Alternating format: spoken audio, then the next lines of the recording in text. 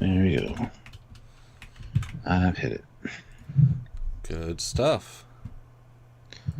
So there you go. We're live now. Hello, Stuart. Everything's working now. Are you sure? I think so. It's always a slight. Is everything going to work today, Stuart? There's always a slight question with these sorts of live. Some reason the drunkyards have a slightly more return rate of not working for some reason versus the average ones, which are every day. Maybe because we're. Yeah. No. There we go. That's it. Okay.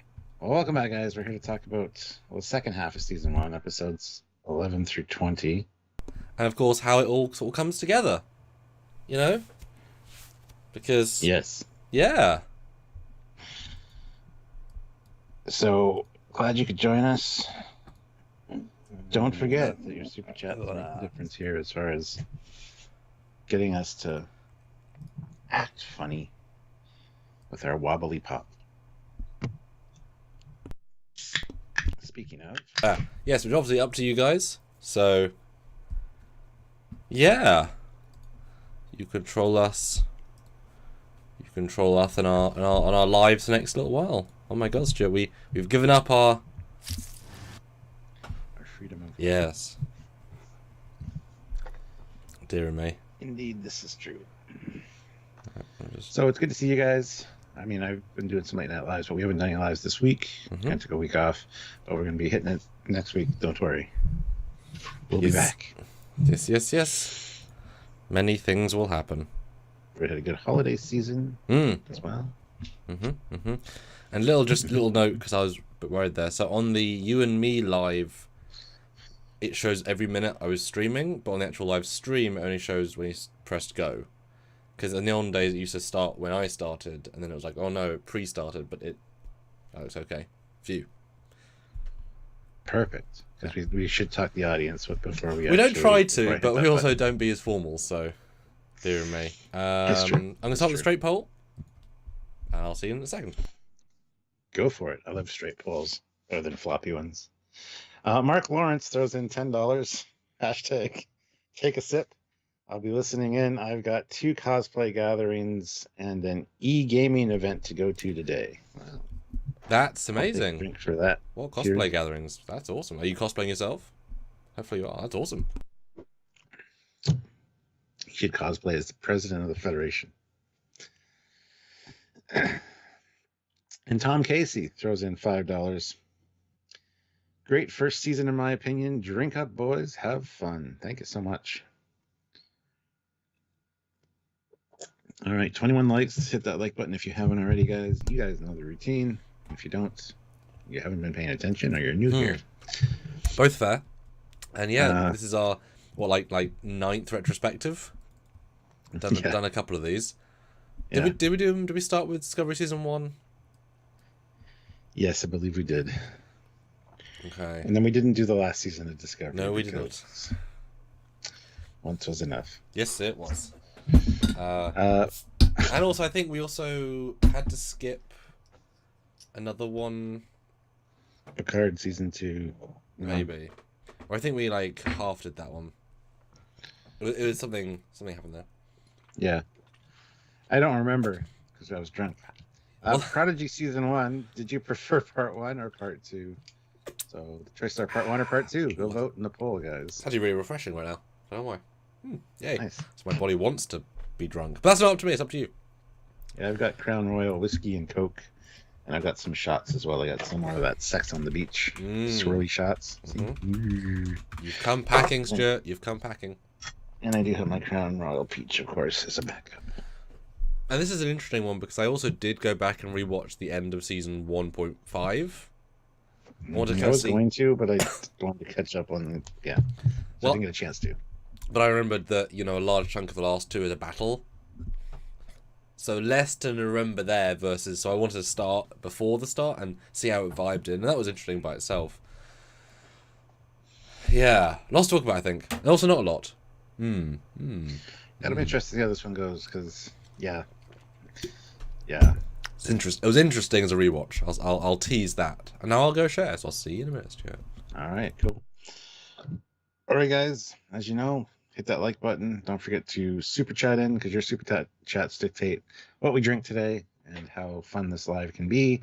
So please do so. It also supports the channel and helps us out. So we really appreciate it. Anything you guys can pitch in, we'd appreciate. Plus, we do read all the super chats on the air. So anything you want to say about a particular episode or scene or plot line, anything like that, put it out there. We'll read your questions, your comments, your concerns, your criticisms. Plus, keep in mind that everything you do put in a super chat, we do have to read on the air. So you can have us pretty much say anything. So keep that in mind. Also, don't forget to click the join button down below. Make sure you're subscribed to the channel, first of all. Click the join button, possibly join the channel, or head on over to Patreon/Trekyards, where you can help us on a monthly basis as well.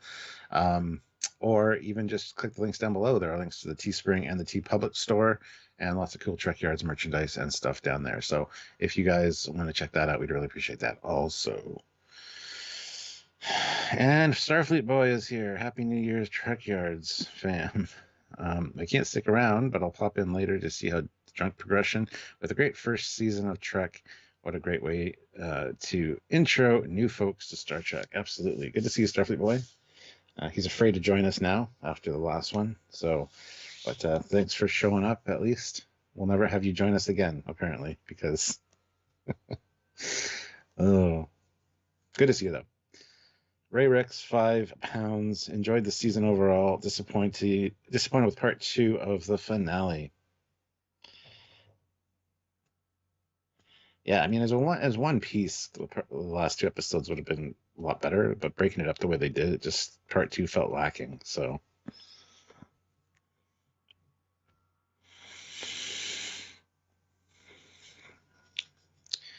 yeah.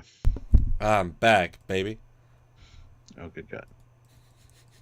Thanks, man. So Starfleet Boy is here. He says he can't stick around, but he's going to check in later, check on our progress. I made fun of him and said he'll never join us for a live DRUNKYARDS again because he got so wasted last time.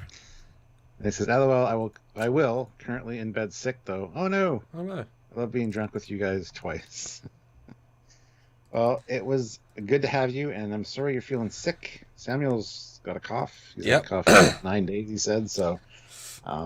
that's another reason, I guess, we probably haven't done a lot of lives. He was probably hoping his cough would go away, and it just never did. It's been a bit of a thing. Yeah, had a cold just before Christmas, which is, I don't know if it's anywhere else in the world, but in the UK it's everywhere spreading. It's like spread way quicker than COVID. Like everybody I know has it, or has had it last week. It's insane. And like every day of the initial 5 days, I had a new symptom, gone the next day, symptom, gone the next day, and then Christmas. Those 3 days were actually okay, and then every day after Christmas has been coughing without really any change, and that's like 9-12 days now. So it's a bit weird. You're dying. It's confirmed. So I will cough lots. Sorry. Goody. It's really hard not to. So I'm sorry. And Chuck A, TNG Fanatic, puts in $2. There you go. This super chat has been augmented by 26 species. That's a good one. Cheers. Yes. Yeah. So this was really a fun rewatch.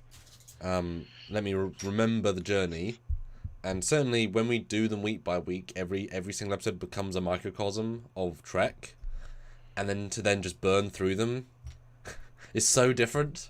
You don't have to pay attention. You don't have to zone in. You don't have to think about references. You just sort of just take it in and just sort of embrace it for whatever it's doing or not doing. Super different experience. How was it for you, Stuart, in your rewatch? Oh, I absolutely agree with that. Binge watching it is a lot better and just seems more fluid. And fluid's a good word.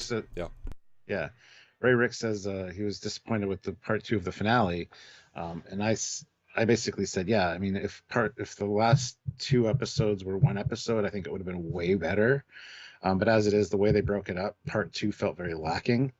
Because it's like this build up to this epic thing, and then the epic thing's kind of defeated right away. I wouldn't say very lacking, just lacking. Yes, yeah. Just compared to the first part, kind of like Best of Both Worlds in that way a little bit. That build up was like fire. That's good. I like that. Yeah, that's actually a very good parallel. It's like how you can't. you raise the stakes to 9.975. Yeah. You gotta drop them right down. That's funny, actually. I like that. Yeah. But then the epilogueness of the whole last episode was quite interesting. I think it was satisfying, absolutely, but it just was lacking one specific thing right at the end as a hook, and that kind of let a lot of it down for me. So yeah, but yeah, definitely watching it on a replay, not having to overanalyze everything, and just letting it go from episode to episode, it was a lot better of an experience, I think. So, although it also showed me how little goes on in Prodigy. yeah, like that's the thing. If you just watch it, all the story beats go so quickly that when very little actually happens, you're like, oh, I noticed nothing happened really. Week by week, we're looking at the detailed stuff that it feels like stuff happened because we ourselves have done one full day reviewing, a second day full analyzing, another live, you done a live, me a live. Like we spend hours on it, talking about the same thing. But when you just watch it back to back, you're like, oh yeah, 3 things happen. Next, it's very like it's season 1 was not like that. I don't think. I think this was very different regards to the first half of season 1. I think in that regard. What do you think? I think you might be forgetting what season part 1 was like, just because I think it's the same thing with the first part of the season, but since like you said, we have to analyze this with a fine-tooth comb. It's kind of what we do, and it's a different viewing experience when you're doing that, and it's much more enjoyable to just sit back and not really have to worry about that kind of thing. But I think first half of season 1, we didn't know what to expect, first of all, and it's very weird the way this whole season from first episode to last episode progressed. Oh, nice.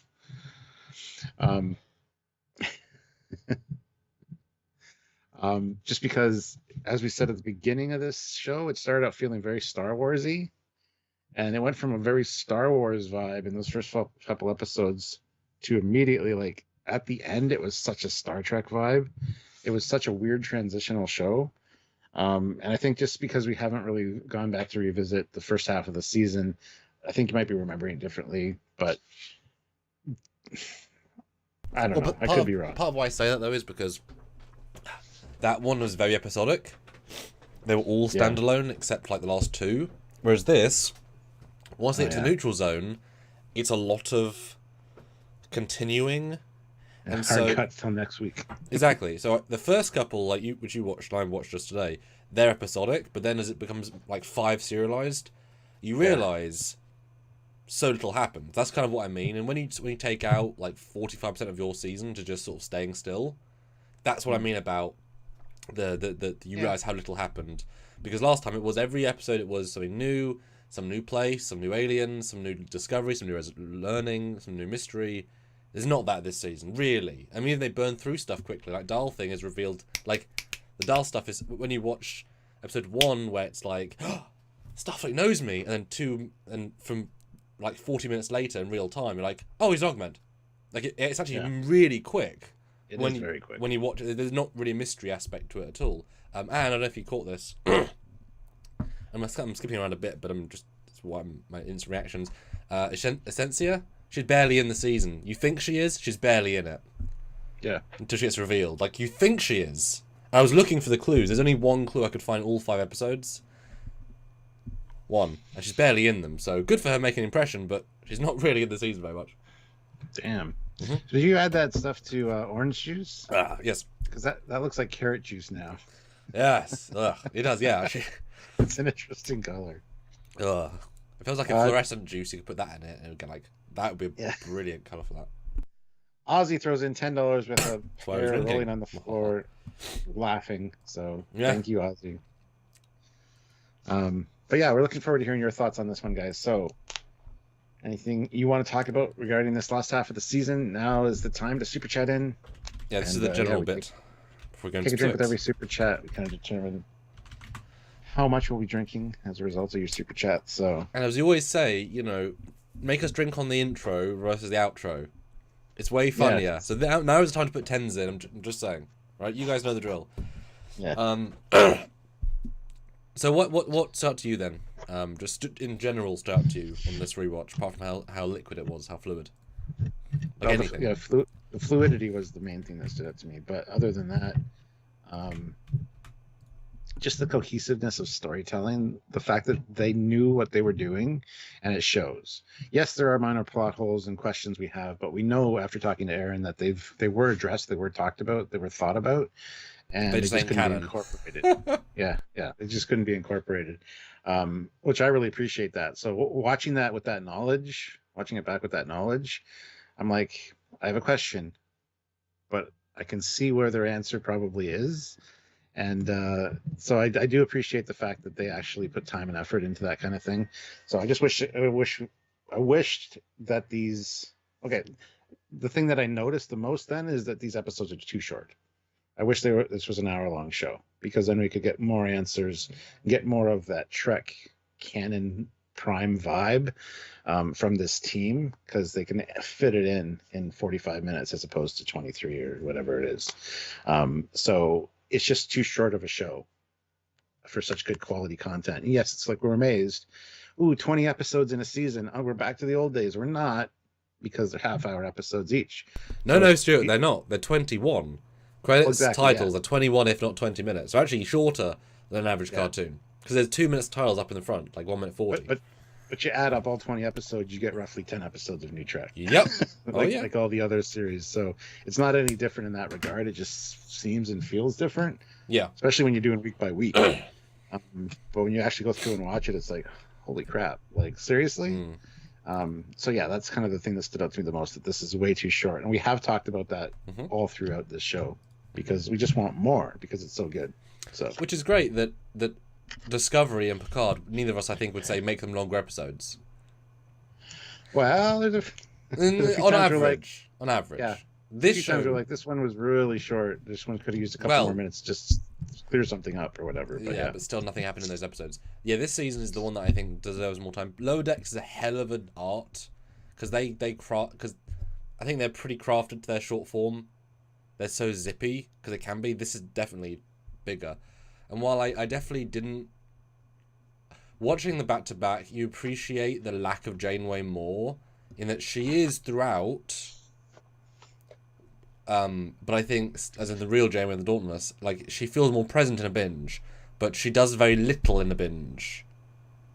That's what I would have given, like, 7 minutes more to each episode to really do something with that, versus just a slight breadcrumb, like, you know, skipping to the next location vibe, because it's not particularly satisfying. It's fine to binge watch, but it could be much better.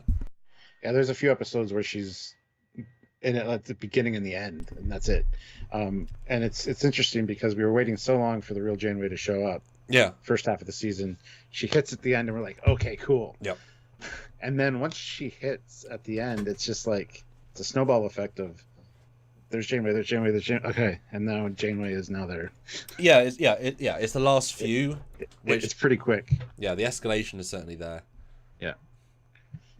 It's another brief thing I noticed was no proto jumps at all. Yeah.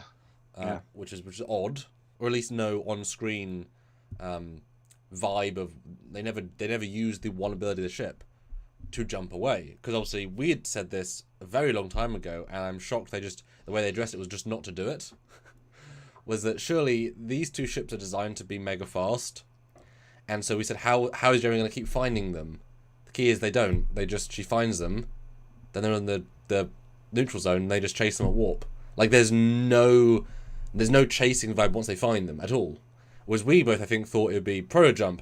We've got to find them, be really sci-fi, hardcore, and then slipstream after them, proto jump, and like a really nice cat and mouse chase. It's not even slightly. It's super static, shockingly so for the proto star ship. That came across a lot in the rewatch.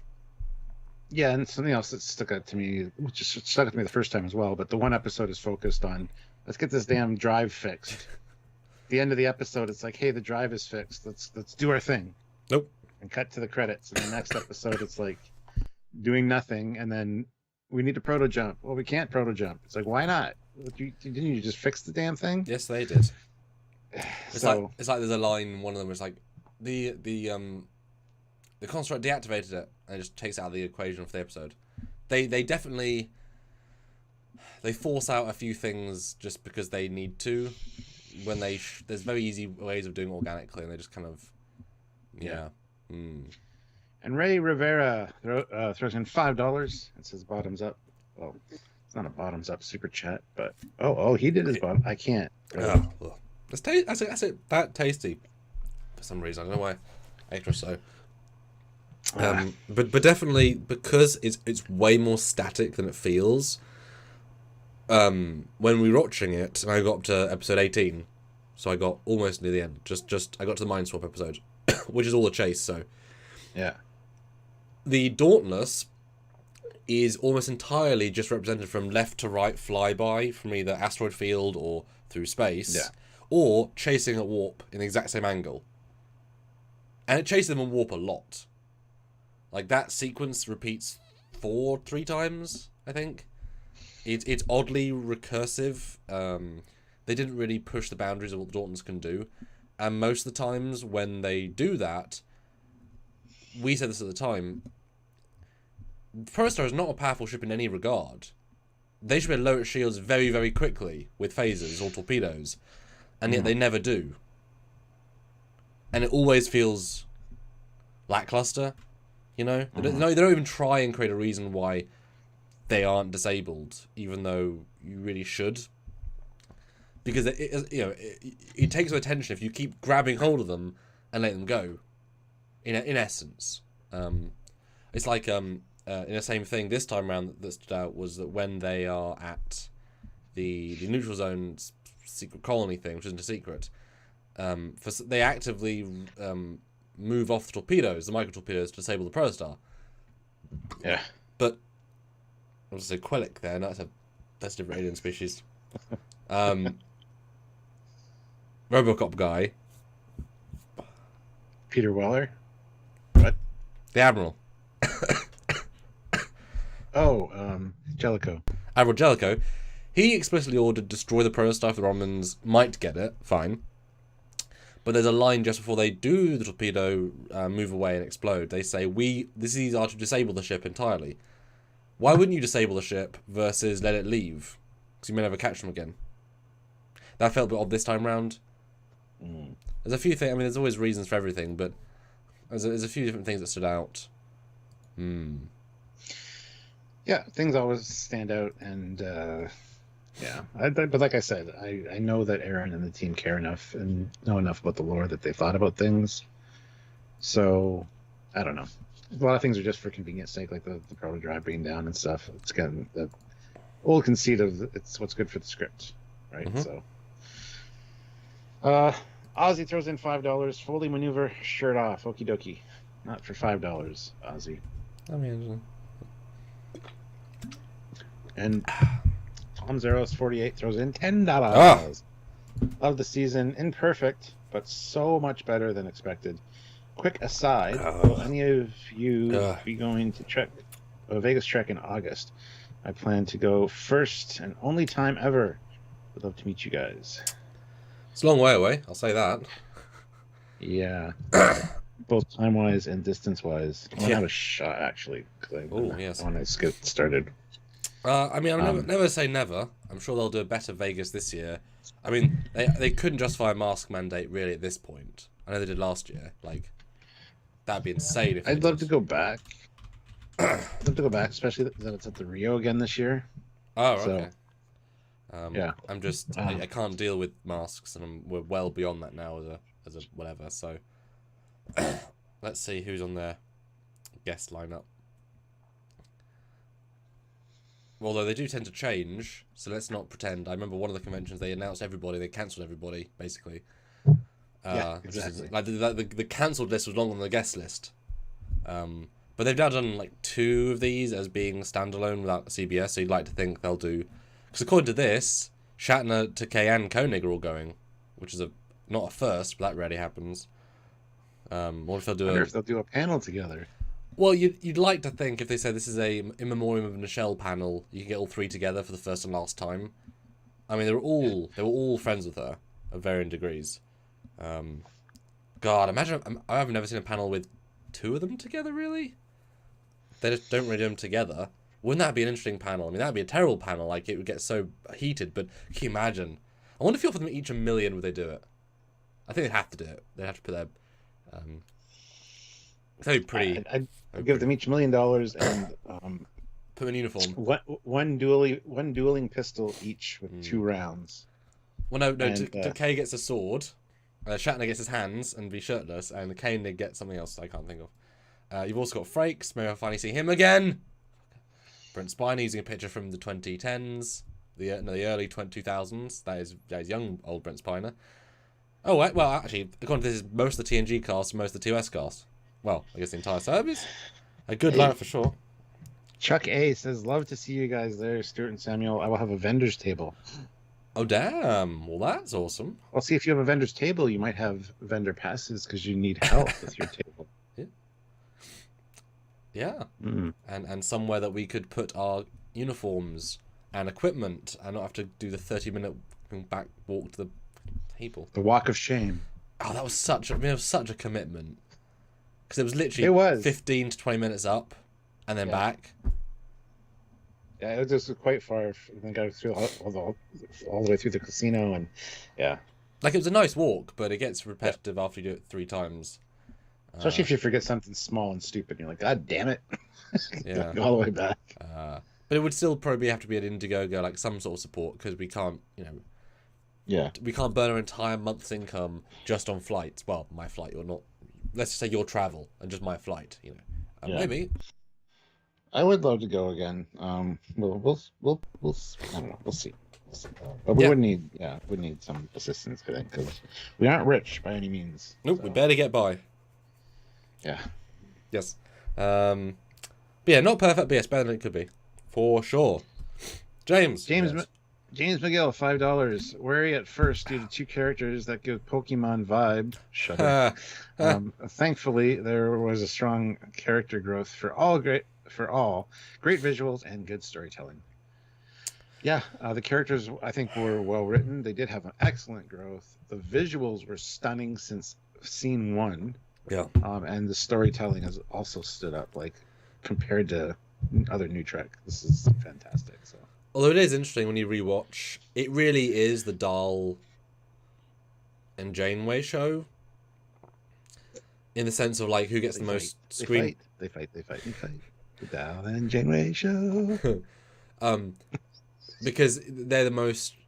You have your 2 Janeways, that splits time, and you have Dahl being definitely the lead. Because Gwen, I think, her part of the season diminishes drastically in season 2.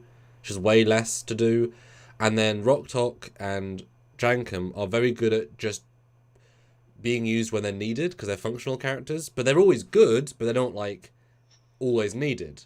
And Zero even more so. So it really is more like TOS, I think, where you've got those side 3 where you need them there, but it really is about the main 2 with 3. So it really is the Spock and, in my opinion, Spock and Kirk with a McCoy that's Gwen, who is also important, but you can feel less so, and then the other ones. But it works in this show because it means that the more humanized characters who we relate to more get the forefront, the more alien we can't relate to in the same way get less.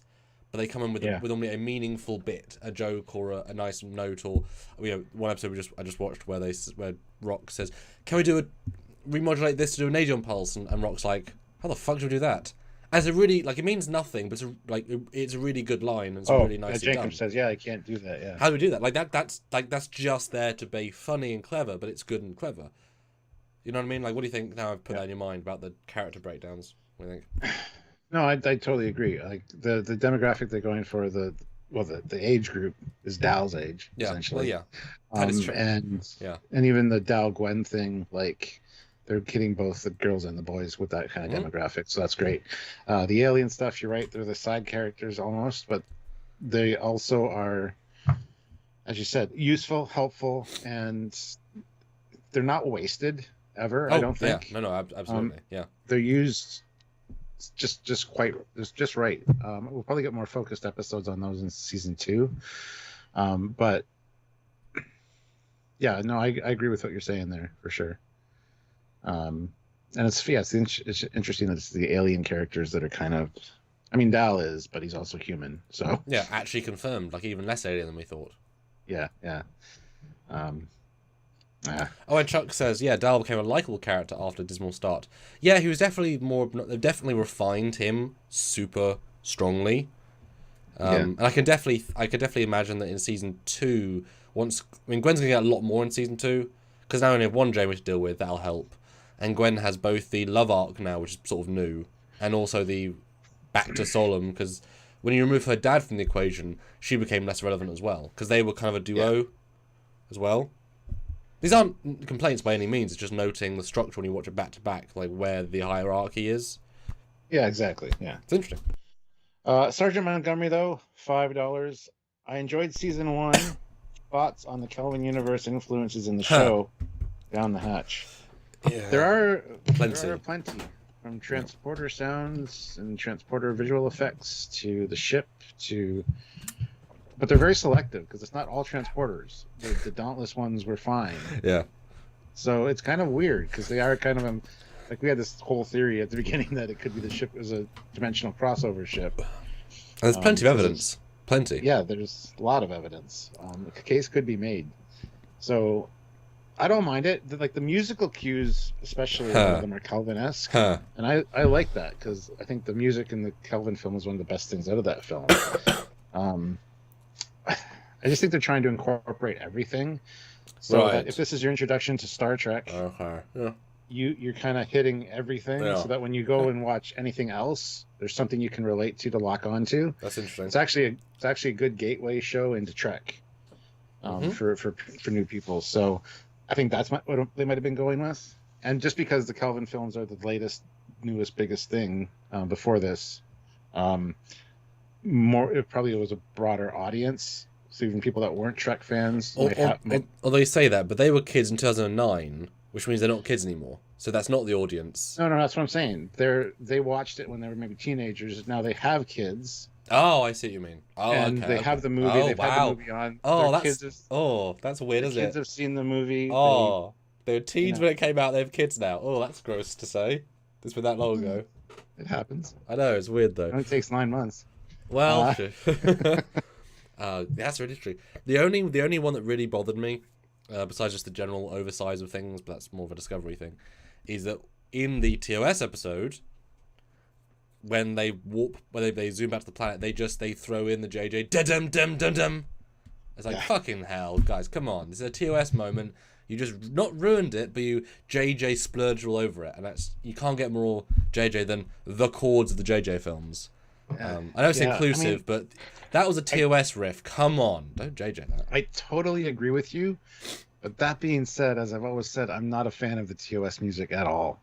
There's a few pieces in this original series I like, most of them I can't stand. So considering how much I love the Kelvin music, I'm fine with that. But I can see why that would be a problem for some people. But it doesn't fit, and it's not meant to fit. And it's just it's a very bold theme. So it just here it is.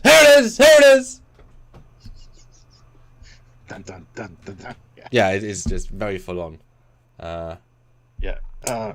Not a band account, $5. Commander Cockings is a cutie. Sam Drinks. I think he meant to say a cootie, like gross, but right. Not a band account again, $2. We need Captain Vakal Sean to cameo. Vakal Sean. I wonder if that's the Enterprise F. # Sam Drinks, by the way. Oh, fuck. Not a band account doesn't like me apparently, so that's fine. Ray Ricks throws in £5. I have to remember sometimes this is a show for younger people. If the solution was to blow up the ship, they should have done it earlier. Although when you watch it though back to back, like 7 of the episodes happen in like 4 days. There isn't time to think of blow up the ship in that span. Like from watching it, it wouldn't have occurred to me that maybe like half an episode earlier, but it doesn't really structurally. Yeah. No. Yeah. It doesn't need to. Throws in $1 with a little diamond. So thank you. It helps. It does. And Ray Ricks again with £5 for the last part of his comment. Oh yeah.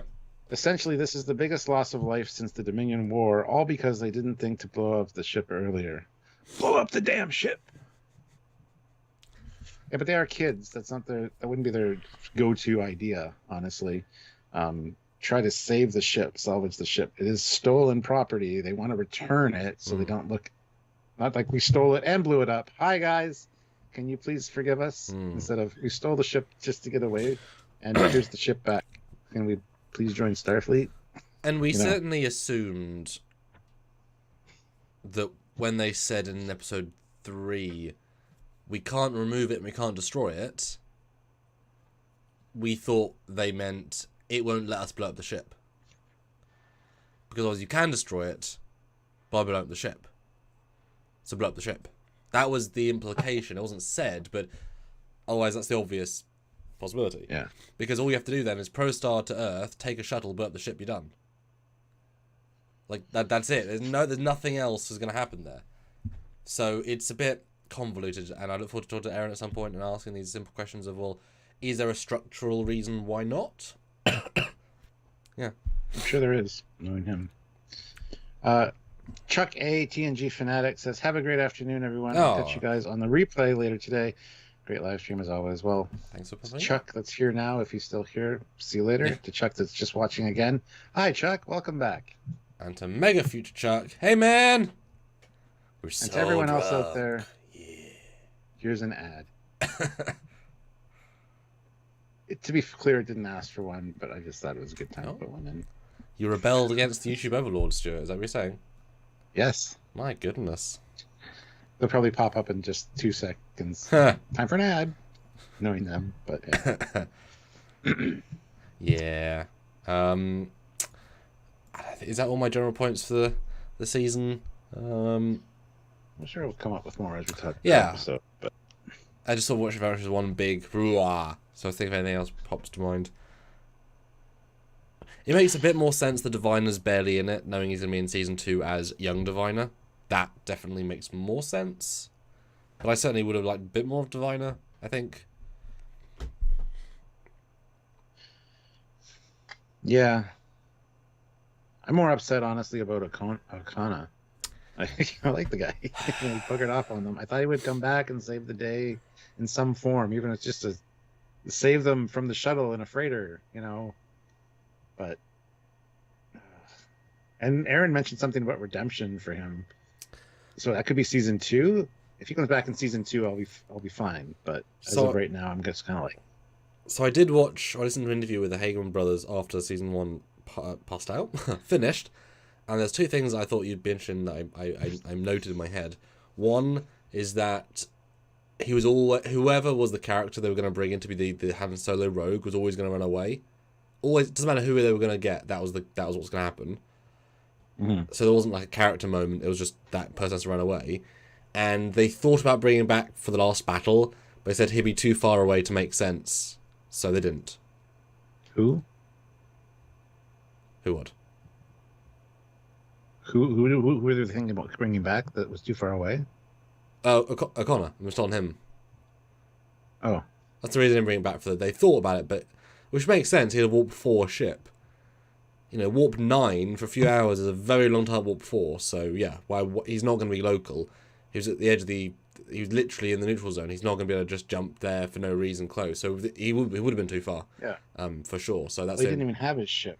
Yeah. He didn't have his warp 4 ship. So that's true. That's true. So that's why. Which makes more sense, although, well, I mean, I guess it would have been like 4 days, 3 days, actually. So I guess, there's not really any time they could have, yeah. Yeah. Mm. That's the thing you got to remember, that the space between episodes isn't that grand. And luckily, they sort of respect the distance between space, sort of. I mean, we say that, but at the end, the last episode, Janeway does say, a year ago, these kids didn't know, implying that a year ago is when they escaped with the Protostar. I don't think a year passed, but generally 1 season is a year. That's what they try to do for Trek shows. So that's kind of whatever. But James McGill, $2. Dauntless seems bigger than one would expect. Dauntless isn't that big, really. It's the way they present it. Yeah. It's the way they present it. Not a band account. It's $2. Commander, what's What's a very British ship name that you'd like? Hornblower. A Hornblower? I mean, that feels like an obvious one to do. Yeah. Wow, I came up with one. Nice. And Obi-Wan throws in $20. Ah, beautiful. Hi, guys. I have never watched Prodigy, and I never will. I can never forgive them for the death of my boy. No, wait a minute. That's not what it says. I've never watched Prodigy. What is that character on the far left in the thumbnail? Is that a new Tholian? You rock. No, that is Rock Talk. And she is a Bricknar, which is a species that's been introduced in some Star Trek novels and things. So, yeah. Not a new Tholian at all. You need to watch Prodigy, Obi-Wan. Mm-hmm. You are very much missing out if you have not watched it. Yeah. And I'll have a drink for that in a second. But Aussie, $2. Awesome haircut, Super Captain Foley. Thank you. Yeah. 3 days old now, but not that you guys would know. Well, the people who watch my lives might know. But anyway, I'll have a shot for that $20 Super Chat. But Obi-Wan, we're telling you now, you need to watch Prodigy. You do? It's worth it.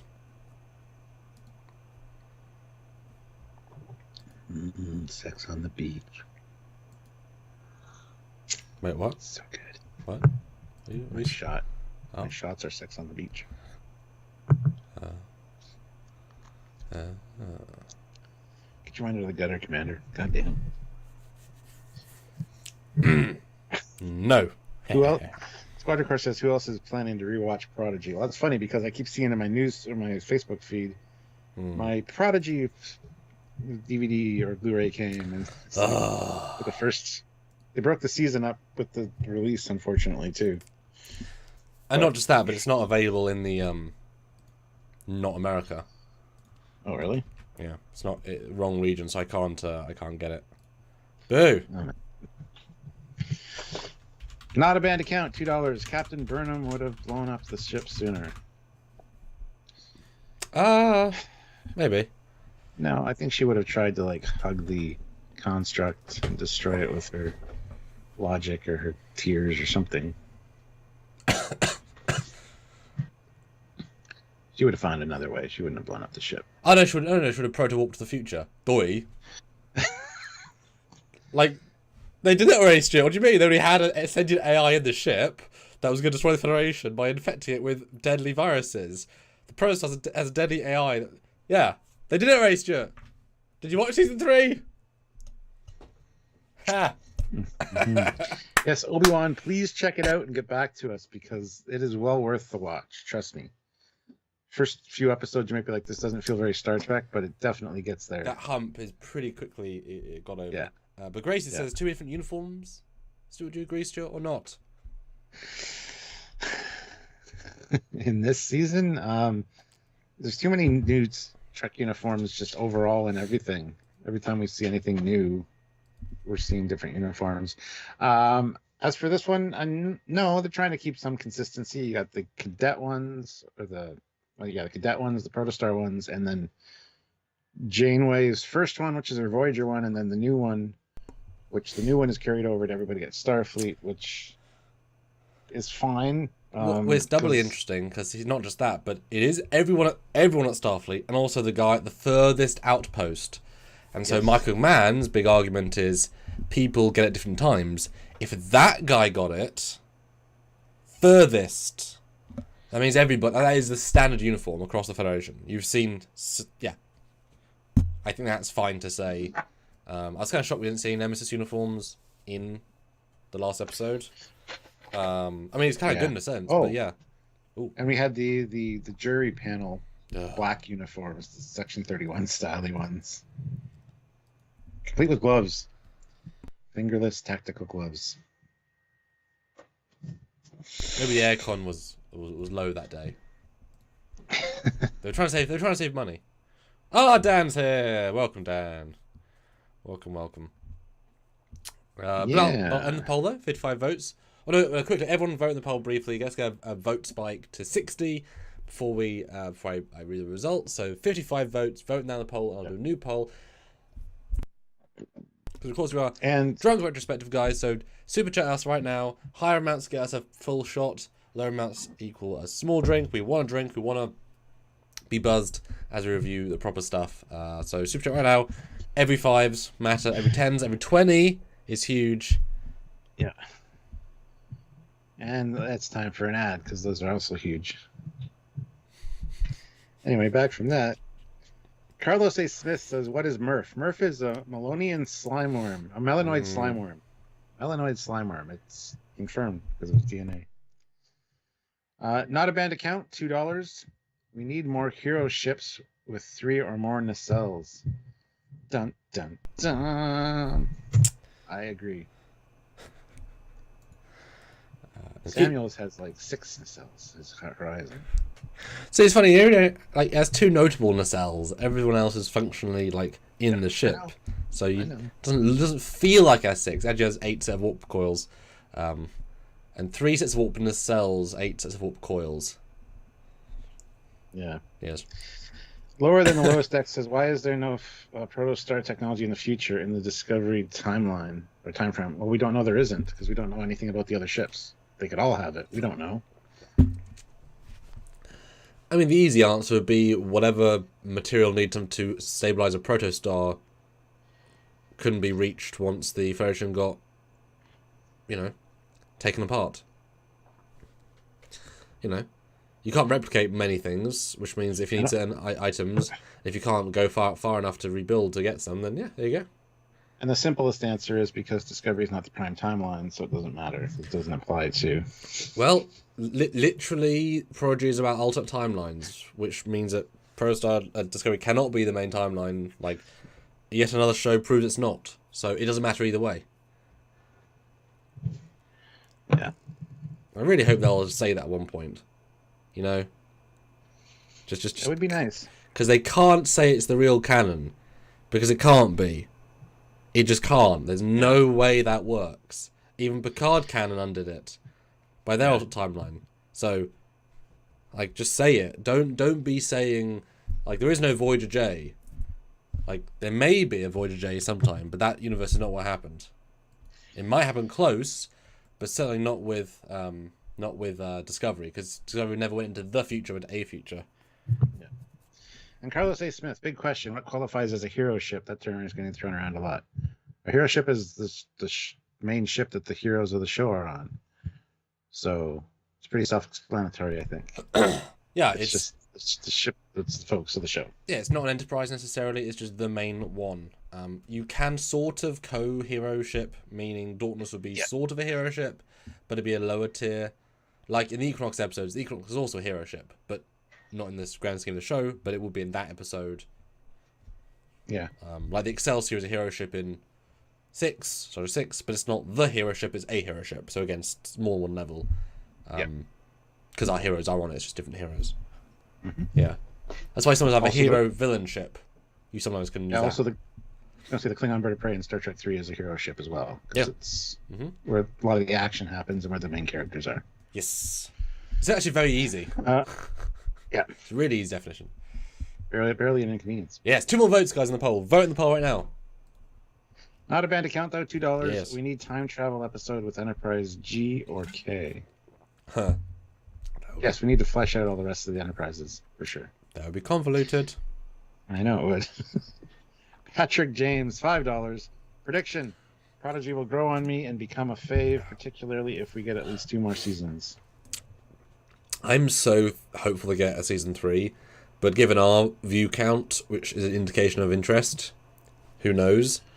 But you give them another year, they could do so much in a year. I mean, just going back and watching how much they crammed in this season, they can do so many good things. And if Aaron Waltke's kept on, same team's kept on. Well, the Hagemans have said that there's going to be more legacy characters returning in season 2, so you're right. That's something else to look forward to.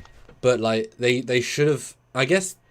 Well, it depends. If season 2 is in 2 parts, I'll have time. But I can imagine.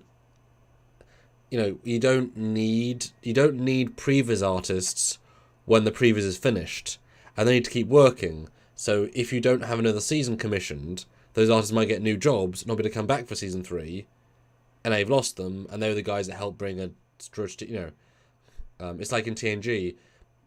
They stayed working all year, had a break for 2 months, came back. Like everyone was just on a rolling contract base, basically in essence. It was sort of a guarantee, almost you vibing you're going to come back. It'd be sad if then we lost any of the main players just by having we're not sure if we're coming back. But then it's also weird to just it would be weird to commission a third season before even the first season's finished. Remember, it's not been Nickelodeon yet. So the people that paid for the show haven't received the full show yet. So even though it feels as if obviously you should re-announce it, that I can imagine be the other wait time because they can't judge viewership until they're both metrics, Paramount and Nickelodeon itself. So that I can imagine being, but from a quality standpoint, please, yeah. Out of band account, $2. Will Kurtzman make Prodigy characters lose an eye? A Prodigy character lose an eye? Very likely. I could already had that, so. Yeah. I mean, O'Connor lost an eye, but that was because... Which came first? Was it... This was discussed. Did Mike McMahon... I know he's in Lower Decks with the eye patch, but then I heard that they had already done the eye patch for Prodigy before that came out. Because didn't Aaron clarify that? I think you had mentioned something about that. But anyway, yeah, so losing an eye. Yeah, so it was a case of Lower Decks asked Prodigy, told Prodigy said, hey, we've already got him. Because our lead time's a lot longer than Lower Decks's. So they said, hey, yes, fine, bring Akuda in, O'Connor, just give him an eye patch. And they're like, okay. So they write him in, Prodigy wrote him in like 2019. Yeah. And Lower Decks got him first. With no lines, obviously. Wow. Sean O'Sullivan, €2. Disco Hall's garbage. Sarcastic Vulcan salute. Yeah. Disco should be hauled away as garbage. As garbage. Yes. Dear me. I think you might want to rephrase that, laddie. Sorry, what I meant to say is disco is garbage. I don't know. Oof. He went there. Right, so Stuart, let's crack on with our actual start. But these are meant to be long videos, so it's all good. Episode 1, you can start off with Asylum. What do you think on your rewatch of Season 1, Episode 11? Excuse me. I gotta refresh my brain again. Hold on. Okay, yeah, this is the they meet the Lieutenant Barris Frex, or whatever his name was, on the communication relay station. This was a great episode. This was a great return to the season. Just seeing more Federation tech, another Federation officer, and kind of getting the vibe that, okay, they're making steps towards being home. We're getting answers. We found out what their species were. We found out Dahl was unknown species. Found out that Murph was just melanoid slime worm, and things like that. So there's a lot of answers, and then we get the destruction of the. We see what the construct can actually do. It destroys the station itself, or the station destroys itself. And this was a fun episode. It was a fun return to Prodigy, and that hint that there's a Starfleet out there that we're actually going to see. We didn't get that in the first half of the season. We knew that they were there, but we were wondering how long it was going to take before we saw anything in regards to that. And this one stepped that up. There's lots of silly stuff in this episode as well, like Dal shooting directly at Gwen in the biobed instead of just attacking the biobed. Stupid things like that, as well as the fact that there was only one escape pod apparently, and only one person serving aboard the station. A lot of things just don't make sense. Yes, he is a Denobulan, and yes, they don't need sleep. They go into hibernation phase every like 8 months or something like that. I forget what it was. So he doesn't need sleep, so he can be the only officer on board. I just find it extremely silly. So lots of great stuff, along with a lot of what? But overall, an amazing episode in my opinion, and it was fun to see those hints of Starfleet and just know what the construct was capable of, and be like, damn, how's this going to play out? So yeah, that's kind of my thoughts on it. How about you? Yeah, it was, having just watched the episode 10 of the last season, it was really odd to then be like, we're going to go find Starfleet. We found Starfleet. like I think people are going to forget in even like 2 years that season 1 was presented as 5, 4, 6, 4, 10, because they'll watch it as 20 or 2019, and they'll be like, wow, it's interesting to then watch it in like it felt very quick and easy, but like they can proto warp to anywhere. It is very easy. So there's so much story, and now knowing that they want to end the season with a new season of Paradigm, the insane speed makes more sense, because there's no dilly dally, because we need to get to season 2. But there's interesting. Let me take this chance to read some super chats. Grant McGregor, $20. Damn. Here's some water or juice. So the protostar is its current era tech. So where do these protostars come from? Also look like you can build it on a planet easily, which I can easily see 1 to 300 in the Delta quadrants. Well, the protostars, we're not sure if they're naturally occurring or if they're artificial. I would assume they're artificial, just like the quantum singularity cores of the Deradexes. So they'd be artificially created, I would assume. Yeah. Oh, yeah. Like, let's see, 100 to 300 in the Delta quadrant of the protostars? I don't know what you mean by that. If you're talking about 1 to 300 protostars in the Delta. I guess it means protostar, real stars. Yeah, that's what I'm confused about that, because he also says it can be built on land. So I guess they mean like maybe they built it on a planet near a protostar. No, possibly. Although I would, and I double down on that a little, what you just said. If the Romulans can build artificial singularities, we've just made not peace with Romulans, but maybe there was a small information exchange that led them into a breakthrough that made them do protostar tech. I could see that happening. And I don't mind them being built on planet. You know, I can see Defiance being built on planet. They're that small. Yeah. It's also, I mean, there's only one. It was a prototype, so build it close to the research facility. That's all good. They're not going to be. You're not going to be able to build 100 of these because they're almost too efficient. Because once you can travel anywhere in the quadrant, there's going to be a limitation to how powerful a ship can be at the scale. So that one version is not useful for that much longer, because you're not going to... Like, it can't defeat a high-end ship. So if it ever gets fought and found... My initial thought is there'd be 20 built kind of thing, like or 20 to 30. And not even that would be the ultimate plan, to build 20 or 30. But the initial run would probably be like 4 or 5. And, you know, I don't think it would be a quickly pumped out ship, because it's not necessarily needed for anything. It's not like it's the Dominion War. Yeah. Where they need something small and maneuverable, and they load it up with weapons. Then I could see them pumping out a lot of them. But this is kind of a specialist ship. Creating a prototype. But there's got to be a limit of even just making a ship like that, because then otherwise it's a perfect rescue ship.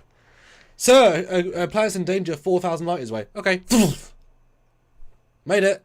But there's no evacuation limit on the ship, so you can't evacuate people if everything goes wrong. But a science issue, a science error. Yeah. I mean, most issues aren't evacuating a planet, so it would solve a lot of issues. There's got to be a huge limitation.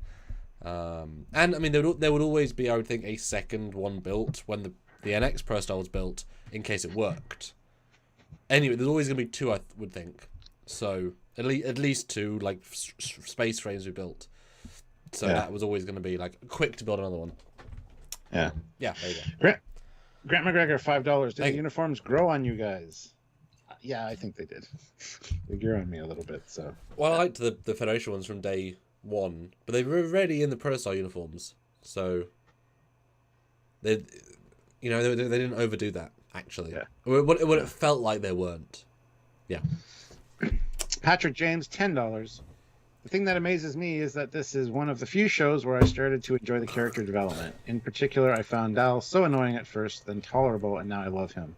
That was what they were going for. He was that scamp character that was kind of annoying, definitely showed his age, and still does, his quirkiness, but he definitely has developed, and absolutely I agree with that. Yes. Wow, growth. What a shock. What a shock. Important. It's like in the episode where they show their backstories, and Rox says, "It helps talk about it." And then cut back to episode 1, she hasn't been able to talk to anybody because no one understands her. She actually doesn't want to talk to people. So, you know, everyone has evolution. Except Gwen, kind of. She kind of stalls. And then suddenly loves Dal out of sort of nowhere. That was a bit shaky. Like, I just rewatched all 11, all 8 of them. There's no hints whatsoever to them fancying each other. In all of those 8 episodes, not a single moment. Yeah. There wasn't the first episode that you called out, I said, nah, they won't do it. And then the last 2. There's nothing else in the other 8. You forgot about it for half your season. Well, during the game, Supernova, which happens between episodes 10 and 11, there's lots of hints that Dal likes Gwen. Lots of dialogue. So. Oh, aren't you fancy playing the game, which I bought and haven't right? played? Not a Band account throws in $2. Dang. Bring back the Cisco, Captain Nog, or Captain Esri. Captain Lorca. Yeah. We were in our. He's been long dead, Stuart. How'd he come back?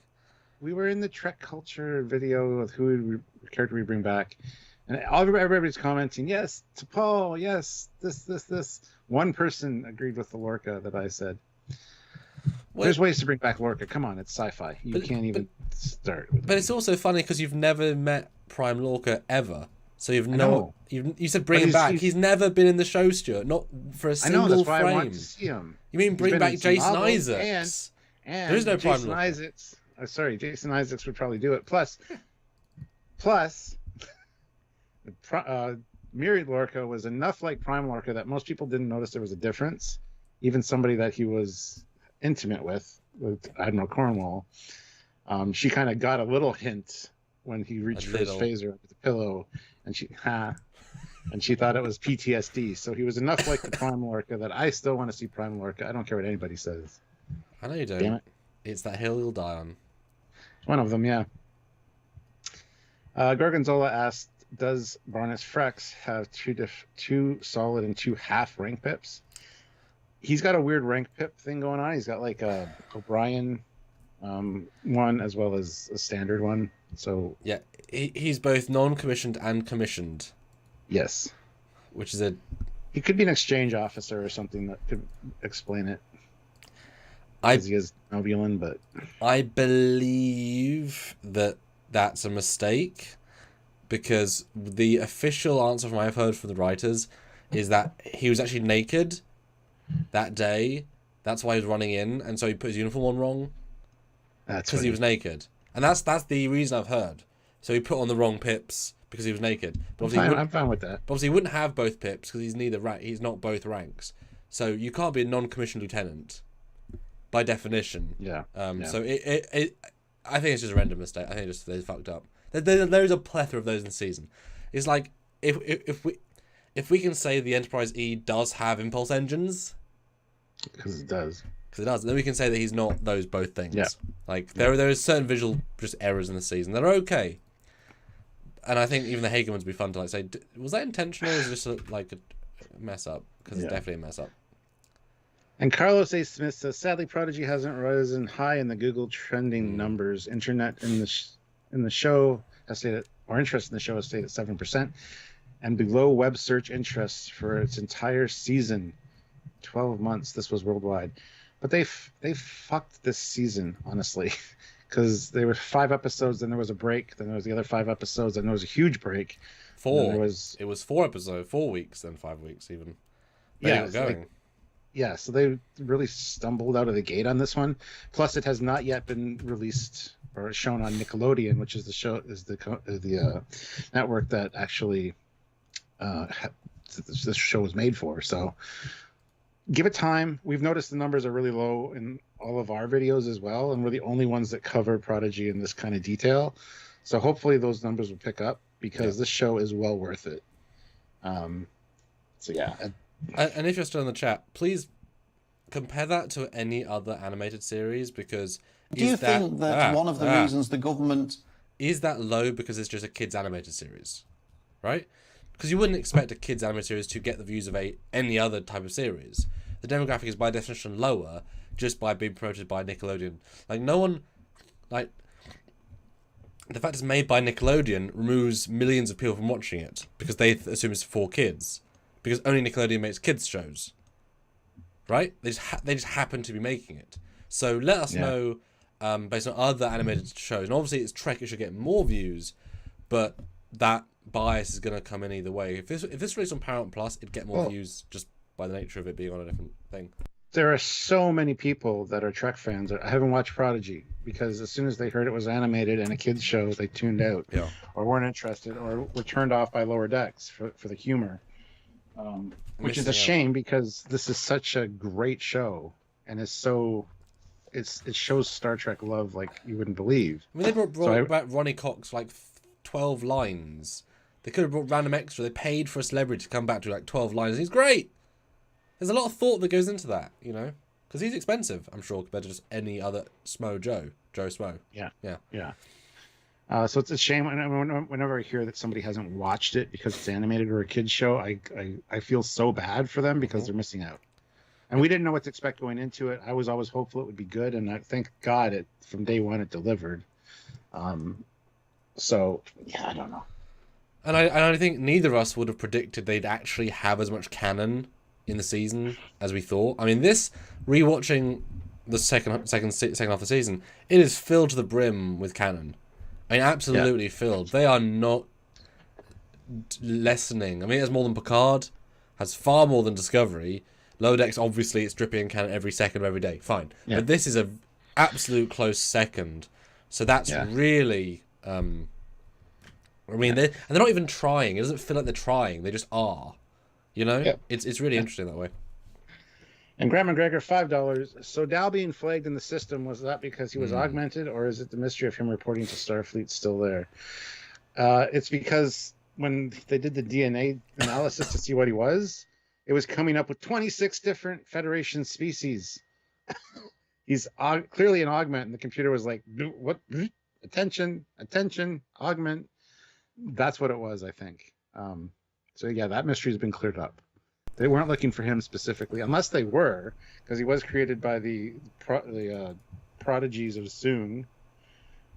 So unless, they were working on augments, that's illegal. Maybe there's certain, flags in the DNA that shows that it was done by them.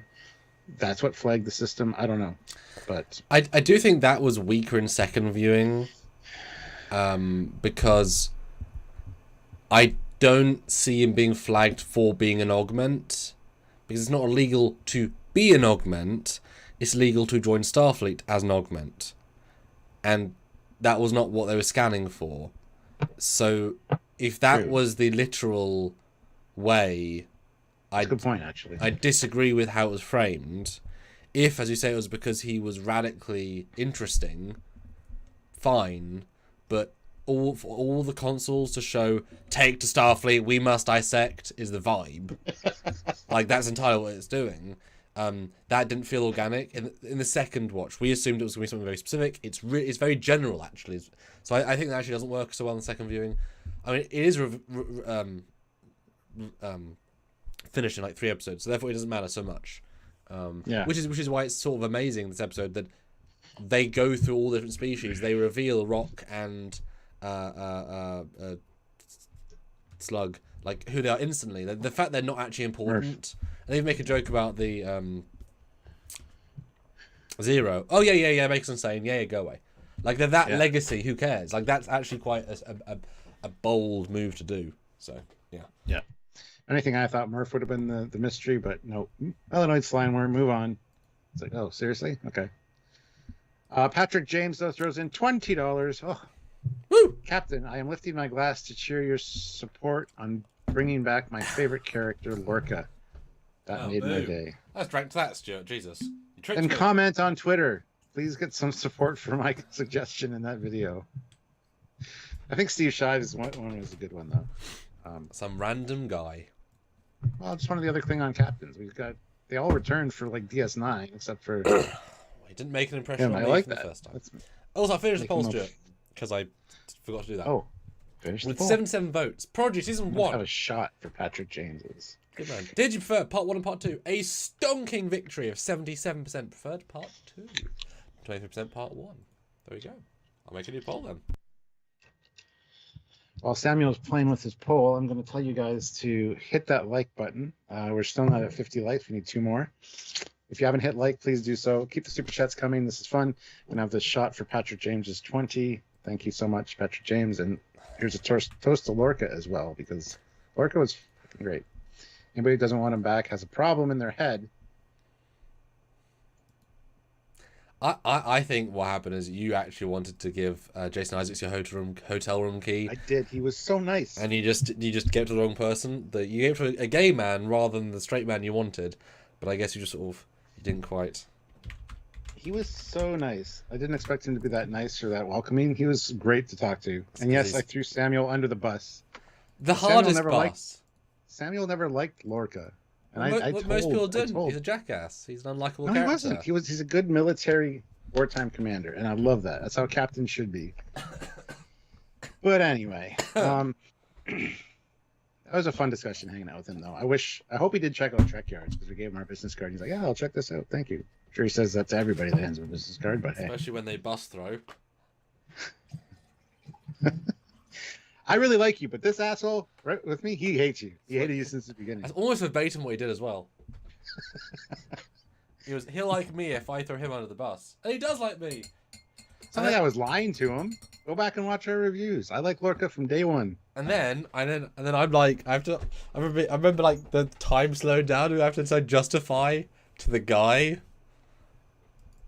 Why am I doing this? Why am I forced to do this right now? I've met like dozens of Trek actors. I've never had to justify why I dislike them before. It was a test from your captain. That's a see how you handle pressure. You piece of shit is what it was. I wish that was recorded, because that was hilarious. That would have been. And he was such a nice, welcoming guy, though. Come on. Oh yeah. It was nice to... Which is funny. He plays almost entire dickheads. Like that's his repertoire. Like I know he can get very aggressive in real life. Like he can be quite full on. Yeah. Makes sense. You can then put that towards acting, but yeah, it's nice stuff. Mark Lawrence, $5. I just hope Prodigy doesn't evolve into Prodigy Go. No, it's not going to turn into Pokemon. The thing is, where did our videos go? It's fine. Oh. And the thing is, we have no idea where it's going to go in season 2. Oh well, the future Chakotay, but like yes, we do. But like, what ship are they going to? Because in that same interview that I listened to, the thing that really hit me, because I was a ship guys, is that the Hagerman said, we knew what ship Janeway and the kids were going to go on, and then we changed it. Is that why there's no sting at the end? Because they decided to change things? Possibly. Which is very interesting, because you would think Voyager A is implied, but I think they mean what ship class, and if you suddenly change that after some production time, you can't just have a new set of sets. That was really interesting. That means they had no cohesive vision of what ship. Which is can't wait to talk to them about that. Yeah, because I'm wondering if it was originally a Protostar and it didn't make sense, and they chose, or vice versa. So I was really intrigued by that note, because it felt quite deliberate, but that makes a lot more sense, having not shown it then. Honestly, making the Voyager A Protostar class would be quite interesting, because Voyager like to explore distant areas. Protostar, which can move long distances.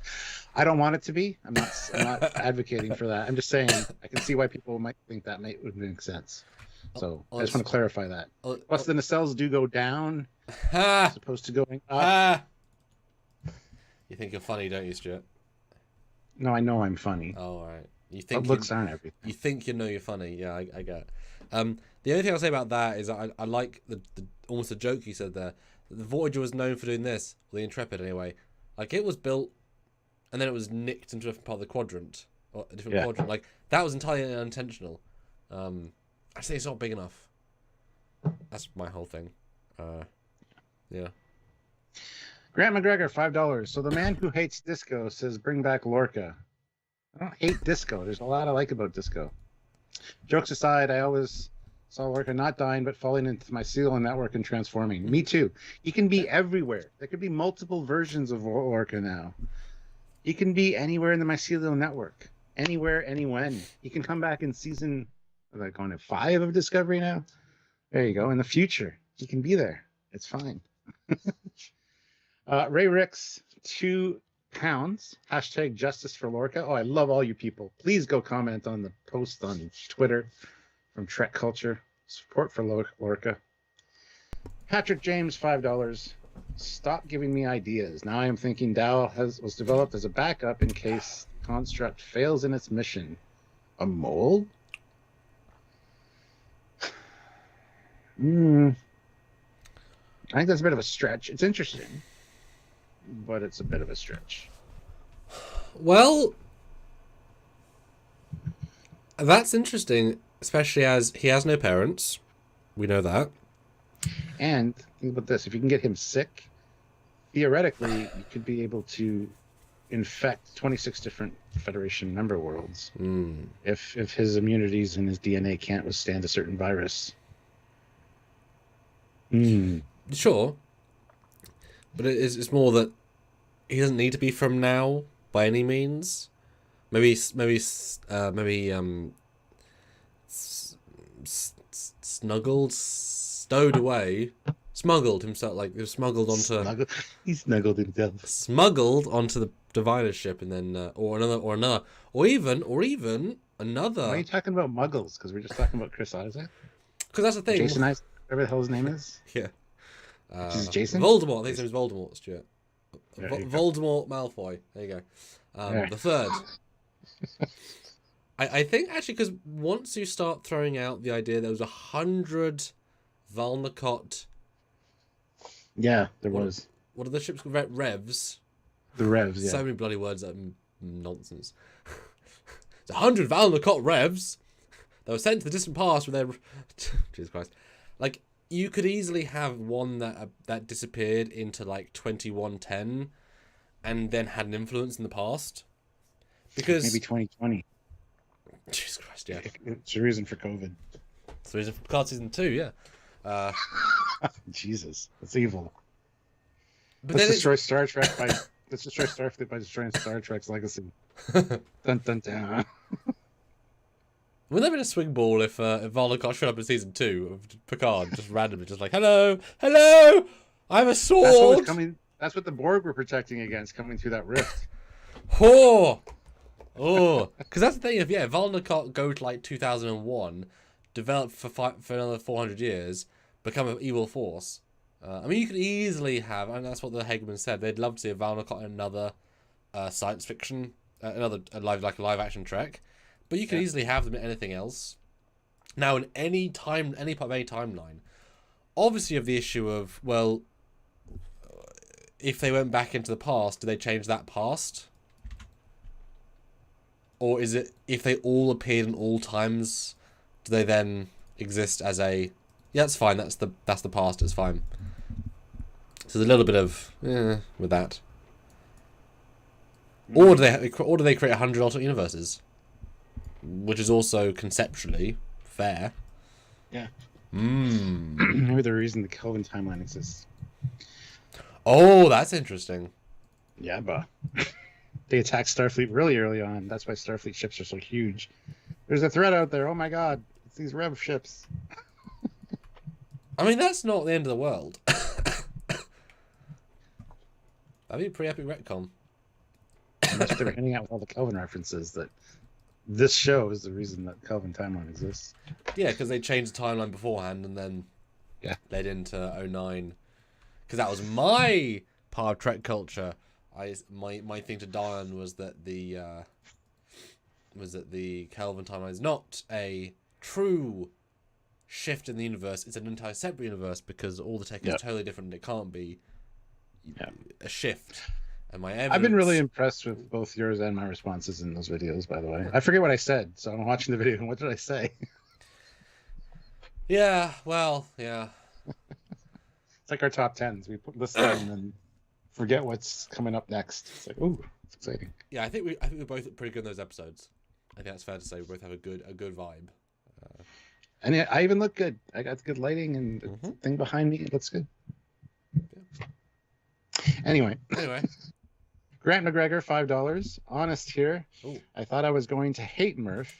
I looked at the poster and thought the show and Murph cartoony and shallow. I thought Murph was going to be more of a joke character more than he is. He is still kind of a joke character, but he's handled very well and realistically, I think. But it's not as much for kids as I expected it to be. So yeah, I totally agree with that. Although I hate the new Murph look. I prefer the original Murph look, honestly. Moving on to Matt Boardman's $20 super chats. Welcome, Matt. What if Dal is a sort of doomsday vault, like the seed vault in Norway? In the event of a tragic event in the United Federation of Planets, the DNA of those species is retained in him. That is absolutely brilliant, actually. But there's 150 worlds in the Federation, they said in the last episode. This is only 26 of them, so it's not much of a seed vault. But it's got the main one. It's got Andorian, Vulcan, Klingon, human. So. And also that was weird to rewatch it when they said, and they're all recessive genes, meaning they didn't do anything. Meaning, what's the point of Dahl? Like, he exists, is that the point? The fact he's an amalgam is impressive. It draws parallels with the Enterprise guy that has like so many different DNA because he's so far from the future that all the species are started intermingling. It could just be a test to see what's going to happen in the future of the Federation once there are no barriers or borders. Wait, are you saying there's no barrier we cannot overcome? There's not, except for the Great Barrier. Oh, wait a minute. Discovery went through. That's one thing that really pissed me off in this rewatch, is that when Dahl says in episode 13, which we'll get to in a second, so I'm a failure then? No, you're living, you're breathing, you're walking, you're a success. Your existence is a success. The fact that you exist... Shut the fuck up! You exist, that's the point! And Janeway, at the last episode. Is he enhanced in every way? Clearly not. Look at his tiny penis. I mean... What? He might have 5 penises. He's 3 Klingons, yeah. At least he is 2. Moving on. Good idea though, Matt. Jasper Jedi, $10. Just got in, so don't know if I already brought up, but jumping off what Patrick James said, Dal being genetically altered could be linked to the Prodigy or the progeny being a clone, similar science. Ooh. Could have used members of the slave contingent, the mining contingent on the planet. Oh, that's interesting. That. So yeah, I'd buy that. Sure. Yeah. Oh, on the other round, the same. It would have been super interesting if if this is a reveal later on, there's actually Valmacot DNA in Dahl, meaning he was made by a diviner, a species. That would have been a bit too much of a big thing to throw in, though, I think. There'll be some Dahl DNA in Gwendala eventually, hopefully. But and they'll make their own progeny. And then the divine will come and say, I'm a grandfather. No, you're my great progeny. Great grand progeny. For an alternate universe. Moving on.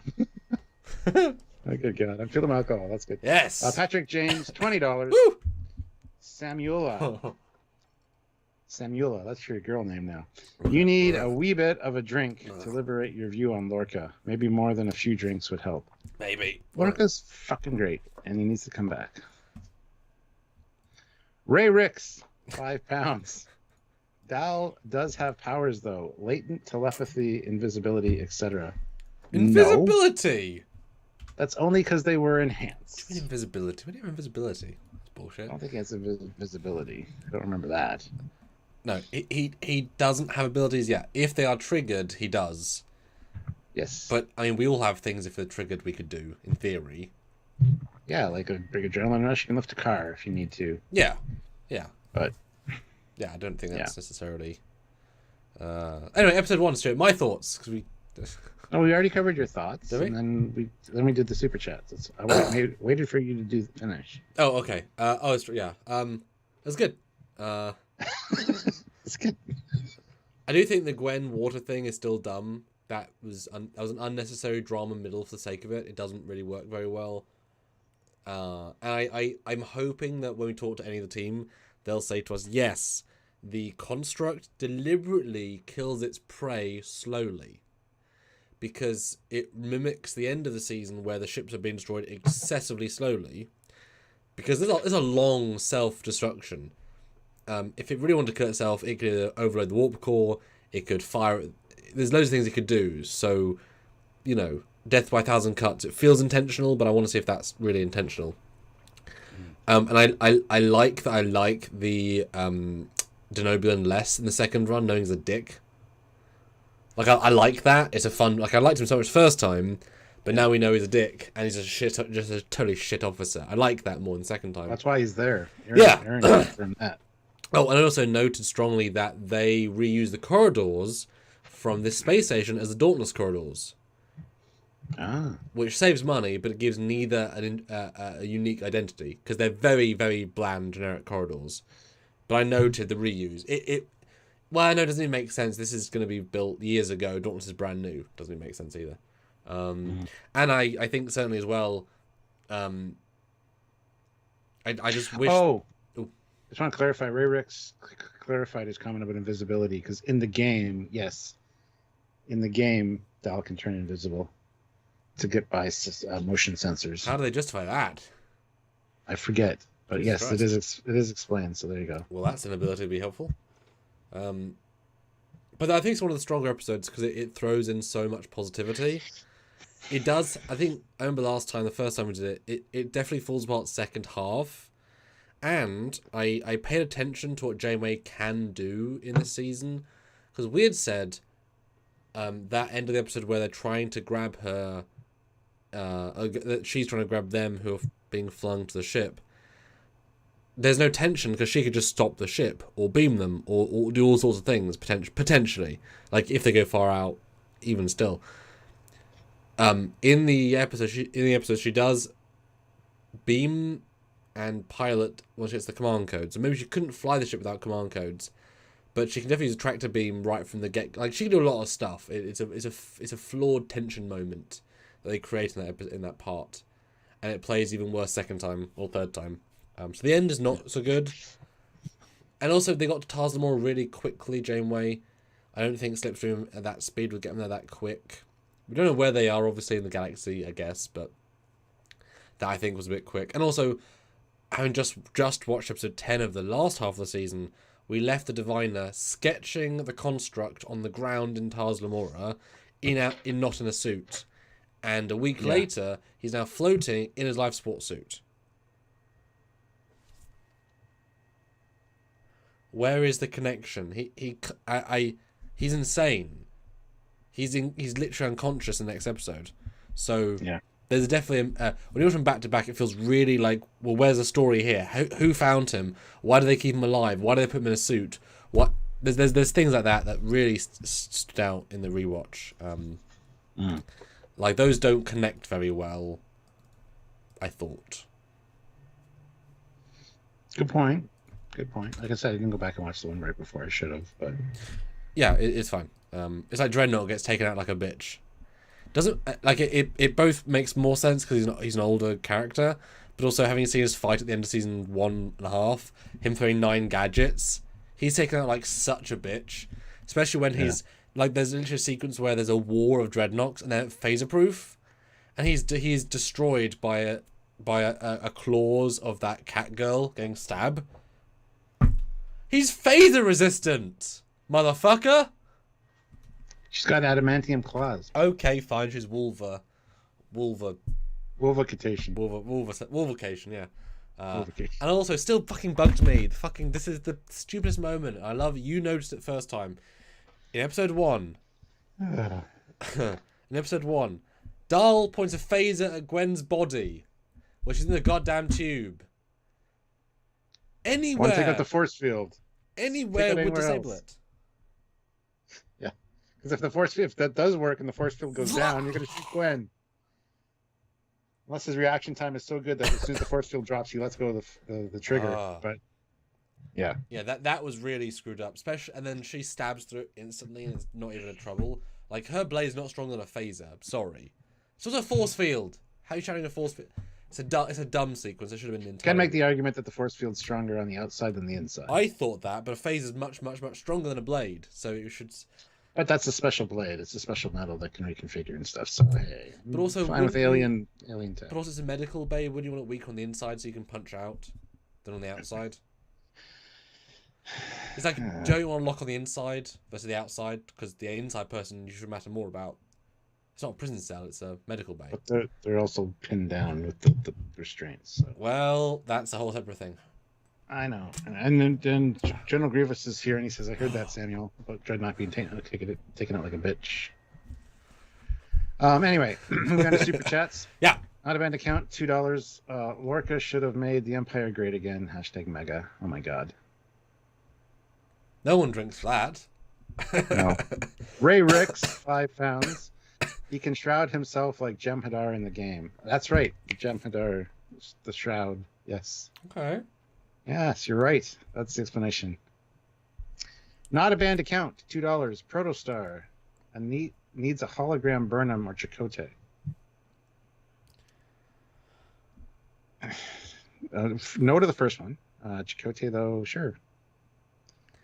And Matt says, just because something is phase resistant doesn't mean that something's resistant to being stabbed by something. Yes, I know, Matt, but it just feels weird.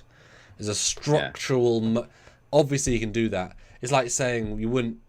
Dreadnought's face is not resilient to knives with claws. It's like, well... But it's also the same analogy of throwing a baseball at the side window of a car. It's going to crack it and spiderweb it. But if you hit the inside of the car window with like the headrest thing, which is actually designed to pinpoint it shatters the window.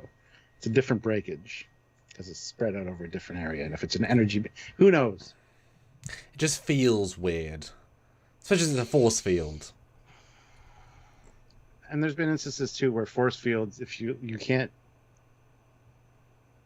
go through it with force, you can just slowly move through it and you can get through it. There's been that used a few times as well. So that's kind of Stargate logic, isn't it? Yeah. It's just a weird set of sequence, but it's a good episode and it's a really nice introduction to Starfleet, and also the having just come off season 1 where, I just finished watching that, where they're very they basically kill the Diviner. They do this big giant thing to then be like, we stole the ship. Shh, shh, shh. Like they go so sweet with it and so genuine, and no, it's a really strong piece. Although I suppose the corridors were just Dauntless corridors. Now that annoys me a little bit.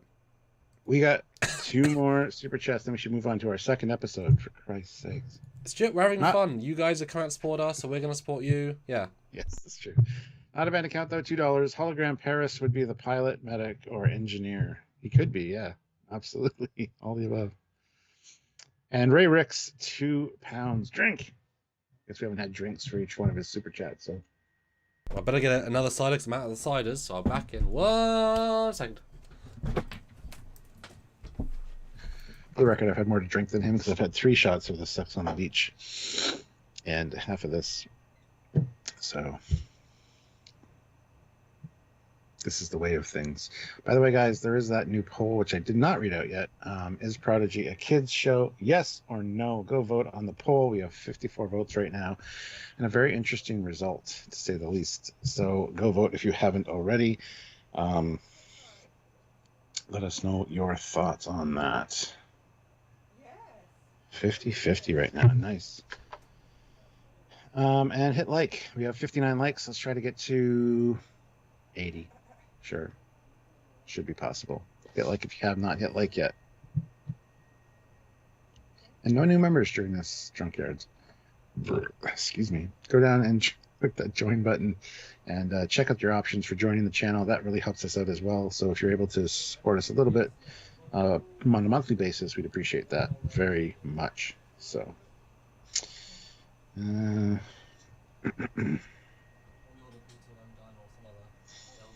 right. Out of band account, $2. Prodigy season 2 needs LGBTQIA plus representation. Yeah. Grievous, $2. Kevlar can stop bullets. Knife stabs, not so much. That's a good point. Hello. General Grievous. General Grievous just super chatted and said Kevlar can stop bullets, but knife stabs, not so much. The force field.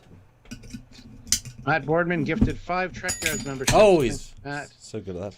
So Eric Sween, Danny Shaw, Sean O'Neill, Chris Willem, and Greg G. Hopkins have all been gifted memberships by Matt Boardman. So welcome to the team, guys. That's 5 new members during this live. That's awesome. Samuel, go check out the results of your poll. Okay, that's ominous. Is fucking hell. Yeah, right? So I asked, is Project Kid Show? I thought quite a bold. Honestly, I thought it was gonna be 100% or 98. Kid show, yes, was at like a much higher amount when we first started. Wow, guys, go vote. I assumed it'd be an obvious no. That's really interesting to me. So yeah, episode 1. Oh god, we got to fuck all these scores, haven't we? Jesus Christ. That's part of this thing. Okay. Oh, score-wise shit. Completely forgot that was a thing we do. We haven't done a retrospective in a while. Okay, Stuart, what would you give episode 1 out of 10 retrospectively in this rewatch? The Return to Prodigy. Starfleet. 8.4. So what we do, guys, just to remind everyone, oh, not 9.4, is that we have scores from last time, which I'll bring out, which I forgot. Then this time, and I'll see how we compare if when rewatching it changes the vibe, because obviously the first time it was a, how do we think? There's no other context. Now we know the context, so that'll be really interesting. 8.4, fair. I'm going to say a solid 8. The end does not weaken the start enough to justify a lower score. I think it's still a pretty strong episode overall. Happy to give it so. Let me just save this, and I'll do episode 2. GS1 part 2 retrospective scores. Okay, episode 2 is, of course, Let Sleeping Dogs Lie. And I went first last time, so you go first this time. I entirely forgot this was coming, and so did the vibe of the show. Because I just watched 2 episodes, and boom, Borg are here. And it's so, like, hitting a brick wall of, wait, what? I forgot entirely. And just like the audience, just like them, they're like, oh, and the Borg are here. Okay. So I was right turned, whatever the phrase is. And it was weird, I think, on the next viewing, because knowing where we're going in the season, it's such a flowing narrative. This is such a standalone of standalone proportions that it feels odd in comparison to the rest of the season, I think, a bit. I like the way they exposit the Borg. I think they do a good job in general. Janeway does a good job. I still don't love the Picard Borg aesthetic, but whatever. They're doing canon respect. It's just bad canon in my opinion, but that's fine, whatever. I think the stakes are a bit too high for the kids, and they feel a bit too able to deal with it. That said, I like it in general, but I think it's they're hamstrung by too many ideas and too many limitations to quite get on with it. And certainly, I'm hoping, with a small h, that making a Borg cube aware of a proto-drive is going to be a threat in season 2, because that, I mean, any Borg ship that hasn't got the collective anymore, or the Transwarp network, any way of getting back to Sector 0, like the where the Queen is, would allow them to be part of the collective again. I would think they'd be desperate for that, personally. But I love rewatching with Erin's perspective that they are TNG Borg and that they are old Borg that were pre-nanoprobes. That's why they can function. Like, there's some good ideas there. But it definitely feels too big and bold for what they can do in the time. And Zero, it's nice to see Zero do something, because he's a lot less used in the season. When you rewatch it, this is like their episode. But it doesn't quite come together for me, I think. There you go, Stuart. What do you think? In retrospect. Well, first of all, I want to address Not a Band Accounts $2 super chat. Which Prodigy main character can come out in season 2? By come out, you mean like as in gay? Rock talk, I guess. Zero, which is Zero doesn't have a species, I don't think, or not a species, gender. Yes. And same with Murph, no gender. So they kind of already got those bases covered. Yes. I think. Anyway, so yes, let Sleeping Borgs lie. It was great to see the return to the Borg, but I agree with you 100%. Introducing the Borg to a proto-drive is a bad idea. I love how hobbled the Borg were in this, but a lot of things in this one didn't make a lot of sense as well. Like, oh, proximity alert. Let's walk up this ramp to the... Oh, there's a huge fucking cube right in front of us, which you would have spotted way before that with sensors. Yes, even in low power mode, you still would have detected that. Some interesting aspects to this one, including Zero getting assimilated, non-corporeal species getting assimilated. Wondered how that would work. Kind of got an explanation from Aaron with telepathy. Kind of a nice aspect. Although I kind of wish that Zero said sleep, and they all went to sleep. Yeah. Like, we know it's what they intended, but I wish they'd said that line. It would have made it a lot smoother the last, 10 minutes or 5 minutes. Small thing. Yeah. I also like seeing various different kinds of Borg, including the big, rhino one. Like, that was cool to see other species actually being Borgified instead of just strictly, human-sized humanoids. Yeah, we're equal opportunity assimilators, so. Oh, absolutely. Yes. Yeah. And Heatsink Borg was awesome as well. I don't know. There's not super much in this episode, honestly. As much as it feels like this is an awesome episode, it's kind of just a one-note kind of episode. I love the assimilation technique at the end where it wasn't the tubules. It was more of the old school being bolted down to a table and assimilated slowly kind of vibe. Do you say you like being bolted down to tables? I mean, I'd rather do the bolting down, but yes. Right. I'd rather be the bolter than the boltee. So anyway, and it was just kind of an easy wrap up, and we don't know what this is going to bring about in the future. Like, this opens so much potential for the Borg. Now know about a protostar drive. They know a lot of stuff based on this encounter. Yes, they are effectively, and the device as well. The construct. Yeah. They're still effectively hobbled. Whether they communicate with the rest of the collective is questionable. There's things like that, but it was still an interesting episode, and to see those kind of old school Borg style Borg was kind of neat. So, score wise, I'd probably give this one a 7.6 out of 10. For this watch through. It seemed more epic than it was. It was very one note, and there was a lot of weird things that happened. And then Gwen just walking amongst them, and I hate that. I've always hated that with the Borg, where it's like they won't perceive you as a threat until you do something threatening. Once you've done something threatening, and they were looking for you, and then they don't just stop looking for you. That was kind of stupid as well, but it's all explained by they're hobbled because of Janeway. Yeah, once you have the first initiation of combat, that should be it achieved. She shouldn't just be able to walk through them again. They're all sharing data. There isn't a sense of... It felt like the GTA star system, meaning if you're out of the way long enough, you then don't have any stars. So if you can murder some cops, as long as you're hiding in a ditch for 5 minutes, you're free and clean and walk up to a cop again. It's like, well, it doesn't... That's GTA. That's GTA, exactly. So there needed to be some little bit of... Yeah. That's my score. What's your score? 6.5. Wow. I'm sorry, there's not much great about it. Yes, they put money and time into the aesthetics of it, but it's also not the aesthetic I like. You know what I hated? Okay. Was the fact that after this episode, we talked to Aaron about this episode when the next episode was All the World's a Stage. It's like, that was a wasted opportunity to talk to Aaron. And he's probably thinking the same thing. He's like, the next episode, guys, why are you talking to me now? But anyway. Episode 3, Stuart.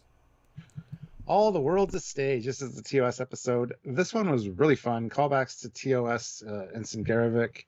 And we got the Galileo. We got On Point. looking TOS stuff. I love the retelling of their version, the stage play of what happened. And just, as Aaron said, the spiritual successor to Piece of the Action with this imitative culture, the Enterprisians, live, log, and proper. Again, a lot of things didn't make a lot of sense until they got cleared up. But it was kind of convenient that the antimatter had been dripping for that long, and this is the day it decided to finally fall in after so many years. Like 85 years, yeah. Speaking of 85 years, it's been that long since we've had an ad. I don't think that's true, Stuart. I don't think that's true. But that was a good segue. It's been 84 years. It's been 84 years. So there was a lot of great stuff in this one. And then, of course, the obvious mistakes of the uniform in the sick bay being mounted with a phaser, then with a communicator and phaser, and being a Kelvin style, and then kind of not so Kelvin style. Yeah. Just animation errors, which pop up aplenty during this show, unfortunately. Mm-hmm. But it's less egregious than a lot of the other mistakes that other new Trek is making, so it's fine. Yeah, for sure. Let's see what else. Yeah, the answers about why Garvik was on a solo mission and why the Enterprise didn't find them, all that stuff was kind of cleared up by Aaron after the fact for us. So, as he said, they thought about it all, they just couldn't include it, which makes the episode way better, in my opinion, because I know the answers, even if they're not presented on screen. We don't have to speculate about it, because we know. This was a fucking great episode. I'm going to give this one a 9.6. Might have got more. I might have got a 9.8 or something if it hadn't been for the screw up of the Kelvin uniform and the communicator mounting thing. But it's a good episode. Yeah, I love this one. And to see Dal in front of the TOS, backdrop, beautiful. Yeah, exactly. Dal's been in the TOS captain's chair, the Enterprise D captain's chair. Like, Dal is one of the luckiest people in all of Star Trek canon, for Christ's sakes. He's chatted to Spock and Janeway. Yeah. The other errors, of course, in this episode are that sequence on the bridge where, like, there's the helm consoles from the Protostar, and then there's not, and then it's fine. Just that the holographics. A lot. I love that Janeway calls up the holographic panels. That you can do that. That's something I've speculated that my ship has been do for a long time, and now it's like made canon on screen. That's awesome. So, anyway, yeah, 9.6. It's a good high score. Superchats, Stuart, we have them. I want to keep drinking. It's fun. Maybe too. Make me drink, guys. Guys, you're in total control of our lives right now. If you want to throw in a 50, we'll down shit. If you want to throw in 20, we'll down shit. The further we get into intoxication, the funnier it'll be. And we know how my good face is not. So. Yeah, this is going good. So I want to see 5 more 5s because I'm forced to 5 my 5. 5 by 5. What are you, Destiny from Buffy the Vampire Slayer? Are you feeling 5 by 5 today? I'm Angel, Stuart. Faith, not Destiny. Thank you. Welcome. I was thinking stripper names. Not a band account. $2. There's always things. Prodigy needs TNG main cast cameos eventually. They've already had one. They had Crusher. Yeah. And done. Tick. Win. Done. Yeah. That box has been ticked. Not a band account. $2. Would Captain Kirk defeat Borg Queen with seduction? Hell yes, he would. He would also cobble them by using his computer logic and make them solve an equation that couldn't be solved and talk them to death. I bet he'd Kirk Fu her. And he'd Kirk Fu her at the same time. This is a triple threat. Yeah. And Fleet Pass Swiftback, $5. I'm here. Sorry I'm late. I was busy doing chores. # drink up me hearties. Yes. Yo ho. You missed a good one. You should go back and watch because this has been fun. I will have a drink for that for sure. It's for all those. Devro 2. I think they said 2. Squadron course. No, it fell because it was already shifting before it went on. That was clearly shown Yep. Maybe slower, but it was already shifting. Yeah, this one is really interesting because we knew it was great, but I think having watched the season, it stands up even higher because it's a solid episodic as a standard tale. It's a solid part of the universe. It helps develop Dahl properly. It also huge respects canon, integrates into the Trek world, so it's a crossover episode. Oh shit! I realized you haven't given your talk on this. Yes. I gave my score already. I know you did. I did it wrong. I'm sorry. I didn't want to stop. You're in a flow, Stuart. I let you do it. Sorry. Next time. It's and fine. I just fucked up your flow. It's fine. But do you know what I mean? Like once you watch the season, this is better than you think it is, because it's the best of the season. I think in many ways. What do you think, Stuart? Best of the season? Yeah. Oh well, of these 10. It's so cohesive. Yeah, and the tying to original Trek and canon and TOS, no doubt. It's definitely nostalgic. It has nostalgic points as well. So yeah, I would say it's probably the best this half. Because what I kept thinking is the scripting, which is our friend Aaron Walke, is really freaking good in this. It's so much to do, and it's paced within a razor thin line of achieving it. It's so snappy, and yet so many moments of character development for everybody. Well, more of the main cast. Like, it's really strong in that regard. Yeah, it gives a lot of time for the fun. The reveal of Galileo is superb. I did not think that was going to happen. I even forgot a second time, or third time, I guess. But it all makes sense. It's well orchestrated. Like, it's logical.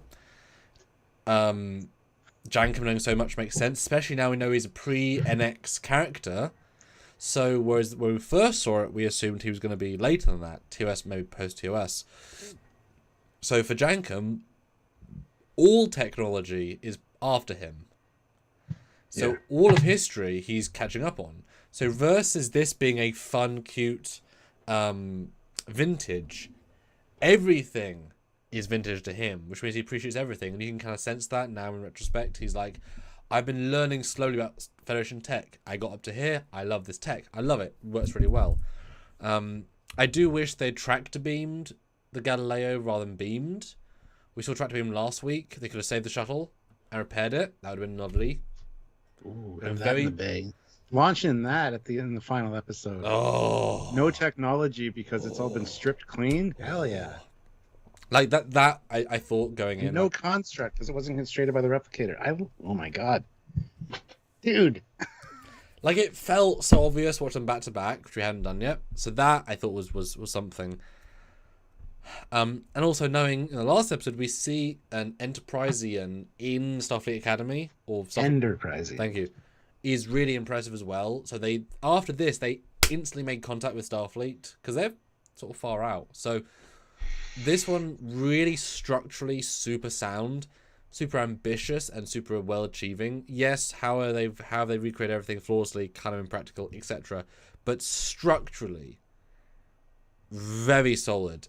I think best season for that regard. TOS obviously wins at huge points as well because it's flawless. I mean, it's beautiful. Mm-hmm. I'll just match you 9.6. I think it's fair.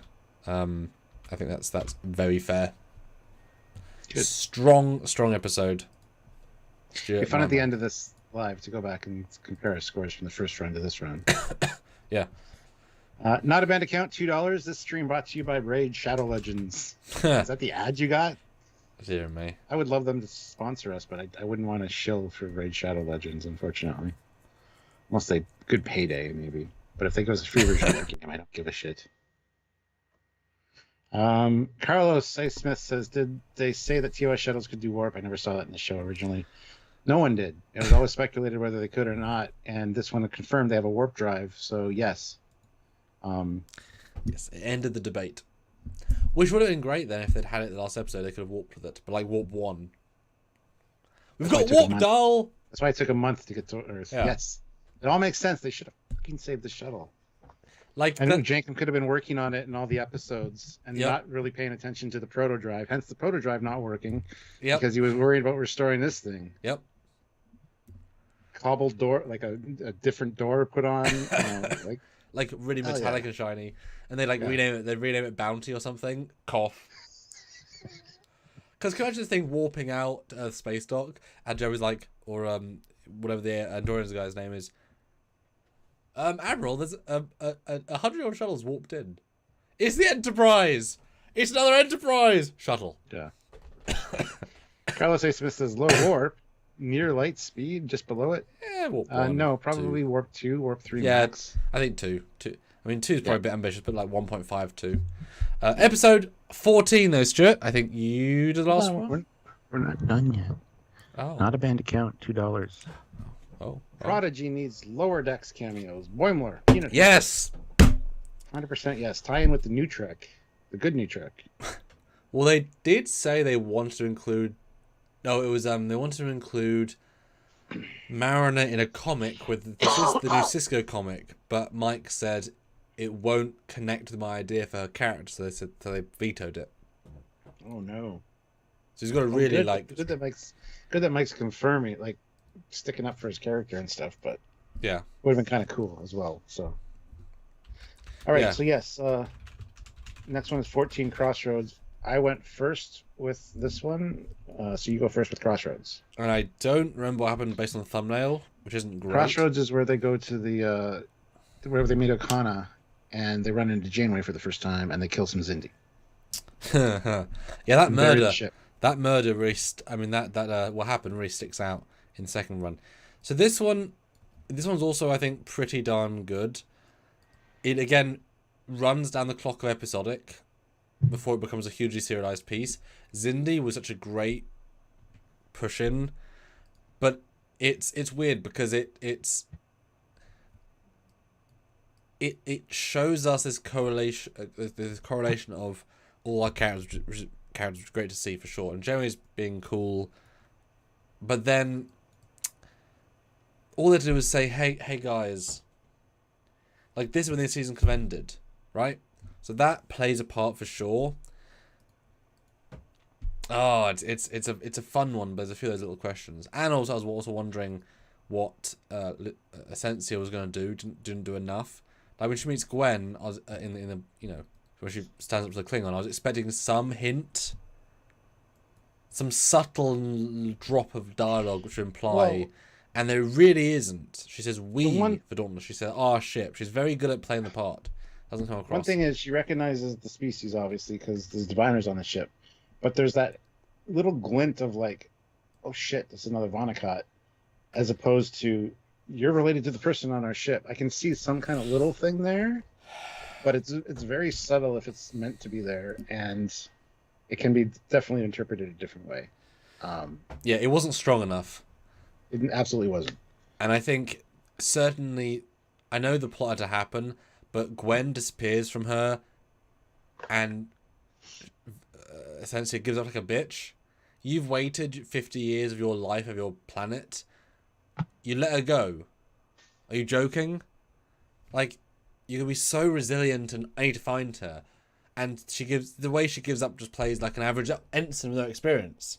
She's a ruthless Vulnicott who's spent her entire life wanting to kill the Federation. It doesn't play well. That said, the Dahl and Janeway scene is really good. It's really fun. It's quite relatable. Yeah. But then also, it works very well as a binge of the Romulan stuff with the quick pace of the next episode. But going from the epic chase to then pause Romulans, it feels hollow in the second rewatch, knowing it means nothing. Really, like, solidly means so little. It doesn't play well, especially as Connor says, hologram Jeremy says, we can't get to the neutral zone. It's illegal. O'Connor says, that's okay. We'll do sensors to protect us. We'll be fine. They won't detect us. Next episode, the Romulans know where you are. Dauntless knows where you are. Fires torpedoes at you. Like, all of the things. So why the fuck is this dialogue in the episode if it doesn't make any sense? It plays so disingenuous the next episode. Watch them back to back. Don't include the lines if you're going to undo them. I get he's not that smart. I get they're not that smart. But don't say it if it's not true. Of course the Romans know where you are. Of course Janeway knows where you are. It doesn't play well. Really doesn't. It's too big a stake to throw. Yeah. Yeah. Well, Sorry, the last little bit had just issues for me.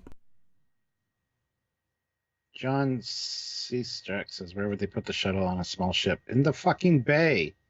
In the vehicle replicator bay. It would fit in there. Absolutely would fit. You couldn't replicate another ship in the bay at the time, but you could launch the shuttle if you needed to replicate another vehicle. So I just want to clarify that. Out of band account, $2. Why doesn't Starfleet bring back spore drives? Because fuck off. That's the official report. Yeah, every time you Google spore drive in the Federation Network, it says fuck off. What a fucking stupid idea. It would never work. Why would you even suggest that? Move along, please. Yeah, just move along home. Move along home. All right. So, yes, Masquerade. This is the, like we said, the one where... Jesus. Oh, wait a minute. We're not on Masquerade. We're on Crossroads. Yes. Yes. Yes. So, go to the colony, the other one in the sector. It's kind of nefarious for like lowlifes going there to kind of get out of the way of the main traffic or whatever. Scum and villainy, Stuart. Exactly. Yeah, wretched hive of scum and villainy. They meet Okana, and the meeting with Janeway is awesome, but I get really frustrated because they're looking for Starfleet. They each run into Starfleet. Jankum gets offended by the doctor and doesn't say what he needs to say, and Rock totally misses the Starfleet guy that walks by him or by her. Dal runs into Janeway, and then Baroness Frex is there, so that storyline's resolved. The vicious people in Starfleet uniform. Children, you idiot. And Janeway's like, didn't mention they were children. Yeah. I love how quickly Janeway puts everything together, though. Like, it's good Janeway, honestly. And seeing them beam down was awesome. I love that. The frustration of Rock and Zero, when it's like, you ran into Starfleet and you didn't say anything. That was our whole purpose for being here. Which we all said, and they said too. So it made it all better. Yeah. Yeah. The escape, getting away from the Xindi security. It's good to see the reptilians back, by the way.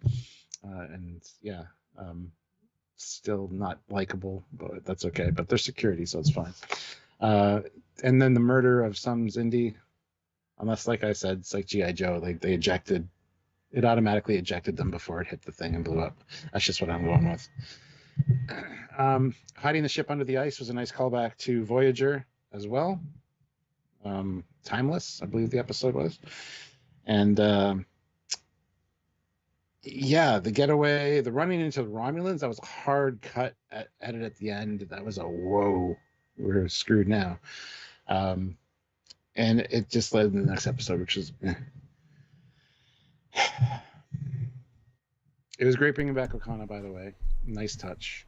And yes, those things that fall out of his ship are the exact same orbs that the Ferengi had in the episode, whatever the fuck episode that was in TNG, the mind control device thing. So that was nice.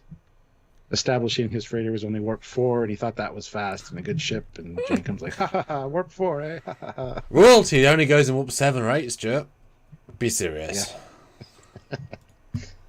Yeah, Jankum's interaction with the Doctor, Dr. Noon, was good. Learning about the Tellarite. And the argument, the nature of the Tellarite comes out in both of them. That was great. Well, especially as now we know he was a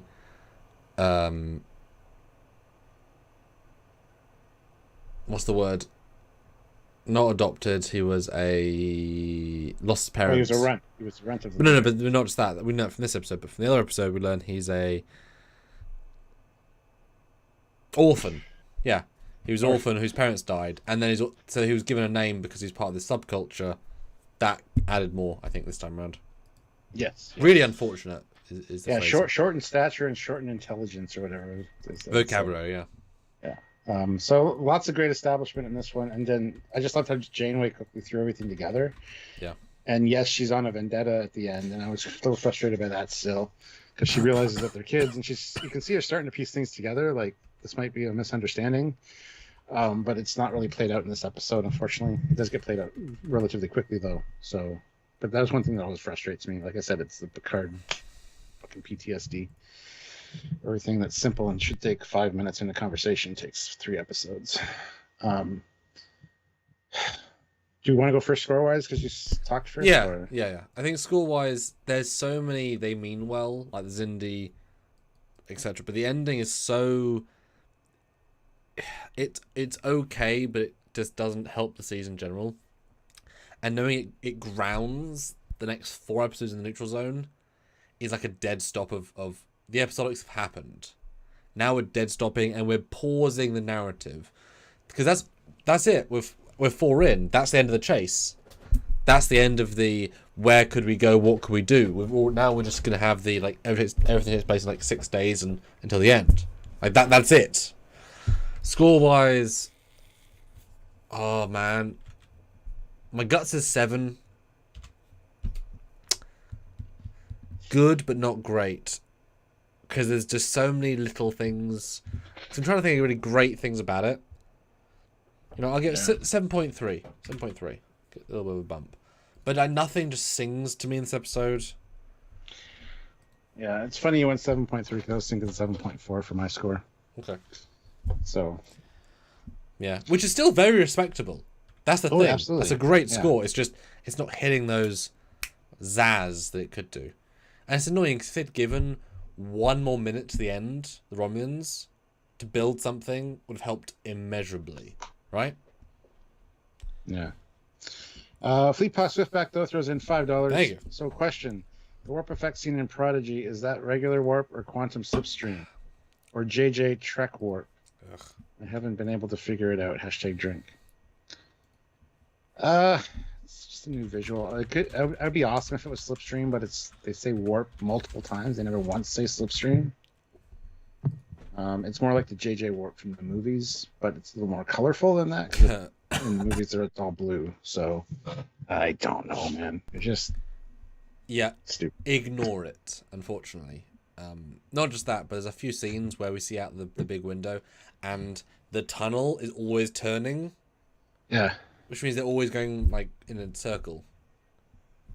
Like it's meaningless, right? Meaningless. It's a straight line or nothing. There's no point otherwise. Warp is just ignore it. I did talk to Aaron about this once, like off some other chat, and he said we're never showing Slipstream this season. So these are all warp. Okay. And certainly if I ever do something like this with ProStar, I'll ignore this entirely. Like hell, I'm replicating this. Like no chance. So your score was 9.4. Okay, great. No, 7.4. That's what I meant. Okay, episode 15 then. Hold on. No, super chats. Okay. Don't get ahead of yourself, my friend. Okay. Not a bad account. $2. Prodigy needs the animated series aliens like the Elorians or the Cetaceans. Well, it had one, didn't it? The Aurelians were in, or mentioned. Well, actually, they have been in Lower Decks and mentioned as well. And yes, Prodigy has the Cetacean in episode 1, 2, and 10. It's the one that decapitates Dreadnought with a claw. It is the same as MRES from the animated series. So, yeah. Well, they don't meet that many random aliens anyway. Really? Not yet, yeah. It'd have to be someone on Janeway's crew. But there you go, yeah. Yeah. All right, so now we're at episode 15, which is Masquerade. Yes! This is the one that takes place, it just fizzles out from the of the last cut of the last episode. Really does. Hey guys, how you doing? We're hanging out in the neutral zone also, because anyway. And they go to the planet, they find, and Okana knows somebody there. He needs to bring her parts or whatever, supplies.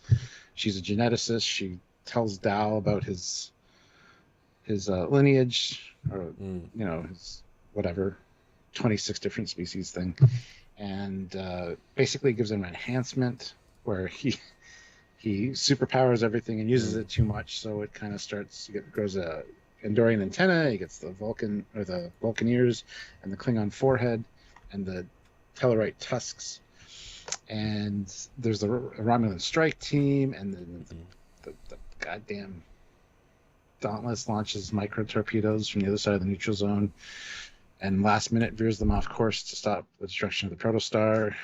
There's a lot of silly stuff in this episode. Okana bitches out on them when they get attacked by the Tal Shiar. which I honestly don't blame them, but seriously. What else happens? Murph becomes like the new security officer, essentially, and like kicks the crap out of some Romulans. We get orbital skydiving yet again.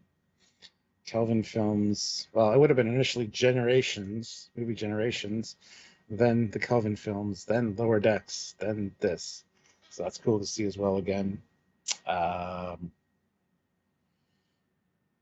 the fuck? That's it.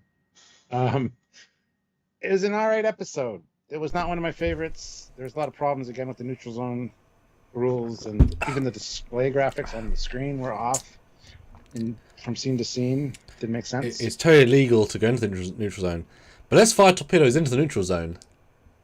Yeah, that's fine. That's fine. Weaponry. Yeah. And attack a neutral space station.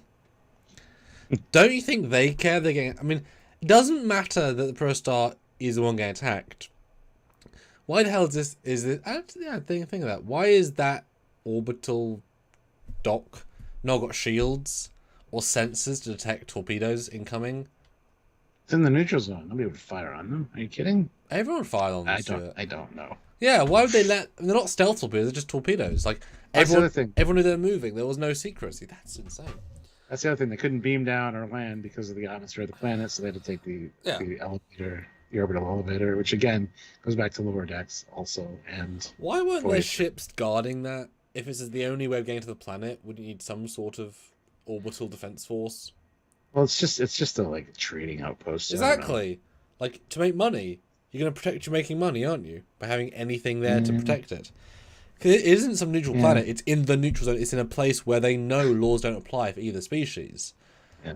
Like, they're going to have some sort of either Orion or some other... Oh, that's so weird. And the other thing in this episode was Dal was getting very jealous of Okana because he was solving everybody's Killed him in his brain. Yeah. He's so great. And then he airlocked him at his daydream. So, yeah. And not great. So that's my summation of it. Before we get to yours, I'll read a quick super chat. Fleet Toss Swiftback, $2. Isn't Chakotay's XO Aurelian? I think so, yes. Yes, I believe so. There's no clarification, but it's definitely a bird creature. So. And do you want to read Gracie's as well? Must have had his wings clipped though, because he didn't have the wings that he's supposed to have. Oh, they could be under the uniform. They're pretty big freaking wings. I don't think they could fold. Big uniform.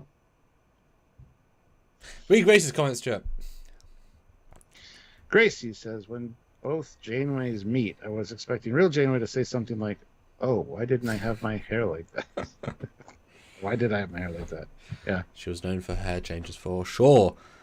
This episode, bugs me so much with the Romulan stuff. And it's not even that I was so excited, it just falls down. And I do think still the entire sequence on the orbital just doesn't work with me. That's a lot of the episode. It's a long sequence. Like, I like the Murph reveal, it's cute. I like Dahl, he's funny. But structurally, I think it's a bit of a mess. And certainly ignores a lot of the rules, a lot of the vibes. Like I said a second ago, they know exactly what the Protostar is, which means what O'Connor said was wrong, which is fine. Like, he can be wrong, he only has 4 ship. But it structurally doesn't work with the last episode. It was a huge next time on, and it was a terrible cut from 3 Romulan ships, dauntless. The Protostar is... To a Jellicoe conversation. I forgot Jellicoe was in this episode. Yeah, which is great. He's really good, actually. But to have them 45 seconds over the neutral zone and hard cut to them saying, "Captain's log destroyed. Who cares? We're an asteroid field." You're 12 seconds away from a door. Like, shut the fuck up, Dahl. Have some sense of pathos. And and obviously, where's the Romulan ships they beamed the crew from that attacked the facility? And the Deredex is in orbit. Why is that not taking over the ship? It's the largest plot hole of the season. Is why didn't the Romulans just take the Protostar? They want that tech. They have a ship in orbit or nearby. Like, it's really not insulting to the intelligence of the audience, but it sets up these huge precedent-setting levels and entirely throws them away. Well, Fleet Paw says, what can they do about the Romulans being in the neutral zone as long as they don't cross the Federation territory that aren't violating the treaty technically? They are technically, because it's a neutral zone. You're not supposed to be in it. The Romulans are notorious for cloaking. Yeah, they're always there. Going into the neutral zone or into Federation space. As long as the Federation doesn't know about it, it's fine. But yeah, they are basically breaking the treaty by being in the neutral zone. It is a neutral zone for a reason. But that is the unanimous joke of the Romulans. They push. If we pushed back, there'd be war. So we have to let them get away with it. That's why it's really fun to see them in the neutral zone saying, come at me, bro. Because there should be a line of dialogue saying, well, either we choose to fight them now or we don't. They entirely ignored that. And it really is not a well done thing. I think, honestly, it would have been more tension if it had just been on display. Like there's a great sequence in Galaxy Quest where Guy says, there's a red thing heading towards the balloon thingy. And you just watch the panel and you know we're screwed. If there'd been a galaxy map or a neutral zone map and then 5 blips appeared, right? And then Andorian Guy said they're 1 mile from the neutral zone border. Like, that would have been almost more tension. Or even 1 light year. Well, sure. But, so that is just it. There's some really problematic things with this one. Shall I go first with score, just for lols? No. Okay then. Fuck me. I get to go first because I talked first. Okay, fine. Stuart, what do you think about this episode? The score, I'm going to give a 6.8. Because I'm not trying to remember my first reaction to it, but on this view, it was just kind of like, eh. So 6.8, yeah. Still pretty good. And it should be amazing. Romulans, Dahl backstory, Akuda, none of it really works in the way. Jellicoe, yeah. Yeah. And how's your score? Although that, in fairness, the Essentia works better this time, knowing how she hacks into the Romulan secret communications net effortlessly through the neutral zone, because she's from the fifth future. That works better now, but 6.1. Oh wow! It's so many problems. I didn't enjoy watching it very much, especially when it's really in 3 parts. You got 1/3 of it is Dahl, who is Dahl. 1/3 is Dahl is now a augment having fun with it. 1/3 is Romulans attack us, and 1/3 of that does not work at all. And that's a huge thing to remove, is an entire third of the quality. Fleetback says, that said, circling back to what you guys said, the Romulans can violate it with impunity due to cloaking tech, but as soon as the Federation does it, it's war. Yep. Well, the Federation even did it a few times in TNG. They went into a planet that was in the neutral zone. There's certain contingencies there. It's a buffer zone for a reason. It's not a hard border where it's like Romulan and Federation. So some leeway can be made politically. But yes, generally speaking, the Federation wouldn't provoke something like that. Well, it's like in my fan film, the if we attack them, it's war. If we let them go, it's not. You know. Yeah. All right. I caught your cough, Samuel. What the fuck? Stop infecting me with your coughiness. I'm sorry, babe. I'm sorry. Okay, episode 16, Really? which already I've sort of forgotten, so let me skim briefly. Prelude is all their backstories. That is why I've forgotten it. So this one, I did the rewatch, I skipped all of the other scenes, because it's a hard stop in the season.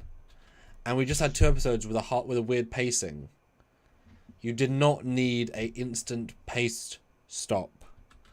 And while in a microcosm, all 3 Who They Are's are fine, and Diviner's 4, this point in the season, I think it was a huge misstep to just massively just shunt all the energy of the season and stop it back down to a 0. I think that was just a mistake in general, especially as, you know, they could have found them, etc. And biggest mistake of all, obviously, was the end. Janeway. Yeah. We know that real Janeway is huge in season 2. Children don't know who Janeway is. They should have shown us a flashback of young Janeway. Even Academy Janeway. There's a really great book of her in the Academy they could have pulled from. Really dark story in that. It's a really, really good story. Or from Janeway and Voyager. Show the audience why we should care about who Janeway is. You should have had a Janeway and Chakotay scene. Or get B'Elanna back randomly. Or Paris back randomly. Or Kim back randomly. Just for a fun little cameo. Would have been such a meaningful scene to give the episode really a punch of, okay, it's worth pausing, because then we really assess and show the audience who Janeway is. Without that, it's just a pause, 5 vignettes, they're fine, moving on. And even the Volna Cut stuff, having just watched the end of season 1, where the Diviner goes to the holodeck and says, "My progeny, this is the backstory of my villainy." 6 episodes later, yes, vindicated, this is the backstory of our villainy. I just watched this. I just watched this, guys. Like, it felt, not redundant, but it felt very undercutted by the more impressive reveal of last time. Yes, it was good to see them young. It didn't have the same impact as it should have done that it did the first time, because I just watched it last time. And this season is always going to be binge-watched as 20. That's how it's always going to feel, not the way we watched it first time. So, it's nice. It's a vignette show, but it didn't work for me great. This one has some aspects I really like Janeway figuring out that the kids are actually wanted by the Diviner, and that maybe she's looking at the wrong person. Maybe the Diviner is the one she should be focusing on. And then, the Janeway thing at the end, she gets knocked out essentially. The beginning and end of this I thought was great. The rest was just all right. I mean, the whole point is they're telling stories while they're fixing the protodrive. Which they never use. Exactly. The point is to fix the protodrive, which they do at the end, and they say, "Oh, we got to charge it now, and then we can jump." Cool. Good. Next episode, they're going to be using the protodrive. Not. So this whole episode is kind of for naught. Rock's story was interesting enough. Why she doesn't want to be the heavy, the fighter, because she was a gladiatory, basically a heel, like in wrestling, designed to lose, be the bad guy. And when they change it up a bit, she gets shipped off to Tars Lamora because she's not following the rules. Interesting enough. The Medusan storyline with Zero, seeing the Medusans in their natural state, doing exploration with the Medusan ship from the TOS remastered episode. That was really cool to see. That was probably the best part of the flashbacks for me. Even the Kazon with the goggles, they don't go crazy when they capture Zero. And then even the same chest as in TOS, that was awesome, that Zero's stored in. Then we get the Vindicator and the Diviner's backstory with the upside down fucking Prometheus class and First Contact, and then the arrival of the Protostar, which is still the goddamn silhouette of a Prometheus. Problems abound, but it's okay. We get some Chakotay in this episode, so that's kind of cool. So little. I know, right? 17 months and he has 3 lines of dialogue. Yeah. Although that said, I love his smirk when he lets Protostar go, knowing we hear from him later. That worked better this time. I found out that Dreadnought can make a really nice coffee table for quite a long time. That's true. So that's kind of cool. What else happened in this one? Oh, Jankum Pog. Why Jankum Pog refers to himself in the third person all the time. Jankum Pog, Jankum Pog. That was kind of funny. The Tellarite sleeper ship, having to repair everything, sacrificing himself to save the rest of the crew, and then immediately getting scooped up by the Kazon and sent to Tars Lamora. So we get the backstories, which is fine. But as a whole, this episode doesn't do much for me. There's like 5 minutes of good stuff in here with Janeway figuring things out. And the backstories are interesting enough, but they're just not anything special. Honestly. This should have been episode 4. Should have been. It's just now is a wrong time for this sort of episode. Yep. So there is a lot in here that I like. I don't mind the backstories, but just the way it's presented to us, and when it's presented in the season, is just off, honestly.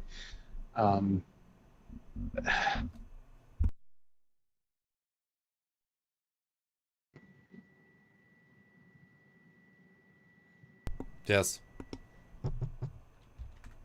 your turn to score it first. Yeah, this one is so tricky because if this was episode 3, much higher. Structurally. Yes. But it's not. Oh, that makes it so difficult because am I judging the episode or the episode in the season? Because the retrospective is in the context of the season. So that surely has got to take precedence in the scoring. Right? Well, the question is, Stuart, do we like it more than last week's? Episode 15, where they fight the Romulans? Which had more obvious problems. That is the question here. I don't even know the answer. What's your gut reaction there? My gut reaction is I also don't know the answer. I think I like it slightly more, but yeah? Yeah, I would agree with that, but only slightly. Because it's so much more average versus problems. So I'm going to go 6.5. No, that seems unfair. Oh, You want me to score it first? No, it's fine. I'll be generous and say 6.7. I think that's generous. Okay, I'll be generous and give it a 5.8. I think I scored it lower first time around. Oh, I can't imagine, Stuart. It might be higher because, I don't know, I like the Medusan stuff. I like the TOS ship callback. Oh, I want to stick with 5.8 this time, though. Because the Medusan ship's really good. That's a solid... And the Jankum's good, too. But where it fits is not well. But the upside-down ship problems. Tellarite ship, the Prometheus class.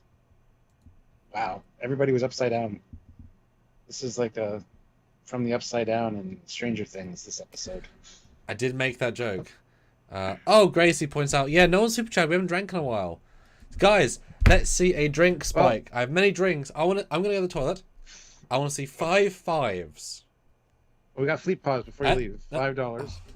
Would you think that since the Riemann incident and the Dominion War, the neutral zone would be slightly relaxed a bit? Yes, they're actually in peace talks with the Romulans during this. So they make a point of saying that it'll complicate the negotiations. So I would think there would be a little bit of an easing of that, considering that they did help with the Dominion War. But I think that's why the peace talks are going on. So the Romulan incident hasn't happened yet, has it? No. Hobus, no. I get why you're saying that, but that would be for general things. 3 Tal Shiar warbirds appeared. They're being aggressive. There isn't any laxing of treaties when it comes to 3 Tal Shiar attack warbirds saying F off. There's no vibe here of, nah, we're at peace, we'll let it slide, right? That's not what's happening here. They want the Protostar to steal it to use technology. So we're out of that realm of nice, cheeky peace talks with the Romulan Star Empire. This is not those groups, guys. This is the bad guys. Alright, back in a minute. While he's gone, I'm going to remind you guys to hit like. We have 75 likes, which is pretty good, but we've still got the 80 that I wanted. So if you have not hit that like button, give it a like. I want to try to get to 100 for sure. And keep the super chats coming. I'd like to see some more drinks coming my way. Still have 1 shot left of this, and then I've got my Crown Royal Peach for some shots. And I'm going to go a quarter of this left, but I got more in the fridge, so...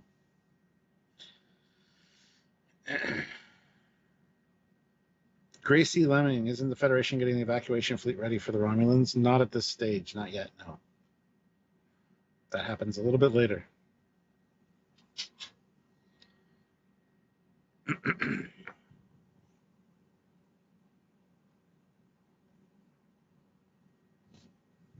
And Fleet Paw, I totally agree with that. It's filler, but good filler, yes. It's not MSG filler.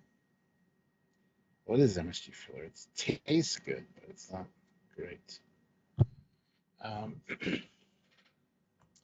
So yeah, 5 new members gifted by Matt Boardman. So thank you, Matt, for gifting those memberships. By the way, if you want to join the channel, please click that join button. At least take a look. And I'd like to welcome all of the new members: Eric Sween, Danny Shaw, Sean O'Neill, Chris Quillum, and Craig G. Hopkins. Welcome to the channel, everybody.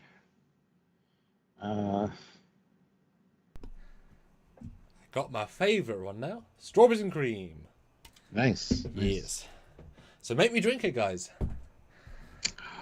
But I think that's the end of this poll. And I am shocked, Stuart. I really am. Hold him down and pour it in his mouth. Yes. Is Prodigy a kids show? 52% yes. 47% no. Somebody commented earlier saying a kids show today isn't what a kids show they remember being is.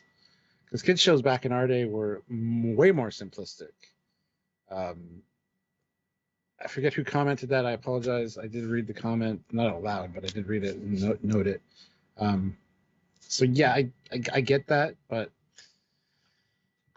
I disagree with those results. I really do.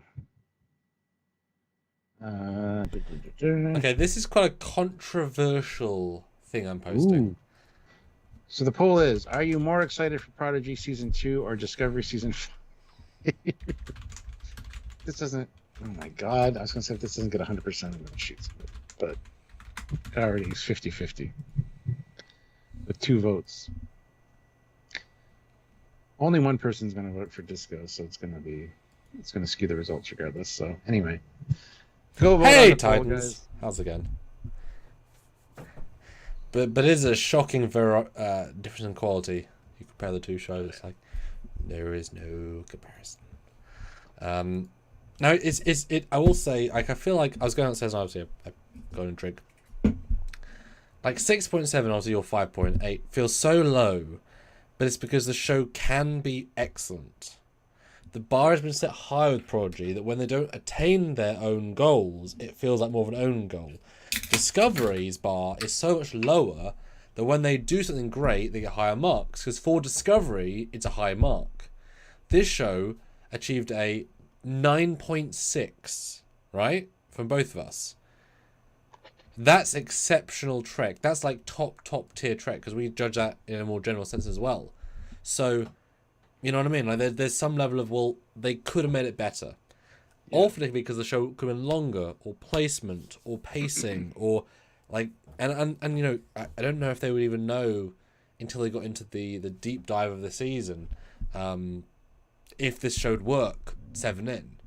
Like, they don't know until they've finished the episode, right? So there's a lot of that can function and not quite work. But it feels harsh, but the show can and does do better. Yeah, it's relative, isn't it? That being said, we're coming to the worst episode of this half of the season. Oh, Tim likes Discovery. Hey, a lot of good stuff. A lot of bad stuff too. Yeah, I like a lot of stuff in Discovery as well. There's a lot of bad stuff as well. The main structure that it's built on is bad stuff, but there's a lot of good stuff interspersed in there. But unfortunately, it's on a shaky structure of ness. Yes. And guys, vote in the new poll. Stuart, give us a full, broad. What is it? Because you laughed rather than set out fully. Full, broad. What is what of who and what? Just say the poll properly. Are you more excited for Prodigy Season 2 or Discovery Season 5? Your choices are Discovery Season 5 or Prodigy Season 2. Or making Trekyards drinks. I just refilled my booze. Well, Sean O'Sullivan throws in €2, hey. So that's a little drink at least. Yeah. I don't like disco. It's coarse and rough and irritating, and it gets everywhere. So ongoing thing now and all my damn. So little bit of internal plug, but who out of the chat has seen my fan films? I've released multiple this year. I've got multiple coming out. Who in the chat has seen my fan films? Anybody, let me know.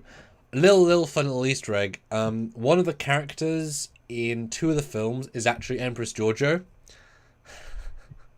What I mean by that is that I utilized a 3D model of Michelle Yeoh as Empress Giorgio as a face model for one of the TNG characters as part of the animation rig. So at the back of the Vigilance Bridge on the Icarus incident, I believe on the left, is actually a 3D model of Giorgio in a blue, I believe, typing, and in Duty Calls in the mess hall is also Giorgio.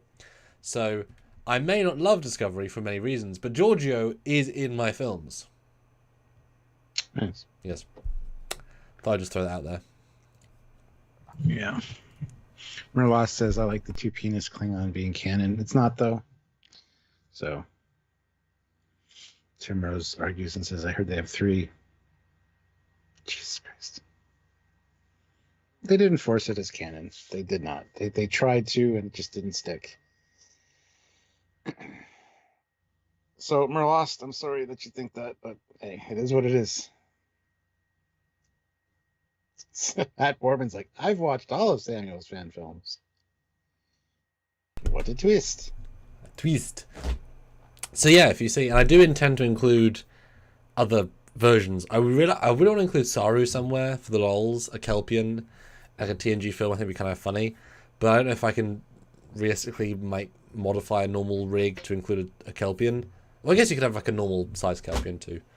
I want to include the Enar, the guy from Stranger Worlds. I want to put him somewhere for the funds. Yeah. Merlost says, how is it not canon? Because I only saw 2 streams coming out of the guy, and he could have, as Fleetpaw said, have a piercing. Or a modification to his penis that the 2 streams. You have not seen a 2-dick Klingon up close or anything, so it's not canon. Sorry, bud. Yeah, all we know is one Klingon had 2 P streams. That's all we know. We know nothing else about that. You would think Jadzia would have mentioned, I'm being fucked in several holes at the same time to Bashir. Like, exactly. There's no context. I get double stuffed nightly. Because, you know, Dan Curry did a Klingon biology thing, and he had, like, clearly he was inspired to have 1 penis. Like, it was a normal biology sort of thing. Even if it was, like, Klingon whatever. The Klingons have redundant organs. Yeah. For battle and stuff, and, like, a honeycomb rib cage. But that doesn't mean just because they have redundant organs, they have 2 of everything. Maybe the lady has 4 ovaries, reserve ovaries, you know, but fine. But, no, one thing does not mean canon in the sense of everything else. If you had seen his dick swinging, 2 of them, then maybe the argument 2 silhouettes. Could be made it's canon. Yeah. But even then, it could be a prosthetic or some kind of modification. Because this was a crazy era of Klingons. They had no hair for no reason, really. They had weird coloration for no reason. Their armor was weird and pointy. It was a weird era for Klingons. They just did weird shit, you know? I mean, we had Takuvma's cult. Like, it was a weird time. So if one guy splits penis in half, okay. I mean, there are crazy people that split their tongues in half. That's a real thing. And there's piercings called Prince Albert's, where it's like to the top of the penis, and take that out could result in 2 streams. I don't know. I don't have one. My friend Ash has one of those piercings. I should ask him if he takes it out. Does it do that? Anyway, yeah. It's just the dumbest thing that was included in Discovery, besides just the Klingons in general. So, anywho, what a discussion. Let's do a whole live on that. Klingon anatomy. Twist, as you say. Yeah. Okay, episode 17. Now this one I go first on. Okay, I'll caveat though, I'd skipped all of the stuff in the holodeck. Okay, that's fine. This is the holodeck episode, and it's not very good. It's the worst of the season, in my opinion. I haven't revisited the first half of the season, so I don't know. It's up there, though. Yeah, this is Ghost in the Machine. This is where we find out Janeway's evil has been infected by the construct, and basically has... As long as the crew wanted to get to Starfleet, everything was copacetic. But once they decided that maybe we shouldn't go to Starfleet because we're going to destroy Starfleet with the construct, then Janeway's thing kicked in and basically started messing with them. There are some holodeck things which are great, I guess. We get the emergence of the new Murph, by the way, in this episode. But the mystery... Murph's in the Romulan episode because he bashes people at the turbolifts. Oh yeah, that's right. Yeah, that's right. Ages ago. Sorry, I'm looking Singing at Murph. Singing Murph. I'm looking at the little Tamagotchi thing in the hallway.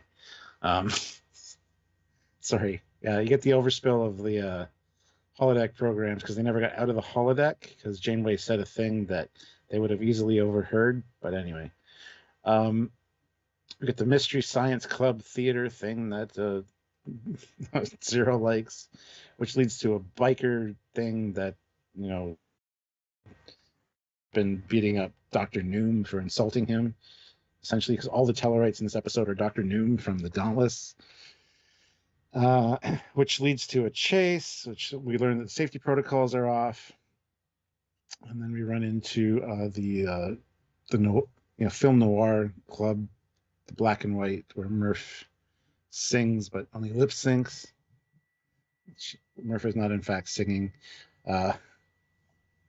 Different characters interspersed: the diviners, the bartender, things like that. It's the whole time Zero is figuring out that, because Zero likes mysteries, Zero is figuring out that something has caused all this to keep them in the holodeck, to keep them distracted, and comes to the conclusion that it's Janeway with the help of Rock. What else happens? Oh, the pirate ship. Dal's holodeck recreation of wanting to be a captain that people actually respect. So his whole crew is like respectful of him. You get attacked by a giant Tamagotchi thing from the Rock's program, the vet clinic. That's just fucking stupid. And yeah, Janeway is very upset that her programming has been influenced. She's actually been hurting the kids. And at the end of it, she shuts herself down, and so she won't harm them anymore. And then also the Dauntless shows. Too late. Yeah, and it's like cliffhanger. There you go. It's an all right episode. For a holodeck episode, it's all right. I mean, a lot of people, best holodeck episode, It's up there with like other holodeck episodes, and it's absolutely not. It's all right. Worst of the season. So there you go. They really shouldn't have had the two back-to-back. Yeah. The 2 5 different vignette episodes back-to-back. It kills the pace so hard. Season 1 would have been great. Not amazing, but great. Like the idea of living the holodeck, great. But the tension got built episode after episode, and then all of it's gone at this point. It's so deflated. Romans never spoken of again. Somehow they've given up for no reason. I mean, do you really think that Lady Commander on the Deredex is just going to give up? Like, she got kicked off that thing, but they have these grav suits. They're fine. So they would have got back, beamed up, said, "No, we must find the burst." Like, that's a thing, right? Before you continue, Sean O'Sullivan, €2. Disco is like a bad marksman. It keeps missing the targets. And Patrick James throws in $20. Oh, yes, alcohol fuel. Have this last shot. Patrick, you sir, gentleman and a scholar. And a judge of fine YouTube channels. Yes. I think $5 right now, or $1. I mean, these are things that we should encourage. Right now, 5. If you feel like alcohol is the king of comedy, there you go. Ooh, Sex on the Beach are good. Shame I only got 4 of them. But all with Sylvia, I hope. She got you them all, I mean. That's what I meant. She doesn't like sand. It's coarse and rough and irritating and gets everywhere. You're supposed to laugh at that. That's funny. Come on now. I was picturing it and it was horrifying. I mean, no. Right. Yeah, sorry, Patrick, I'll drink again because, 20 is very generous. It really is. It's chafing. It's very chafy. I never get chafy with stuff. Patrick James throws in another $20 and says, "Now that your minds are thinking clearly, is there any resource that shows 3D maps of the Star Trek universe?" There's the Star Trek Maps book. Not 3D, though. 3D wise, not really. There's some online stuff that tries to kind of do that. Even the Starfleet Battles books has like a 3D kind of representation. But that's really tricky. And yeah, I mean, it's much easier to visualize even for our brains just in 2D because You think border that's 3D in space would be very weird. That's why we have cetacean ops, where the dolphins and the beluga whales, which live in a 3D environment, are actually on board the ship to help with navigation, because stellar navigation is 3D, 3 dimensions, and humans don't quite think that way, especially two-dimensional thinking and all. So, yeah, that's why cetacean ops does exist, for the record. It's great when I say 5 fives and someone just throws in 5 fives. Like, it's great when you just get beaten by the... Well, hold on. Oh. Yeah, look at that, though. Darth Joel puts in $28 Canadian. Amazing. Canadian. Brag all you want, but don't get between me and the blood wine. I need to have a shot of my peachy peach. Man. Boy, that last episode is going to be a hell of a discussion, Stuart, at this rate. And Fleetpaw throws in $50. Damn, Fleetpaw. Y'all ain't drunk enough. You need more alcohol. And bring the Admiral on as well. We haven't seen her in a while. Actually, yeah. What does the Admiral right before Christmas. What does the Admiral think of the season, Stuart? Bring it on for 2 minutes. 2 minutes. I don't know if she wants to. 2 minutes, Stuart. 2 minutes. Wow. Okay. Let's see. I put so much vodka in there, by the way. Pretty cool. Oh my goodness. This is gonna escalate. And that's what you're all here for. But, Prodigy, genuinely great show. And to achieve a balance of kid show and not kid show, I mean, master strokes. Not everything's gonna work. That is always what happens, and that is absolutely fine. But seriously though, guys, show, really good show, and I super hope they get more than 2 seasons. I would be... disgusted is the wrong word, but like, come on, guys, 2 seasons. I mean, TOS got 3, but it was obviously 26 of 50 minutes. It's very much more than that in the favor of this show. Enterprise got 4. Just to get 2 would be horrible. It's more than that. Hey.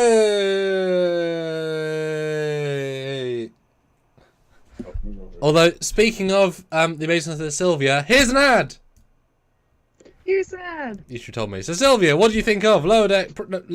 Lower Decks. Prodigy Season 1. I was going to Episodes. say, do we know which series we're talking Episodes about? 11 to 20. What is your overall thoughts? I liked it. There was a lot of things going on, which was nice. It kept my attention. Good. So that was good. Any favorite episodes? I would have to say the last 2. Oh. I liked how they kind of like ended it all, because I was kind of curious, because I feel like they had to get back to Starfleet eventually, right? But they had to have a good reason why they couldn't just, hey, we have a ship, here you go. And obviously, if it was Starfleet officers on that ship, they destroyed the ship. But being a bunch of kids, you don't really have the fortitude to think about that. So it's just kind of interesting to kind of watch them kind of figure out, like, wait, why don't we do this? Or why don't we do this? It's like watching them like teenagers when they were trying to figure out how to life and adult. On a spaceship. On a spaceship. Wow. Yes. Life now is like in a bubble. Anything you didn't like about the season that you thought didn't work as well as it could have?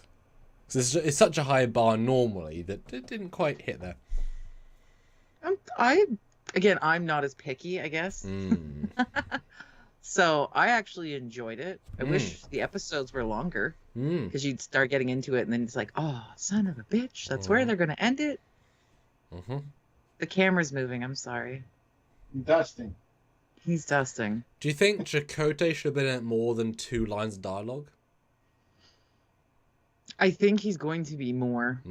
I think now that they're going to go see if they can find him, they hear him, they're going to, I think that was kind of like the teaser for this season. It's like, look, something great is coming next season. We can't give you all the goodness in one season, otherwise you're not coming back.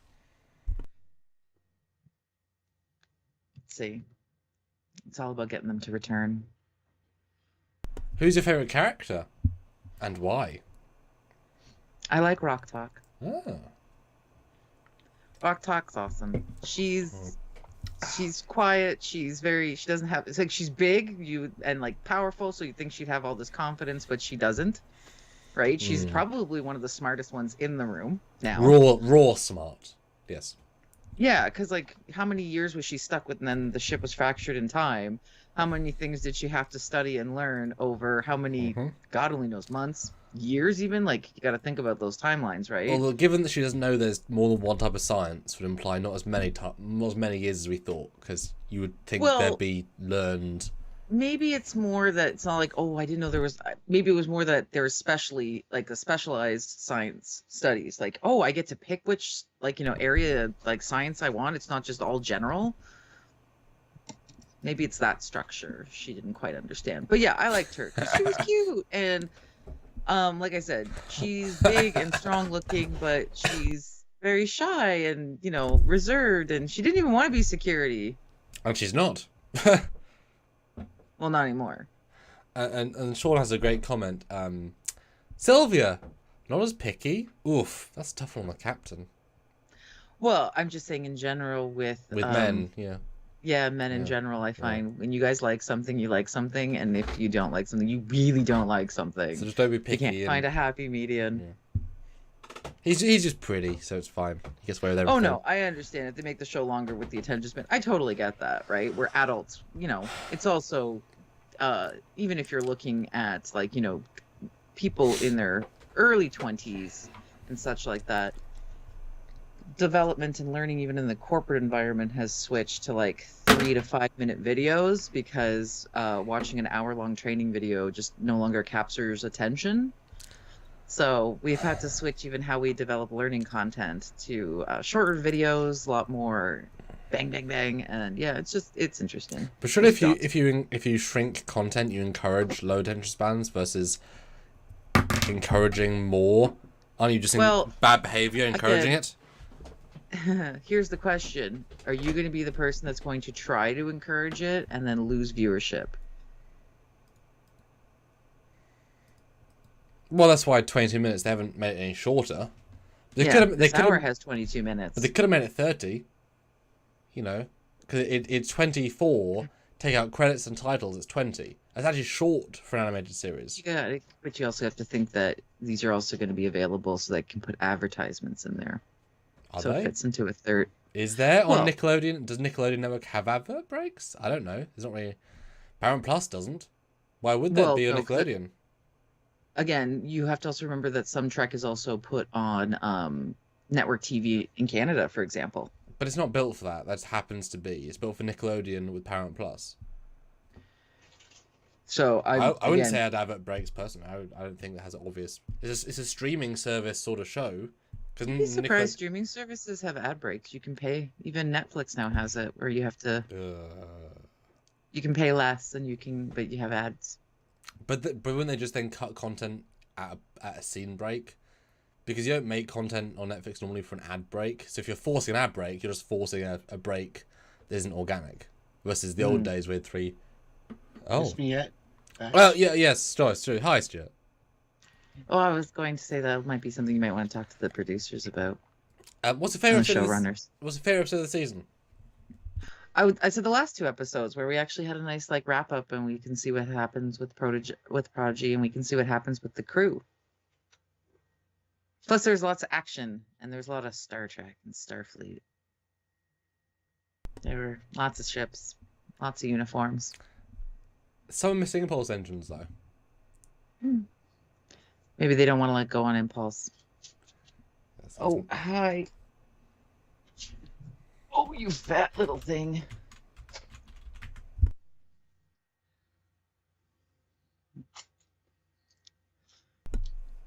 I'm coming back. My dog. Okay. Say goodbye, Lola. Bye, Lola.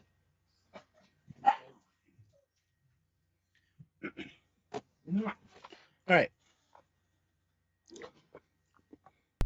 Hello, Stuart. Welcome back to Trekyards. This is a show about the ships and tech of the ships and tech of Trek, focusing on the ships. In this episode, we have no ships at all, but there's ships go up, Stuart. Did you give you a score on this episode? Let's see. No, Stuart. What would you give episode 17 of Prodigy season 1, the one with the holodeck? This one I'm gonna give a very generous 5.42. 5.42. Okay. Okay. I'm giving 5.4 to this. Yes. I'm not going to refine it to 5.42. That's just silly. What about you? See, I still think that the Prodigy format is still good enough. I don't think I can go below a 6. Because it's still, in general, good. But, like I say, I did skip through the holodeck stuff, and it is very... Like, can you imagine if instead of what they did, they had said, right, for Jankum's verse, rather than being in a random alleyway, he was on a TOS Enterprise Engineering, and he was fighting TOS-clad engineering and Tellarites. Because he's been a big fan of TOS stuff. That would have been amazing, right? Just move that into that. And then if Zero had been a Sherlock Holmes thing linked to Data, right? Like, full-on Sherlock Holmes with it. That would have been cool. Versus generic whatever they were doing. And who was the third person? Oh, and then Murph. How do I change that? Maybe like a Betazoid. Maybe like a Betazoid function. Could make a joke about that. Like link it all more into canon, I think would have appreciated it more. Because the way they've done it is all sporadic. Did I talk about this episode yet? I don't feel like I did. No. I was like... You glazed over it. I'm summarising it, but I'm like, did I even talk about this? No. Like, it's just... Gracie, have you got shots, Commander? Well, I've got shots in the booze, which I'll drink just for that. Not how shots work, though. Oh. It's such a win if they'd linked all to canon. By having them be whatever, it doesn't quite work. And I'm so annoyed because I know they're very proud of this episode because they did so many assets, they made so many new assets, and it was a big like, wow, we've got to build so many things. But is it just us Trek lovers? We are so in the universe that we don't think it's amazing. Like if we were just kid lovers, would we? If we were just children, would we just think, oh, a lighthouse, we love it. Like is that enough to get us? Like I'm trying to work out what would have is what they were going for. Are we missing it, or did it just not land? You know, because I know people are quite proud of this episode. Like, what are we not getting here? The first part of it was good. It was kind of like Goosebumps or Are You Afraid of the Dark with the mystery club theater like thing that Zero was doing. That could have been good. Didn't last long enough. The biker thing, I don't think it would have got kids. The black and white, that was not for kids.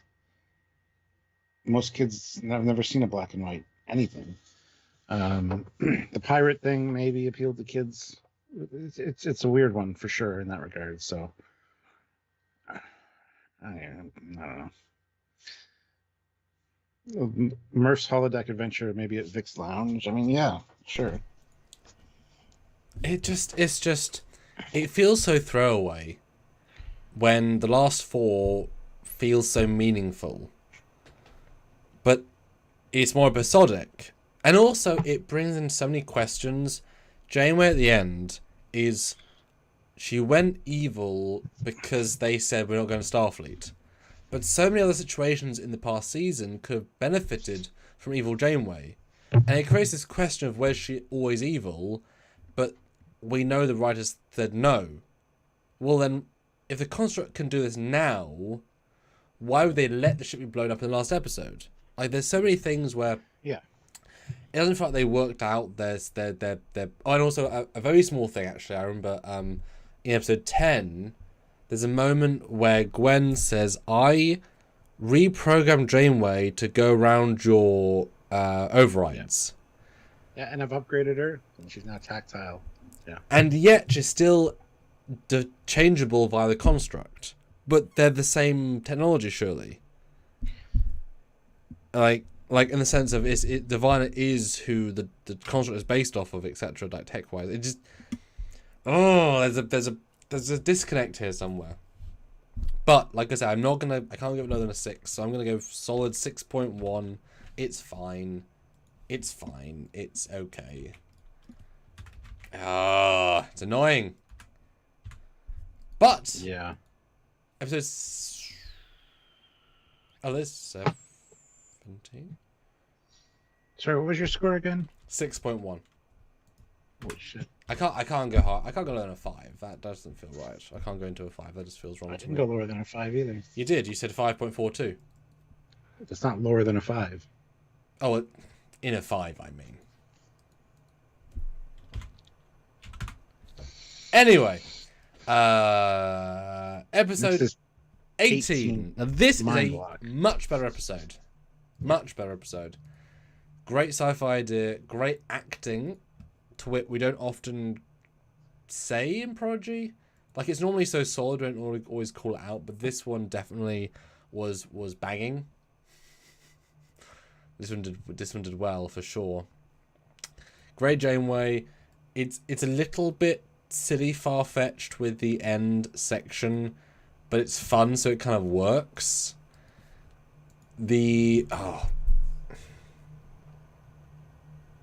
But the very Last Jedi-esque slow speed chase in warp, you know, you could disable them so many times, it feels like. Yeah. And of course, you know, the side beaming, that would have been useful other episodes. We're going to ignore that.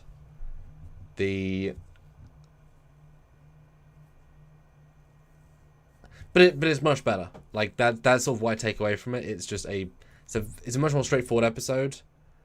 And the fact they're traveling every minute at, let's say, warp 9.7, which is very reasonable, they're zipping for a long time into Federation space.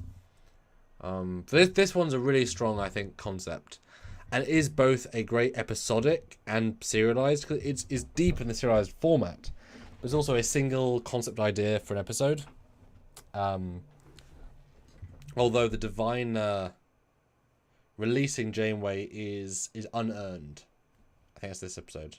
Doesn't work very well. Yeah, that's a bit of a problem. It's really weird. It's one of those I owe you my life, so I'm gonna repay the favor now, so I don't have to worry about it kind of things. But it's meant to be more deeper than that. It just doesn't quite come off. Because he's been so few episodes this season with a meaningful oomph that doesn't quite work. Like, I really like, and it does make more sense that in this half of the season, he's so insane. He's younger. Like, he's back to where he was when he's like, oh, the Federation, I love the Federation. Maybe. Like, that really comes across. Like, he's lost his evilness towards the Federation, but it's not really how that is meant to be. Oh, I don't know. Episode 18, Stuart, what do you think? And guys, keep super chatting. We are $36 away from a really lovely number, and obviously anything beyond that is fantastic. We're doing great here. You guys are doing amazing. Oh, let's look at the poll as well, Stuart. Sorry to stop you before you get started. Are you more excited for the Prodigy Season 2 or Discovery Season 5? 81% to Prodigy Season 2. But only 54 votes. So vote now, please. 60 votes at least. I want to see 100 votes in honesty. Vote now. Do what he says. All right, so Mindwalk. This was a great one. Awesome sci-fi premise. Switching bodies. I love the way it happened too with the phaser hit. Kind of transferred the consciousness. Because basically Dal was becoming the collective for Zero and trying to establish contact with Janeway. Body swap into the closet. Boom. That's cool. Seeing Janeway act like that was awesome. Like you said, the acting, and this was good. They must have had a lot of fun with this, both the actor for Dal and of course Kate Mulgrew. So on point there. There's some weird stuff in this one as well. This is like almost like the low speed chase of like The Last Jedi. Well, I said it really feels like that. Yeah. Especially where like the Dauntless just later comes like right above the ship so that they can talk through the window. That makes no sense. Why would that happen? Why would they do that? Yeah, that edit was so bizarre. They randomly come up to because it's a good moment. The Pro Star is finally within their reach, and they come to the Doctor like, well, that's how it starts with the Doctor, and then the Dauntless is behind again for most of the episode, and then comes back up later so that Janeway or Dal can talk to them and play charades. Just, it's silly. Yeah. Do you know how far they have to see for that to work? Yeah. Etc. Although the going back to like Enterprise with the warp field tether thing, attaching the two ships in the same warp bubble and going outside the ship at warp, re-explored again here. I like that, and the way that the tractor beam pulls Janeway or Dal back towards the Dauntless. And the solution is to fire a phaser. Kind of neat. See Murph's abilities a little bit, being able to stretch. That was nice. Yeah, that was very well done. Ooh. And yeah, the speech, the Janeway speech was good. I'm glad they changed the character model from Dal to the other Janeway, so you actually see Janeway and Janeway. I like that idea. Cool about that, yeah. Although we didn't get any new scenes of Chakotay, not really like much new. No. Yeah. And the dim-wittedness of the Dauntless crew, with Janeway acting the way she was acting, and not wearing a comm badge but still getting beamed to the bridge, and just some stupid stuff in this episode as well. However, after the last two episodes, this was like a welcome back kind of episode. So I remember enjoying this one quite a bit, and I do love the premise behind the whole thing. Got to see more of the interior of the Dauntless as well, plus some MSDs, which was nice, of course. But yeah, the Diviner thing was kind of out of the blue and just didn't make a whole lot of sense. It was very convenient for the characters. Yeah.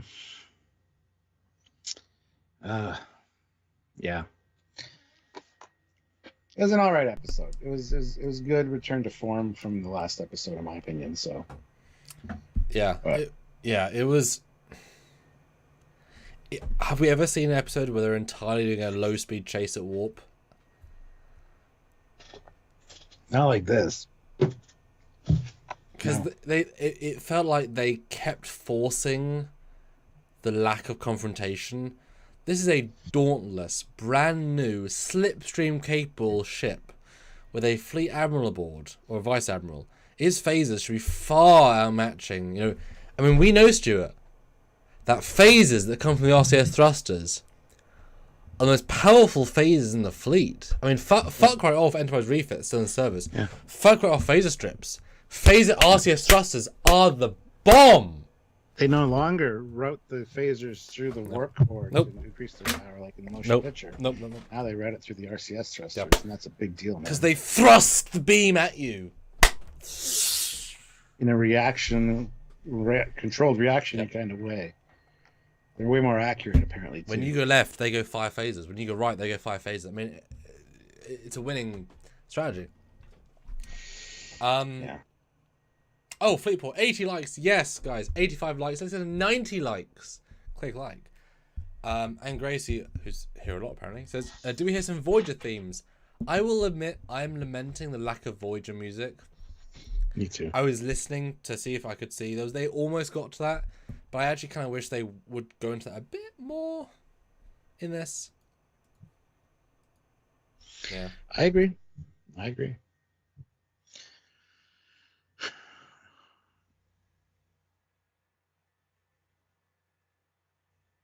All right, it's time for you to score it, though. Yeah. This one, much better. This one, is this 19? No, 18. Why is that one? This is 18, yeah. Oh, because I copied it. Yeah, this one is much better. This... I don't know why, but my gut says I wish they linked into the battle a little bit more this week to give a bit more of a lead-in. Because they warp out into the battle, don't they? At the end. This one, they warp. Let's see. Yeah, they warp in, and the fleet's there, and the fleet is arriving. Yeah. Okay. I think this one. Oof. Is it in the 9 territory, Stuart? That's the question. I'm not going to say anything until you give your score. So I have my score in mind. 9.1.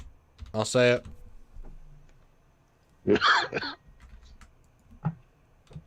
What do you think, Stuart? I'm going to give it an 8.6. Okay.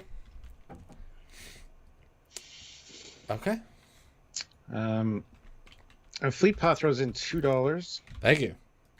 And says hashtag thrusting nipples of power. Yes. I mean, they were gone in the battle, Fleet Paul. So next episode, there are thrusting nipples somewhere in the scene. Yeah, it was a pretty gorny battle. Geraldine Karstensen throws in $20, so thank you so much. Warped in late, glad to see y'all. Rewind and catch up later. This has been a great live, so please do, and I will have a shot for that. Samuel doesn't know how shots work.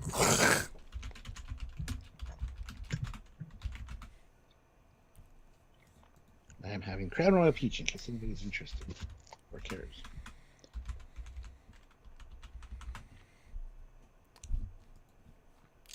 You having fun there, Stuart?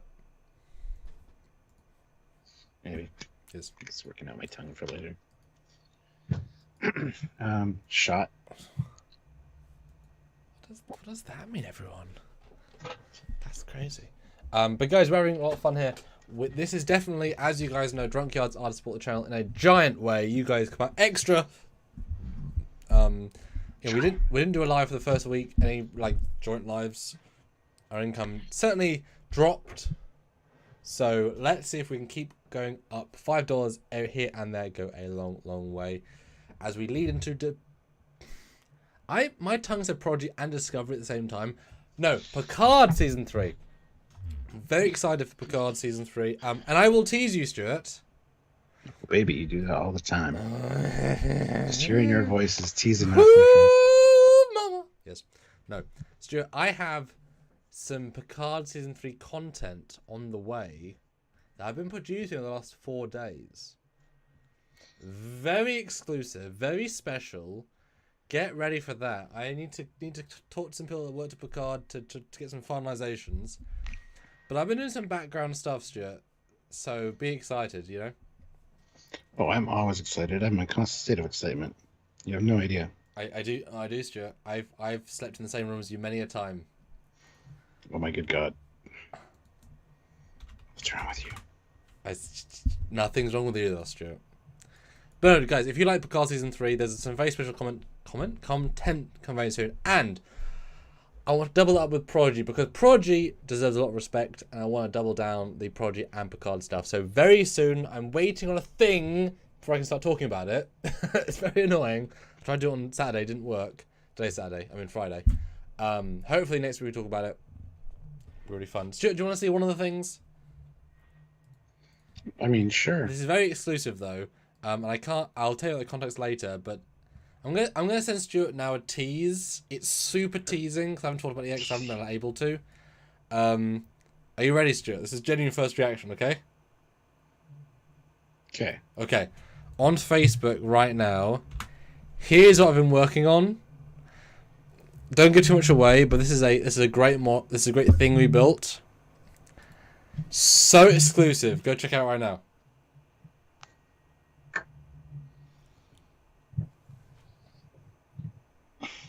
Oh shit. That's pretty great.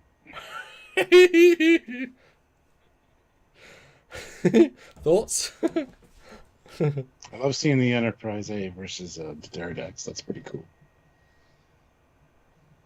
Okay. Or did I give too much away? What the fuck's wrong with you? It's totally not what I'm looking at. Oh, that's exciting. Yeah. Cool. We worked on a thing, and I'm gonna do some things.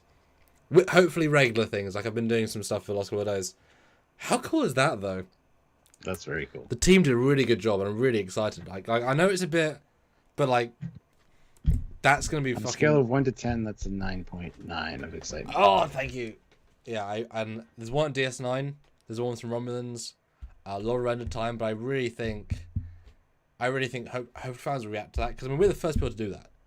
I mean, come on, are you kidding? We're the first, so let's hope we get some views on that. Very good, very good. Been working on it, Stuart. Been working on it. Yes.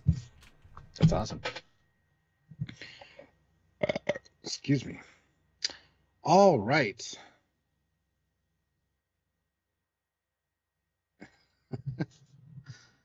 Oh. Yes. So on that lovely tease, Matt, you know what it is. You've seen some work in progresses because you know Matt's nice at Matt is in the know. Yeah, we work in All right. progress on things. I see the Ships of the Line card images before he releases them, so all's fair in love and things. Trekyards. Yeah. Okay, great episode, good stuff. So you gave it a 8.6. I gave it a 9.1. Probably a bit too high, but we'll see. Episode 19, Supernova Part 1, The Battle. Who goes first? I've genuinely forgotten. I go first. Okay, battle, go.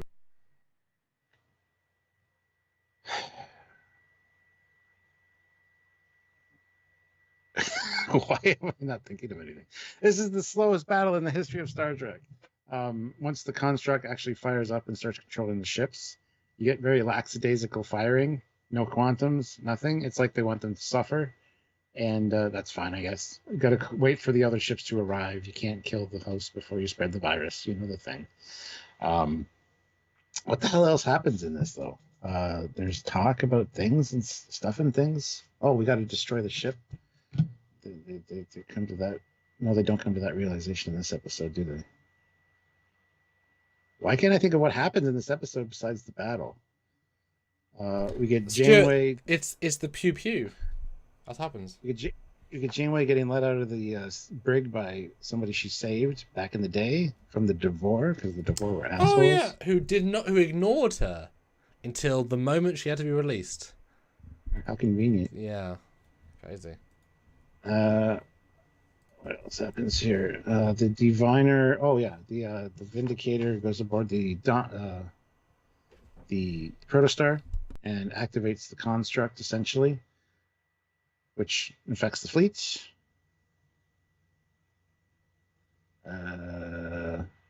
Why can't I think what happened in this? I know I didn't watch it as part of the rewatch because I was watching the older stuff that I thought I'd forget, which I didn't. Now I can't remember what we just watched. What else happens? Anything good? Dreadnought has a... Oh, yes. This is the one where Dreadnought fights everybody and is in non-lethal mode because he doesn't kill anybody when he should. And a very convenient little pin to the wall for Dal when he could have easily decapitated him. Precision from Dreadnought or just, luck? I don't know. We get the Diviner or the fight of Gwen and the Vindicator fighting each other because the Diviner gets locked down with the construct, and the Vindicator's like, I know that he said not to hurt you, but he'll forgive me. I gotta kill you, essentially. The stakes are high. They're medium rare across the board. They're singed. The blood's dripping red, Stuart. There's red all over the place, but it's so damn tasty. Yeah. Anyway, the ships get infected. The construct controlling the ships, firing at each other, and it's like, oh no, there's a lot of loss of life because there is, and lots of shit's happening. I don't remember anything else though, like the fights and then the battle, which is just another word for fight, really. This is where they stop being able to understand each other because the universal translators go down, which is a nice touch. Because universal translators are almost always working, just like artificial gravity and structural integrity fields. So cool that got affected.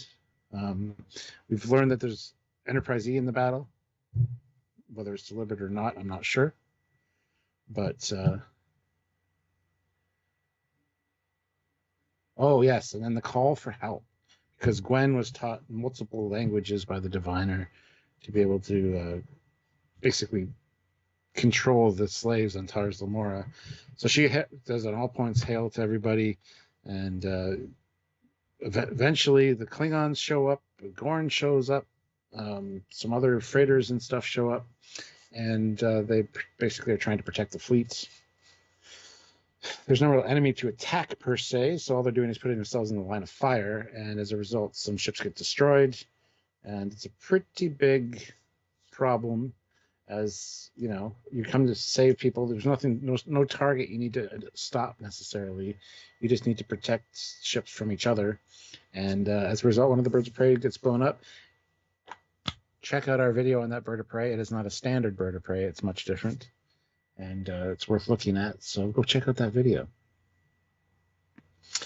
And that's kind of where it ends, with the construct just scrolling through all the different ships and initiating a fire. And all the scenes on the Protostar Bridge, you see like the windows, and you see the ships outside, and one phaser beam, and then another phaser beam. It's kind of lackadaisical in its battle sequence, but that's okay. Gonzalez says, "Can you type sober without spelling errors, Samuel?" Samuel can't spell when he's sober, for fuck's sakes. He's definitely not going to be able to spell when he's drunk. Actually, he might be better when he's drunk. No. Gonna go to the loot. I drank many of these things. When I come back, I want to see 4 more likes. I want to see $10 more. And I want a really interesting comment by somebody to create a new discussion on this episode. This is a great freaking episode. Say some good stuff. You've been told. And I'm supposed to entertain you guys now. 87 likes, guys. That is awesome. Let's try to get to 113 more likes. I think it's very doable. If you have not hit that like button, give it a tap. Also, don't forget to vote on the poll. We have 63 votes. Try for 70. If 7 people haven't voted, now's a good time to go do so. I'm trying to remember what the hell else happened in this episode. Not a whole lot, honestly. Well, a whole lot happened, but not a whole lot when you describe it. It's a weird one, for sure. The diviner dies. And that's all sad and junk. And then much destruction is happening. And Gracie, yes, I totally agree. There should have been a Galaxy or Prometheus class in the fleet. Yes, 100%. Even a Miranda. One Miranda would have been nice, or an Intrepid. Fleet Paw throws in $2. Are you not entertained? You should be. You really should be. I need to go to the drinks. We're coming up to the end here, so. Paul Graham says, "Damn, YouTube won't let me buy a super chat." That's weird. Try another device. We'll try restarting YouTube. Love how they pilot the Protostar in this episode. So nimble. Yes, the ship is quite nimble. It actually has a Defiant chasing it and kind of swoops down, and the Defiant just gets lost. And it's like, no, the Defiant will be able to keep up with the Protostar, I'm pretty sure. Pretty sure maneuverability-wise, those are both the same, so. Wolf 359 plus 1. Sorry. Yes.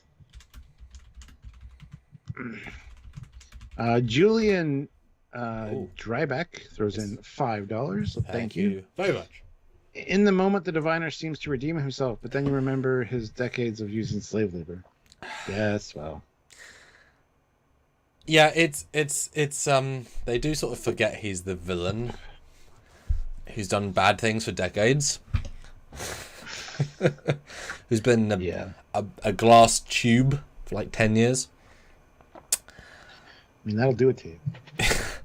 I do think when we get to like 6 months away, it'd be fun to watch as a 20 episode batch and see how it feels.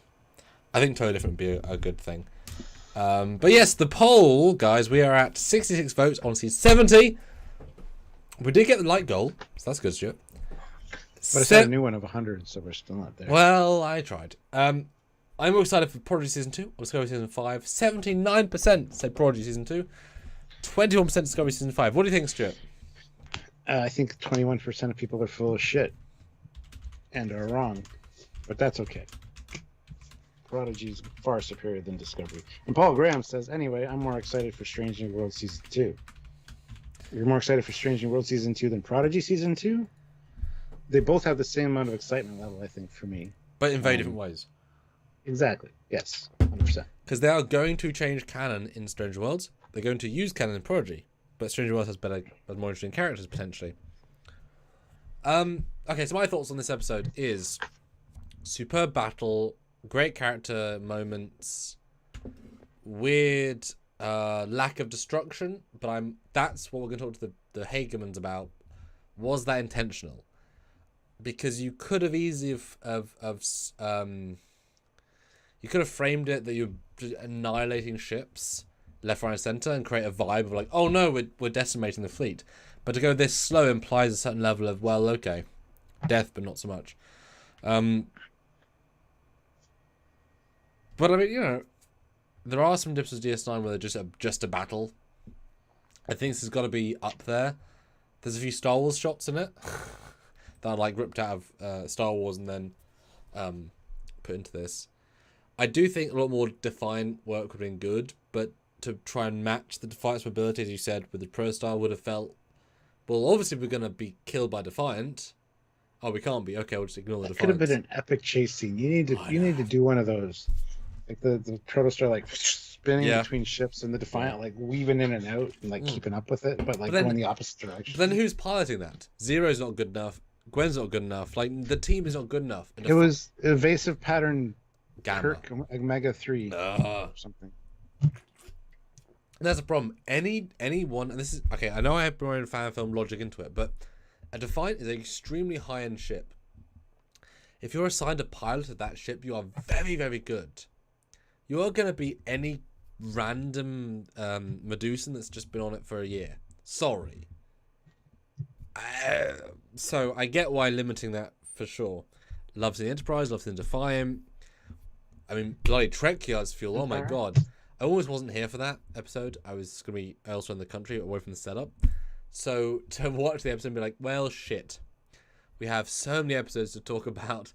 And then, because I wasn't away, because we were ill, we got to do a fully fledged 7 episodes. So many so, we had the Akira come out today, still from that episode. There's that much to talk about. It was a fully fledged episodes.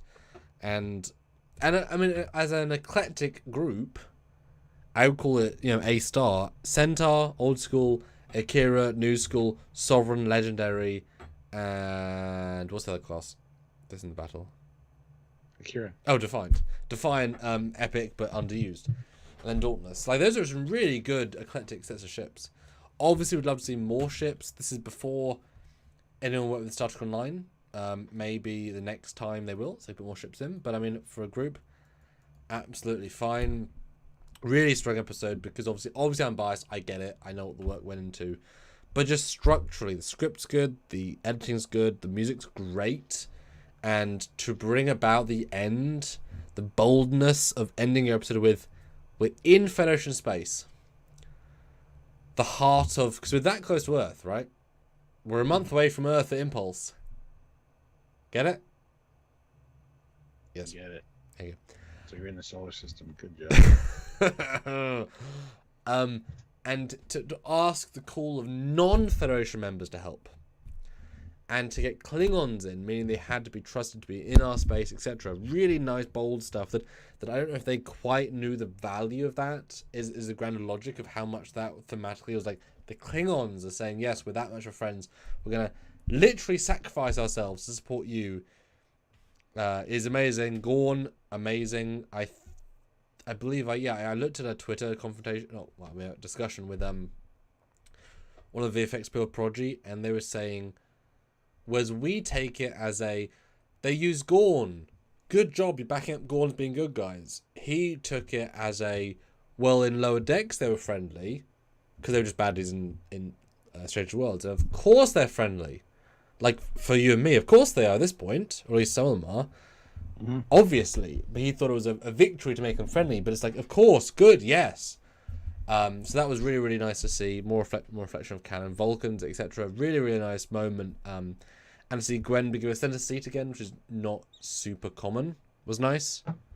No, yeah. It was very strong. I think this one, if you're looking for character development, it's not a high list. If you're looking for poetic moments, it's got some, but it's trying to be the epic battle. So therefore, you've got to judge it on what it's trying to be. You know?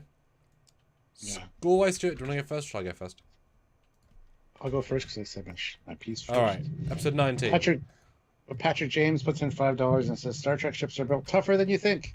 One shot, one kill battles are unrealistic throughout history. Don't undervalue hull strength. And we don't. Don't you worry about that. I mean, a blade of armor, man. Yeah. Score-wise for this one, I'm going to give it a 9.2. Ooh. It was seeing all of the ships, the ship porn on screen, on display was beautiful. All that penetration. What? All that premature firing and slow tantric firing of those phasers. Are you saying premature quantum elation? Yes, yes. And just the tantric nature of this battle is quite erotic. The Diviner fight, or the Diviner death, was very poignant, and the fight with Gwen and them was, with Gwen and the lady was good, and it was good. It was good. So yeah, 9.2. Sorry, I went a little bit more than just my score. What's your score? It's so difficult because if you're looking at,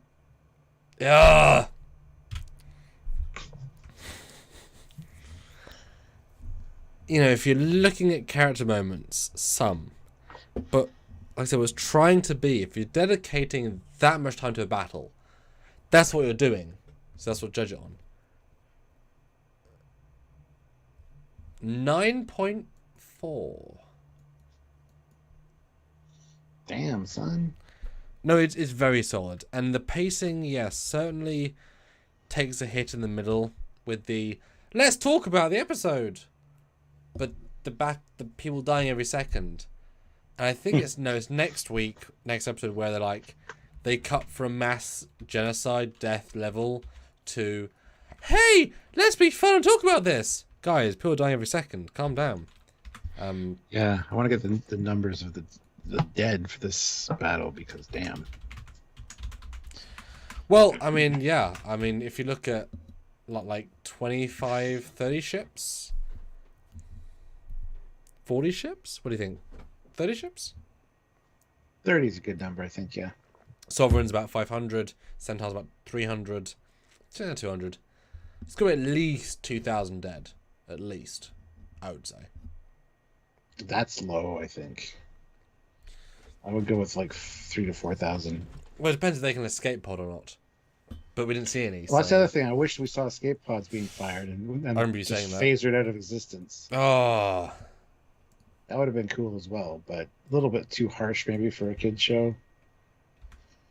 Just to see more debris in the battle space of like escape pods, like trying to get away. Would have been quite poignant, actually. So, yeah. All right, cool. 9.4. You're higher than me. Damn. Ozzy Medeiros, $5. Sir, it's another starship coming in to rescue. It's the USS Okie Dokie. Yes. That will be a starship sooner than later. Julian says worse than Wolf 359. Oh, probably not. No. Nowhere near. No. I don't know what the last life was at Wolf 359. Well, I think that was over 50 ships entirely lost, because that was like everybody lost. This was because the concept isn't trying to kill everybody; it's trying to destroy the ships. So I can see pockets being left. Borg, I can see just seeing life and killing it or assimilating it. Yeah. Yeah, I think Wolf 359 would have been much more of a massacre. Just more ships, and also they had older ships and more people. You said this older ships, and these are more easily destroyed as well. These are post Dominion warships, so these ones are built for battle essentially. Pretty much all of them, except for the Centaur class. The Centaur class is the new surrogate for the Miranda class, which all got destroyed in the Dominion War apparently.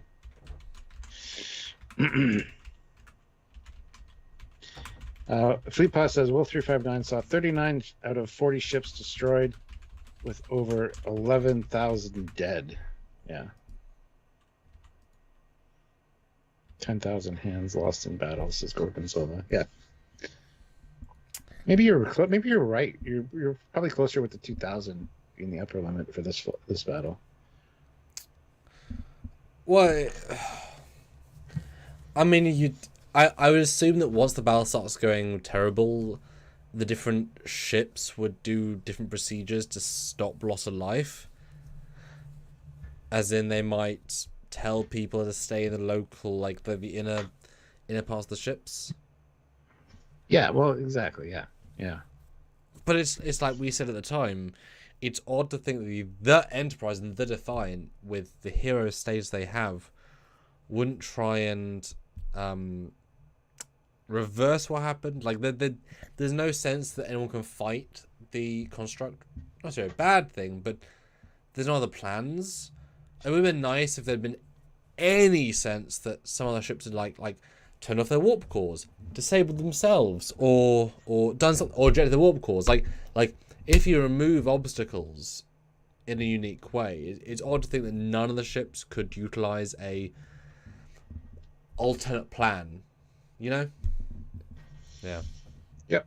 I think the Enterprise, if this was an episode of or a movie of Jean-Luc Picard and crew, the Enterprise would warp in and solve this problem, and then the people on the Dauntless, the Protostar, would thank the Enterprise for saving the day. So yeah. Well, then episode 20. Supernova Part 2. I mean, what happened? They solved the battle by destroying the Protostar, which you had called out many weeks ago, so good job you. And then they stay in a shuttle pod for a month. They get to Earth and they become non-commissioned officers. That's it! That's the entire summary. It's weird.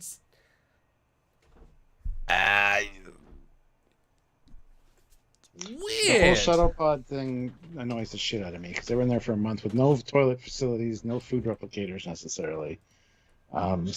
Simple systems. I wish they would have been rescued by somebody else, like Akana coming in with a freighter or something, getting them back to Earth. And being a month later bothered me as well.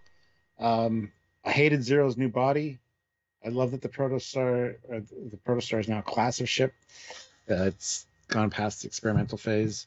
We get the spreading the explosion of the Protostar over subspace or the time, whatever, to create a time rift. And we get the new message from Chakotay. We gotta go save him, blah, blah, blah. It's a nice setup, and it's this season 2, but we're missing that stinger at the end of the episode, as we said. We saw the shuttles for the Voyager A. I expected to see the Voyager A at the end of this episode, or the bridge, at least, of the Voyager A, for a nice little, hey, this is what we got coming up for season 2.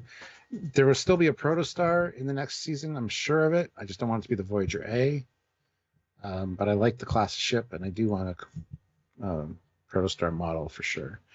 But yeah, a few different endpoints in this one.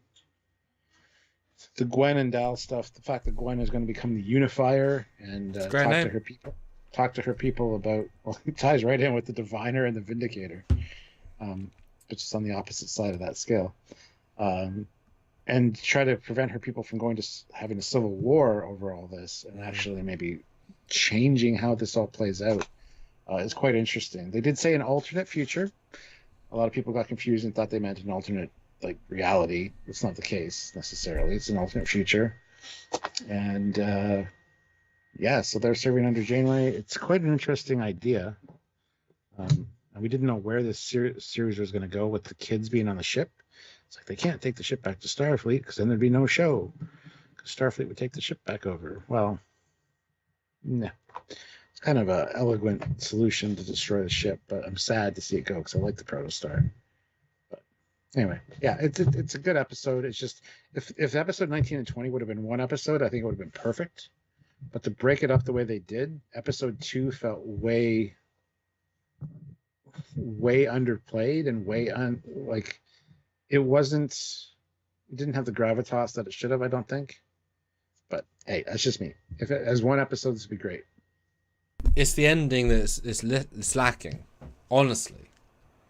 Yeah. Like the stinger, the punch, the something that makes you think next season.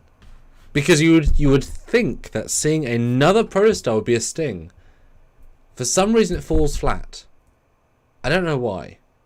You know what I mean? Yeah, I know what you mean. Because it actually, honestly, devalues the loss of the original, because then it sacrifices itself. Here's another one.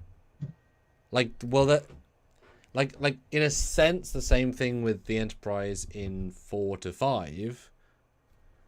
But also, you would have lots of these ships lying around, as in like several you could choose from. ProStar is so unique; it feels a little bit less earned. It almost should have been that the ship was in construction, and they ended on the bridge, and the crew, the construction crew, was able to like say, "Well, you guys have fly the ship. What would you do to improve it?" And they sort of improve the interior. Maybe it would have been a thing to do. I don't know.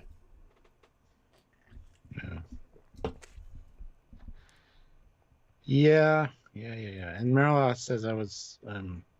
So what was the reason that they're not started at the academy? I forgot, because it was deemed unfair that they'd be giving preferential treatment over people that have worked years to get into the academy.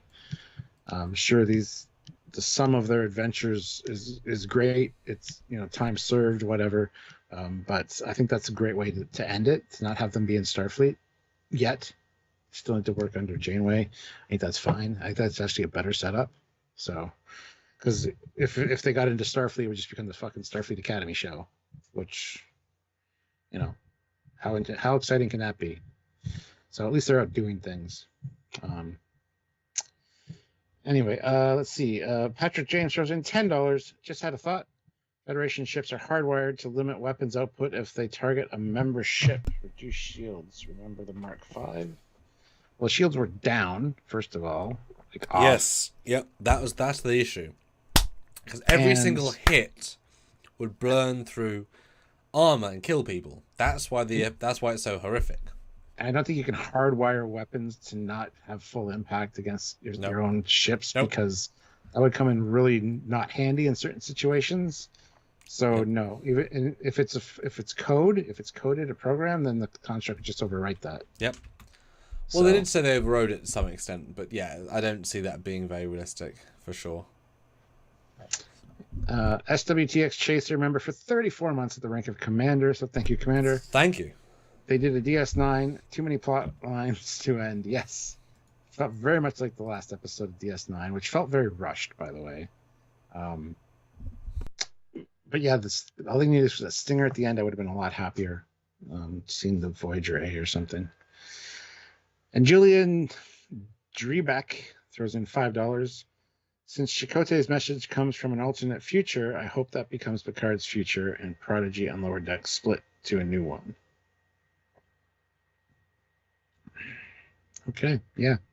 I'd love to see something like that. I'd love them to acknowledge the different timelines or the different realities, especially with Discovery, because it's clearly not the prime timeline. So anyway. Carlos A. Smith says the Sovereign holds 820 personnel. There were at least 7 ships, right? There were at least how many Sovereigns? 8 sounds about right. Yeah, I can see that. Yeah, of just Sovereigns. So yeah. Paul says he sent the PayPal. I'll check that. Oh goodness, Paul, thank you. And guys, we are $53 away from a very lovely number. These things, like I said earlier, do massively fund the channel, so these supports are phenomenal. We are nearing, not necessarily the end of the live, but nearing the end of the episodes. Really going great. This pays our rent, this pays our bills. I know in the UK electric bill has gone thoroughly, so these things are very, very useful. And of course we are in the drunk state right now, so asking questions, comments, thoughts, the most fun right now is had. So put in your thoughts and comments. Drunk ask questions, Stuart. It's fun. And 5 more likes to get to 100. But that's Paul Graham has sent in $30 via PayPal, so thank you, Paul. Thank you. Here's something.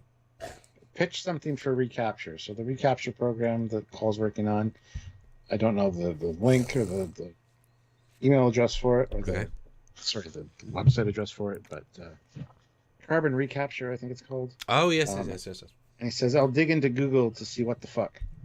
Please do. A few people have had issues super chat, including Hit 10K for a while. Oh, no. Okay. Yeah. And even Trekkernaut says he hasn't been able to super chat for like 2 months. Months? Jesus. Yeah. Yes, we slightly rely on those. That's not so great. No, it's not. Don't know what the issue is there, but if you want to look into it and find out, that'd be awesome. Yeah, I don't know what control we have out of that, to be honest. Eric Martin throws in $20. Oh! Please drink. Eric, that is a lovely request. We appreciate your request and the booze we had. 1 second. Oh, dear me. Oh. I've had so much vodka, it's not hitting me as hard. That's a good / bad sign, Stuart. Oh dear. Ooh. Thank you, Eric. And Dan says, as the writers had mentioned, they had to change the ending from sending them to the academy to having them go with Janeway, and they may not have had a new ship to show us. I haven't heard that yet, but makes sense. Fleet Paw throws in $5. Which comm badge do you prefer, the Protostar one or the Admiral Janeway one? The one Admiral Janeway wears or the Picard one? Ooh, I hate the Protostar one. I like the one Admiral Janeway wears. And the Picard one is all right if it was different colors. So I'm going to go with Janeway's. It's the nicest of all of them. And T. Louise Allen throws in $5. Wonder if we'll see another Hollow Janeway. I don't think we've seen the end of Hollow Janeway. In some form or another, she'll be back. Well, that's the question, isn't it? Because in this episode, they allude to Chakotay giving a, day 73 log? Yeah. His context implies they haven't launched the Protostar yet. Yeah. To go back into the wormhole, go back in time and do the season. But that once they do that, that sort of changes time a little bit. And also, do we really want to see a NX Protostar with Janeway hologram pre and NCC Protostar and Voyager A? I was kind of hoping it was going to be post Chakotay, post the entire launch of the Valnacot fleet. So it's like, hey, he's had to live by himself. We'll see. I think what's going to happen is they're going to find the Protostar, the original Protostar, in the past. And they're going to get on board, boot up systems. Janeway's going to automatically engage for some reason, like she did initially. And he's still going to have the isolinear chip with her message. And he's going to incorporate it somehow. And maybe there's some kind of small backup code. There's just something that kind of kicks over something in the holographic Janeway. I could see that happening for sure, but then why do you want a new Protostar with the weapon? Because that if they arrive before the weapon, the Protostar launch, then you still got the entire Valnacot fleet and the Order left to go back in time. Like that feels such a important precipice of time to go back and do. That was confusing. Now I'm thinking of it like, because that's the thing. Do you either they've said it explicitly as an alternate universe that is no longer part of the linear flow? No, an alternate timeline. That's what I meant. Sorry. Yeah. So fixing that is irrelevant to what we're doing in the present, but it's weird to place that earlier because then if you're traveling back to that timeline before they travel to our timeline, can an alternate timeline go back to our timeline and still send ships? But if you change that moment, all very good questions. It's safer for it to be after. Yeah, because it makes sense for Chakotay to be killed post his fuckery on Solon, but see, they can't stop what happened from happening. Yes. Otherwise, they wouldn't be where they are. Yep. So it could be possible that we get the NX Protostar to return back and be part of this new timeline, so it was never destroyed, even though it was destroyed because it never did all the things it did. But they didn't change. I don't know, man. But they're not fixing that old the Valnacot timeline. They fix the new timeline. But then those guys still come back into the past. Oh, timelines, man. It's tricky. They're getting to complicated stuff. About time. We don't have the time. T. Louise Allen, member for 4 months at the rank of Captain. Thank you very much for your service, Captain. Sounds plausible, Captain Foley. For the Janeway thing, yes. Fleet Paw, $2. Moral of the story, time travel hurts our brains. This is also very true. So does alcohol. Eric Martin, $10. I heard vodka with OJ and pineapple juice is good. That does sound good. I haven't tried OJ with the pineapple juice, but that sounds interesting. There you go, Eric. We'll have to try that next time we hang out. Jenkin Pod is the new miracle worker, like Scott. Yeah, he calls himself a miracle worker. Gorgonzola says, me asking Samuel questions, exploiting his drunkenness. Samuel, did you ever have Star Trek bed linen? And what did your girlfriend force you to do with it? No, I have generic blue. I had Star Wars bed sheets. Still have them. What was on Sylvia them? made me tie her up with them. What was on them? Star Wars stuff. Like what? Luke Skywalker, R2-D2, C-3PO, the Death Star. So you tied Luke around your wife and made her watch you fuck? Yes, exactly. You took that way too far. And R2 has many little. Are we gonna have a tweet Mark Hamill saying he watched you fuck? I mean, you can. I'm not going to. But it happened. I mean, yeah, and Princess Leia too. Woo! I should go get them out of the closet and show you guys, but I don't know where they are for 100% sure. So. Well, wrapped around your wife's wrists, apparently. No. I've never won. No, I'm lying. When I was about 10, I had Thunderbirds linen on the bed. Thunderbirds are go. Exactly, but no, I've never gone for like geek linen on the bed for some reason. The girlfriend will not appreciate doing that either. Sylvia would though. So that's the difference. Oh we yeah, did have the Star Wars pillowcases on our bed for like a couple months a few years ago. Yeah, how is the new it's not that new, but how is the newer under house basement? How's it vibing? You like it? Is it good? Oh, it's really good. It's really nice. Way better. I'm kind of glad the flood happened now because it was kind of a disappointment before, and now it's much nicer. It's all new and shiny. It looks good. Can't wait for you to see it because you've seen the old one. I have. I'll get the vibe of the new one. It'll be nice. Is it that different? Yes. Remember the wall behind me? I go back and watch my old captain's logs like I did last night on my live. Yes. Some of the old captain's logs. Wow. I was just full of everything was like covered, and now it's like so much nicer and cleaner.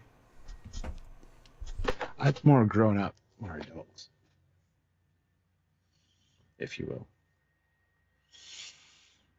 Eric has seen it. Eric Martin has been here.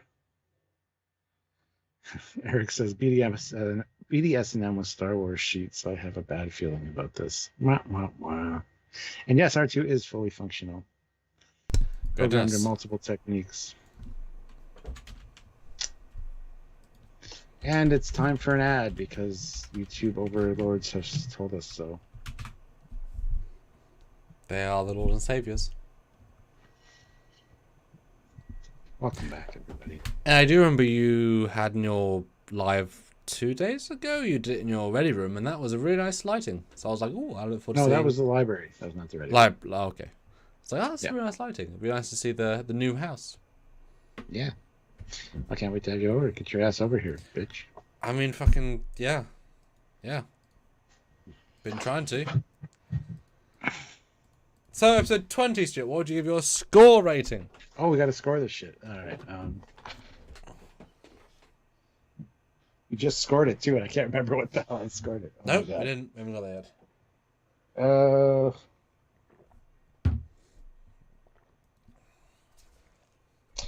I'll give it an 8.9 this time. Ooh, wow. Really? Why? That's quite high. Because overall it was satisfying. We got a lot of good answers and a good closure for a lot of things. Seeing the ship blow up in like subspace, having that wave was kind of cool. Creating a nebula. There's a lot of good visuals in this one. There's some stupidity, of course, with the main shuttle pod for a month, but I think I scored it higher the first time than 8.9, honestly. I don't remember. I don't remember either. There's I have some gut feeling after talking about it, and again, 8.9 is where I want to be. Yeah, but what do they do great though? Like good, fine, but great. Well, seeing Starfleet's headquarters and stuff again was awesome.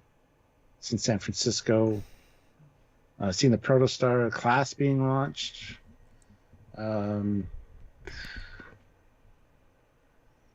Yeah, I mean, it's worth it. It's worth an 8.9, I think. How about you? What are you going to score it? Because, like you said earlier, it would have been interesting as a dual episode, saying season 1.5 has 8 episodes, meaning it has, or 9. The last 2 are one-parter. Well, the first 2 should be a one-parter, and the last 2 should be a one-parter. Yeah. So 18. May have helped, but still, I think if they'd done that, then the resolution would have been a bit too quick, because it isn't quick, but it's straightforward. And they never address the loss of life. It's obviously still a kids show, Nickelodeon. Do they really want to have a line saying 5,000 people died? There's never an addressment of that, which is definitely an issue. But fine. Whatever. I think we'll hear the total in season 2, though. Oh, I doubt it. No, I think they're gonna move past it. Because I was wondering this the other day. Could you argue that every time? Well.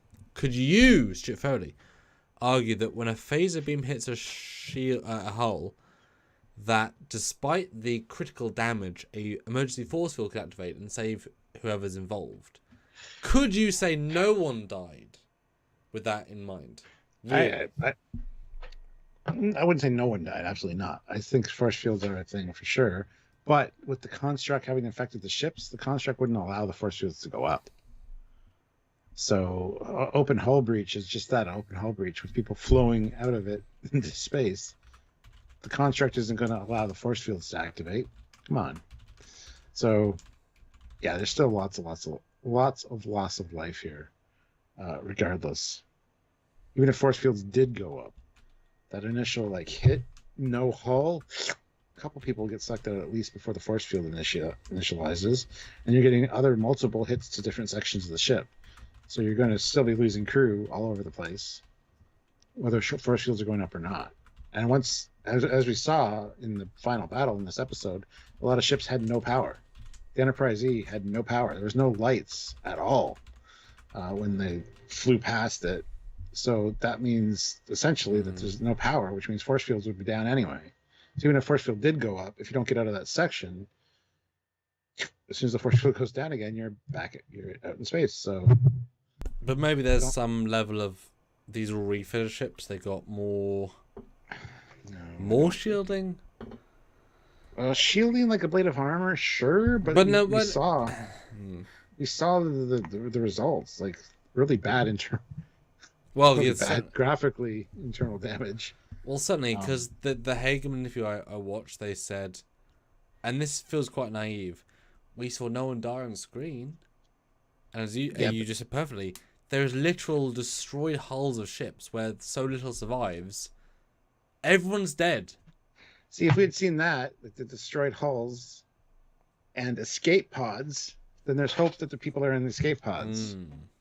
And those aren't being hit by phaser blast necessarily, because that's not what's important to the construct. It's just taking out the fleet.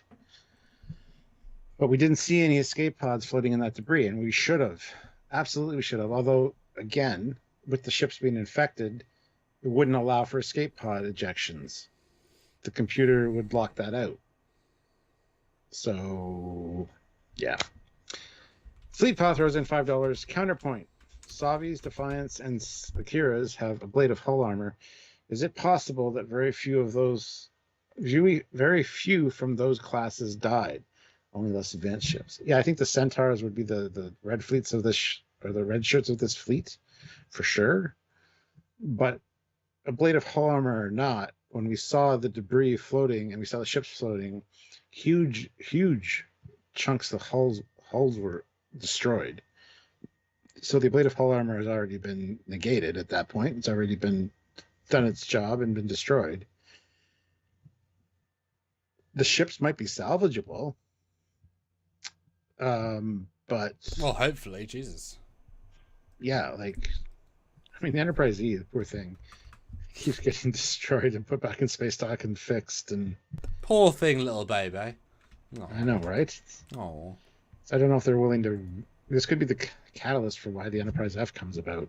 Who knows? Well, we've said that, but we're pretty sure it's a sort of semi-mistake. It was in the show. Could be, yeah. But as we know, there's a big gap between Enterprise C and Enterprise D. So even if there's a gap between the E and the F, this could be the reason for it. They tractor beam the hull of the Enterprise E back to a space dock, get it in there, and go, structurally, this thing is not sound enough to repair. Sorry. Yeah, I don't know. Just going to jump to the loo. Be back in 1 second, Stuart, before I give my score. So I'll leave you on tenterhooks, guys. And look at the numbers here. We are at 98. Oh, Jesus Christ, 98 likes. Stuart. I know. I was gonna 100. I was gonna talk about that when you left. 100 likes. We are currently $46 away from our great number. We are both. I'm drunk, so talk to me how you want me to talk with the booze. So discuss thoughts, comments. Back in a minute. Okay. Goodbye, Stuart. See you in a minute. Goodbye. Go play with your wiener. What? Two more Peeing. likes. You're going pee, right? That's Jesus Christ, Stuart. Oh! Oh! The vapors. Oh, we had 100 likes. There you go. Boom, baby. Yeah, he said like $46 away from a good goal. He is absolutely right with that. So like two $20 super chats would kill it right now. If you're able to, please do so. We are going to be closing out here soon. So hit that like button, super chat if you're able to. We want to hear your thoughts on this. We do have to give, he has to give his final score for this episode. And then we got to compare our scores this time with our scores originally and see where we stand. It'll be interesting for that, at least, because I think some of them are going to be pretty mismatched in my opinion, but that's okay. Like we said, this was less of an analytical watch through these episodes this time, as opposed to just an enjoyment factor. So we'll have to see where our scores stand. These retrospectives are always great because a lot of times we are pretty consistent across the board, and it'll be interesting to see how that plays out. So a couple more super chats would be greatly appreciated, guys. We have the last super chat slot, which right now Fleetpaw has, which he is a moderator, and we don't want the moderators to win the last super chat slot now, do we? Matt Boardman is being evil and says, "Ooh, the things you know, evil grin, bastard." Well, the things you know are the things I should know, Matt. So please message me. Oh yeah. Oh, and you guys have to help me decide what to have for supper. We're either going to make carb smart cheeseburger soup with cheddar and veggies, which is not going to focus on, or sweet and spicy pork rice bowls. So vote. So pork rice bowl or cheeseburger soup. Let me know what I should make for supper tonight.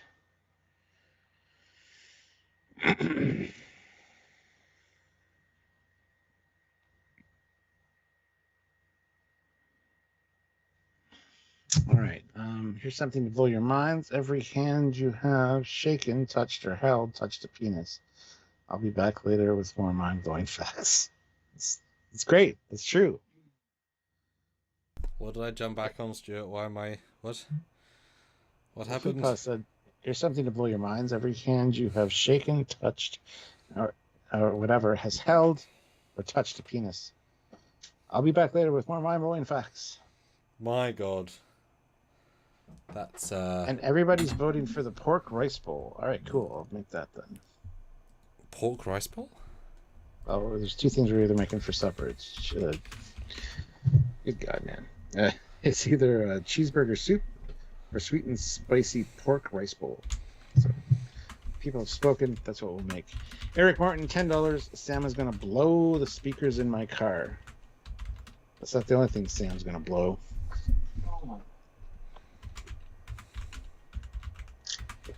Wait till you meet Eric. Sam. Next time you're down, we'll have to go visit him. I look forward to it. This will be a moment of note, I think. I guess. We need your score, man. Give me your score. Yes.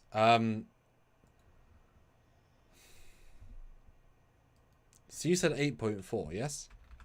I said 8.9, I think. Are you sure? So we're at 8.4, but okay, 8.9. But you're drunk and dumb. I am, yes. Squadra Course puts in $1 for the last super chat slot.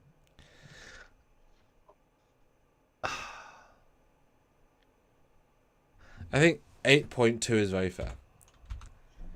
Because it's what it, as I qualified earlier, what it aims to do does well, but doesn't really hit other things. Gorgonzola says, Sam, did you wash your hands? You have Yes, sir! Well, here's the thing. Hold on. Personally, I wash my hands before I take a piss. You know why? Because your hands have been touching things all goddamn day. Your dick's been in your underwear, nice and clean and safe. Why would you whip it out with dirty fucking hands, get it all infected, or whatever, with the dirt of the day? Whereas if you wash your hands, whip it out, there's nothing. It's been clean all day. You had a shower. It's in your underwear. It's fine. So you don't have to wash your hands after the fact unless you piss all over them. So don't get me started.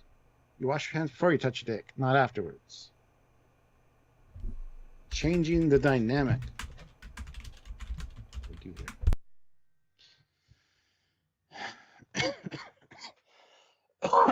Next time Sam is going to be in town, let me know. I have a shit ton of vacay I can take, just saying. So that way Sam can call me a bastard to my face. Okay, Fleetpaw. You'll have to come visit us when Sam comes visits next time.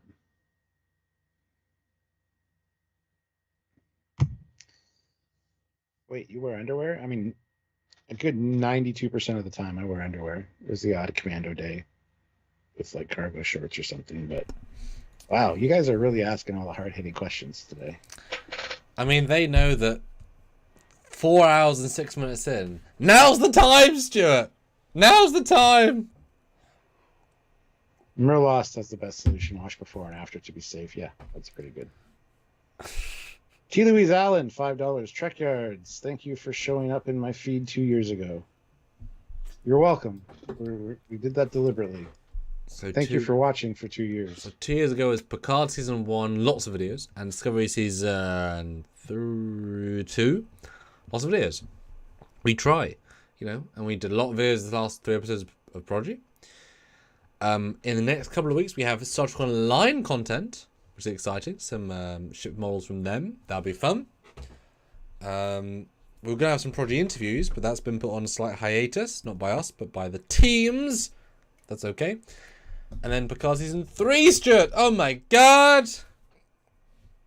And Ring Ship, apparently, somewhere in there. Yeah. Somewhere in there. So, scores. Oh my goodness, we have so many scores. That is a lot of computational right there.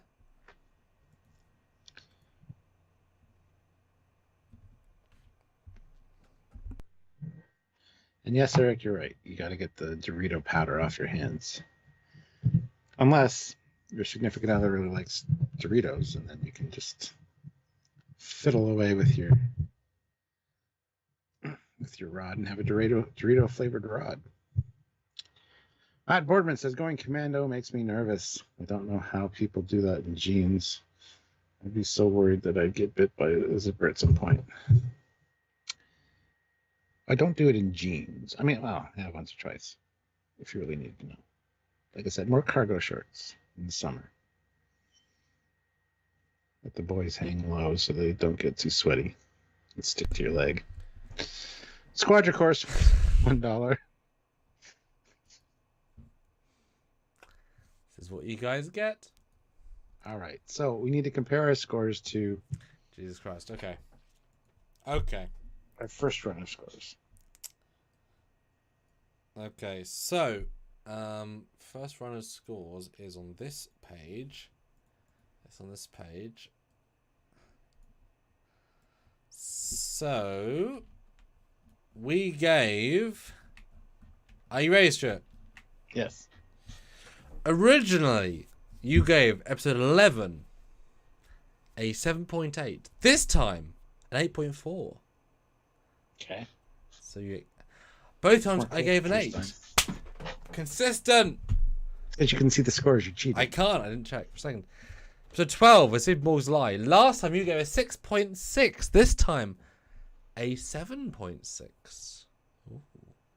Whereas I gave a 7.5. And this time a 6.5. So we shifted our scores almost entirely. Nice. Jesus Christ. So 13. You gave originally a 9.5 and I gave a 9.2. This time we both gave a 9.6. So an increase there. Episode 4. Really close though. Very, very close. Episode 14. We both gave, Stuart, shockingly. You both gave an 8.1. This time you gave a 7.4. I gave a 7.3. So we both dropped by almost a full point. Interesting. Episode 15, you gave a 6, and I gave a 7.6, so a huge disparity there. This time around, you gave a 6.8, increasing by 0.8. Whereas I gave a 6.1, a decrease by 1.5. Jesus Christ, that happened. Yeah. Okay. Episode 16, you gave a 7.1, I gave a 7.9.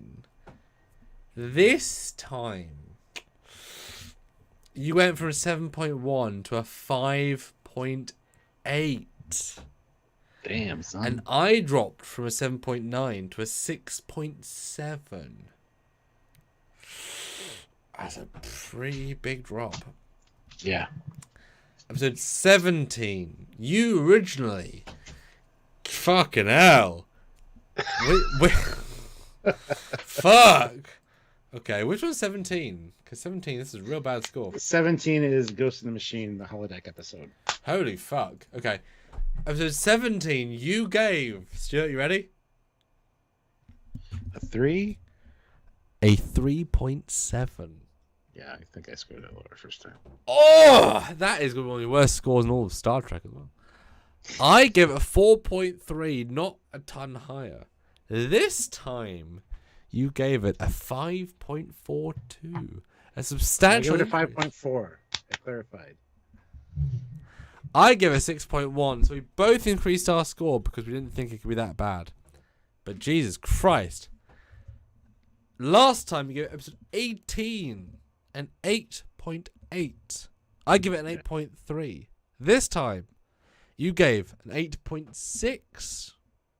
Okay. Slight decrease. I give it 9.1. 0.8 increase. My goodness. Last time you gave episode 19 9.1. I gave it a 9.49.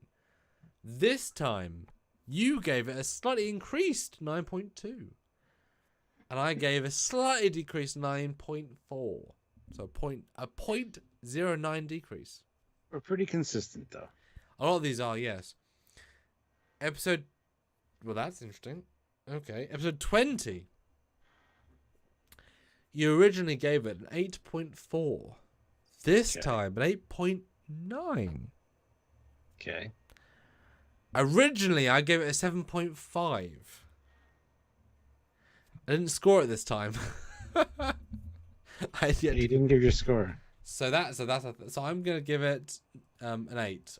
I guess, because I guess I now I know. So, we did shift, actually, a lot there. Between like and dislike. What do you think about all that? I think it's just the over-analytic view that we take when watching it the first time compared to just the enjoyment factor of watching it and being able to binge it. So, I love that they're generally pretty consistent. So, I think we did pretty good, honestly. Eric Martin throws in $5. Booze has a serious impact on numbers. I mean, coming from an accountant, yeah, I can. Don't do my taxes when you're drunk, man. The debate continues about going commando with jeans. That's why you wear button-fly jeans, says Fleet Paw. And then Matt says that seems like too much of a hassle if you really got to go. Not really, because button jeans are fun because you just like pull them and they kind of come apart. It's fine, honestly. And actually, if your package is too big, button jeans aren't great if you're going commando, because it's like a woman's shirt that's too tight with buttons and like big boobs. Just saying. Fleetpaw says he has a comment, but it's better left for the group chat. I want to see that. Fleetpaw. Paul Graham says it's probably too late, but cheeseburger soup for dinner. Well, you're outvoted already because like I had 3 for the rice bowl, only 1 for cheeseburger soup. And Gracie says Samuel is so cute when he's drunk. Maybe. I mean, as we always say, it's up to you guys. We have no control to it. We are puppets at the mercy of the fates. So, your favorite episode of the original batch was... Are you ready for this? Ooh. Yes. Was episode 19. Okay. Nope. Sorry, I was looking at my scores. Sorry, your favorite... Sorry, I was looking at my scores. Your favorite, actually... there's 2 scores. Was episode 13, the TOS one, at 9.5. Yes. Yes. My favorite was episode 19 at 9.49. This time round, I think it's fair to say both of our favorites is the TOS one, 9.6. Yeah. That's fair, I think, in retrospect. Our least favorite, yours, was... Holodeck episode. Yes. Which is the same for this time around. Yes, I don't think that can be under...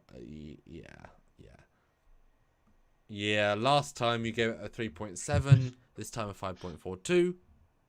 I gave it a 4.3. I gave it a 6.1. So yes. Now, why is that the worst though, Stuart? Because that is a substantial drop from the rest of the episodes. Why is that suddenly hitting low?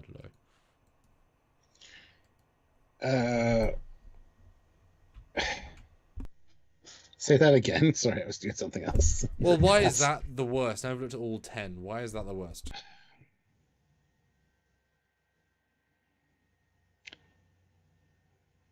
I don't know. Just enjoyment-wise, it wasn't good, and people are like praising it as one of the best holodeck episodes ever on Twitter and stuff. And it's like it's clearly not. I don't know what it is. Something about it just feels off to me. It wasn't as enjoyable to watch. A lot of the segments dragged on too long, especially the black and white segment. I don't know. It's just something about it made it the worst. That's all I have to say about that. A la Forrest Gump. That's all I've got to say about that.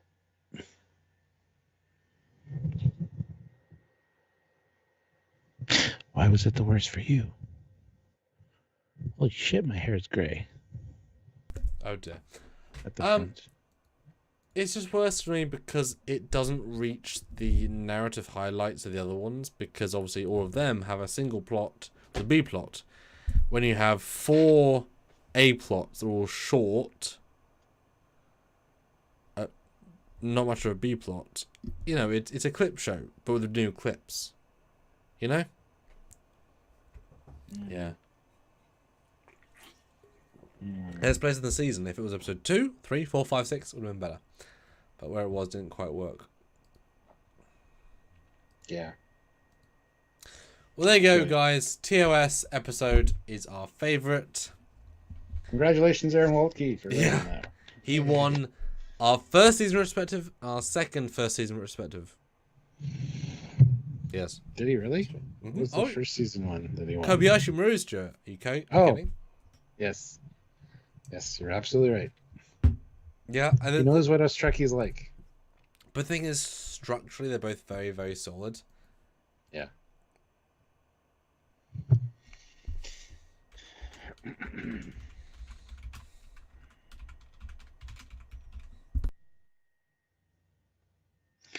All right.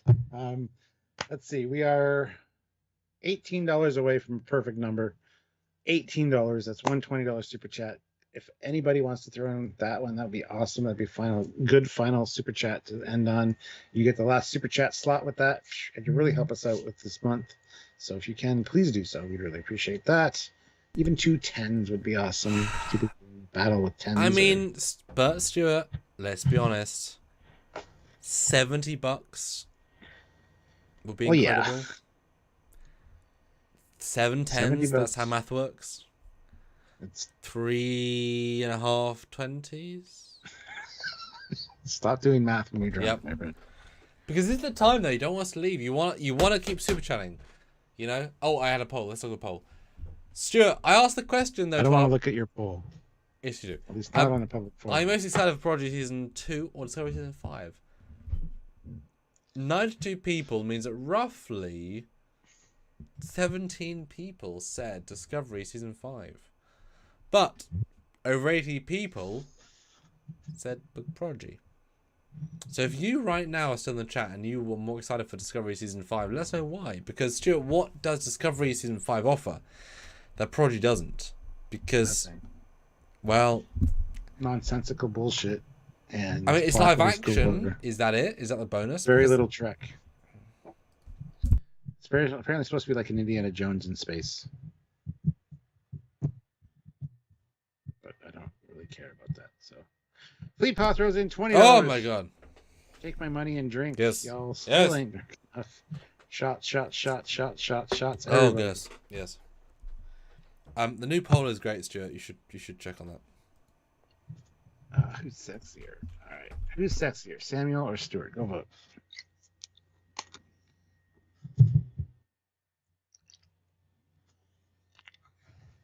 Oh no, the real poll is: are we drunk? Yes or no? Cheers to you, Fleet Paw. That is awesome. Eric says, after the zipper scene and something about Mary, I never go commando again or anymore. You have to be very careful. Like, there's sensitive equipment down there. Don't fuck with that shit. If you do have to go commando, which sometimes is the case, don't be a dumbass. And don't let anybody else operate your fly. That's actually a good movie though. I like that. Yeah. I haven't seen that in a long time. No, they're right. Because when do you ever think, let's go watch something about Mary? It's a weird. Exactly. Do you like Ben Affleck? Is he a I love him, yeah. Yeah. Yeah, especially in Zoolander. His face isn't Fucking that. great movie. He doesn't do many films now, does he? Really though. Thinking about Not it. really, no. But what he done? Like, is there a Dodgeball? he had a heyday. We did loads of films. Yeah. But if you're a movie star, though, Stuart, like a true movie star. I am. I'm on YouTube. Okay. Bitch. Well, that's close. At what point would you say I've done enough, or would you keep doing movies until you would die? I would keep doing movies. I'd pull a Nick Cage. No. I wouldn't pull a Bruce Willis. Bruce Willis' career really went in the fucking toilet. His movies are garbage. So are Steven Seagal's, but Steven Seagal's a whole other story. But Nicolas Cage has had good, bad. You know, he's been up and down. I would keep doing stuff. I would just want to keep doing stuff to keep myself interested. So, yeah. And Paul Graham gives us TMI, too much information with I Go Commando all the time, especially in the summer. Ugh. I couldn't do that. Samuel, Food Plus says, Samuel, party foul. You didn't drink from my last super chat. Don't make flights. Jolly old England and pour it down your gullet. Oh no.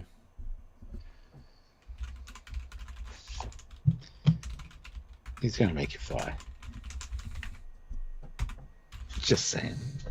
Jesus, you want me to do more booze? Oh, fucking hell, fine. We're 40 away from that absolutely Oh, I know. glorious goal now. So, I mean, every goal is a glorious goal, Stuart, because we work a lot of hours. but there's only one glorious glory hole. Wow, this went off the rails really quick. That's welcome not to- that's not up to us. Welcome Stuart. to Late Night with Captain Foley. This is It's only 10 p.m. Stuart. It's not late night for you at all. You're late at like 3 a.m. man. It's only 5:32 p.m. here. You're like late night dodgy bullshit like 4 p.m. 4 a.m. I mean, It's 4 a.m. And I tune in. I'm like 3 a.m. I'm like, oh, Stuart's being a naughty boy at 3 a.m. I'll watch. And you're like, oh, it's only 10 p.m. for me. I'm like, yeah, but it's dirty boy 3 a.m. for me. You know, it's a whole difference, Stuart. Oof. Damn, you're under your sheets, Joe. Mate, I'm really not. I'm still fucking doing animations. Fucking bullshit. I know, but you're naked anyway, regardless. Eric Martin, $10. Can Sam do a drunk Takuvama impression? Ooh. I need a shekel. Yes. Okay. Exactly, Fleetpaw, yeah. Great. Oh, let me.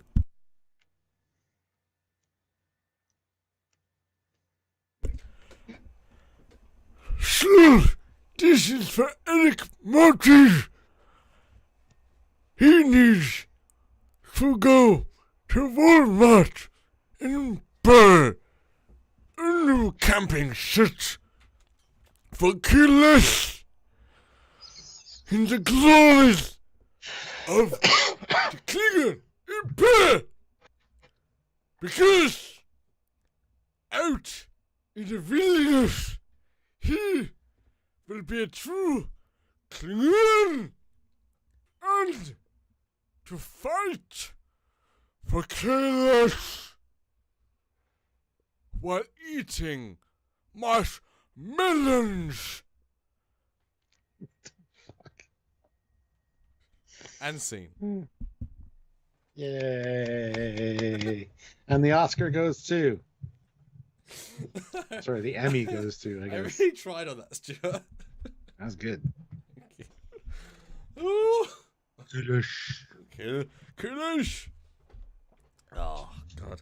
Can you imagine though if we had told ourselves back in season 1 all the shit that had been happening? It's crazy because I Can you imagine if she told us 8 years ago when we started Trekyards, you're gonna have so much. You're gonna have 5 new shows to talk about. You'd be like, you're fucking crazy. But yeah, sounds like Sam is constipated and trying to pass a really hard shit, or a kidney stone. Is that an Englishman having a stroke? Yes, Trek or not, that's exactly what that is. Sam, are you okay? Should I call an ambulance? If you want. All right, I have your address and stuff too, so I'll call the British ambulance service. I don't know how that works, but we'll see. Look at this. Well, there are strikes right now, so it's not going great. Oh, well. Yes. But yeah, I did a post when we started this live many hours ago, and it was interesting because I said, where's my post? I said, we're live right now, do our full retrospective on Prodigy Season 1 Part 2. Admiral Janeway, Romulan, Zindi, Time Travel, Dauntless, Kazon, Oh My. That is an insane roster of canon usage. Yeah. I certainly wouldn't have said that much stuff in Season 1 of starting. You know, we should give all of the credit for this show for actually using the canon, because, you know, as I said to you, well, I said to myself, I mean, Season 1, the Enterprise D was loved so strong. This season, TOS Enterprise was loved so strong. No other shows are doing that. Like, whatever the show does or doesn't do, like, each season they said, we're going to do a full love letter to one of the 2 legacy shows. And, of course, the entire show is a Voyager sequel, in a sense. That is amazing. Because any new show could say, hey, we're going to be entirely fresh. Or they could say we're going to entirely utilize, you know, the legacy factor of what's in the at the time of the universe. So, you know, they deserve all the credit for utilizing as much as they do. And as you'd said much earlier, they've said legacy characters are coming in Season 2. Already filmed. I'm sure prevised. They got no Voyager A.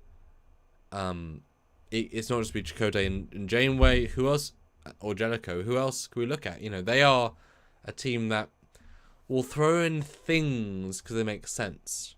You know, B'Elanna, Design Protostar. That's an obvious choice. DMH, who, remember, Stuart, Rob Picardo said he was in Picard. Is he in Picard Season 3 then? Because he said he was. He said he'd done something. He didn't say he did something. He said, when I talked to him on stage, he said that he hadn't been asked to do anything. But before that, he said he'd already been in Picard. Or, like, he'd been asked to be in Picard. I was in the UK. Really? Yeah, I remember he's been discussed, etc. That's why it was weird it wasn't in season 2. In some way, anyway.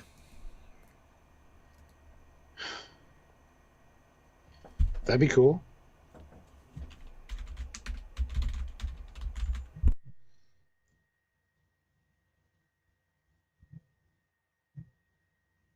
Anywho, so many people could come back, and yeah. Oh my goodness. Excuse me.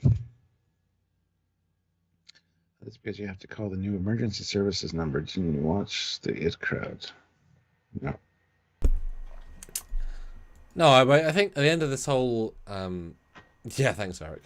I think at the end of this season, it's funny because it's been a really great season. If I expected less, it would be higher scores.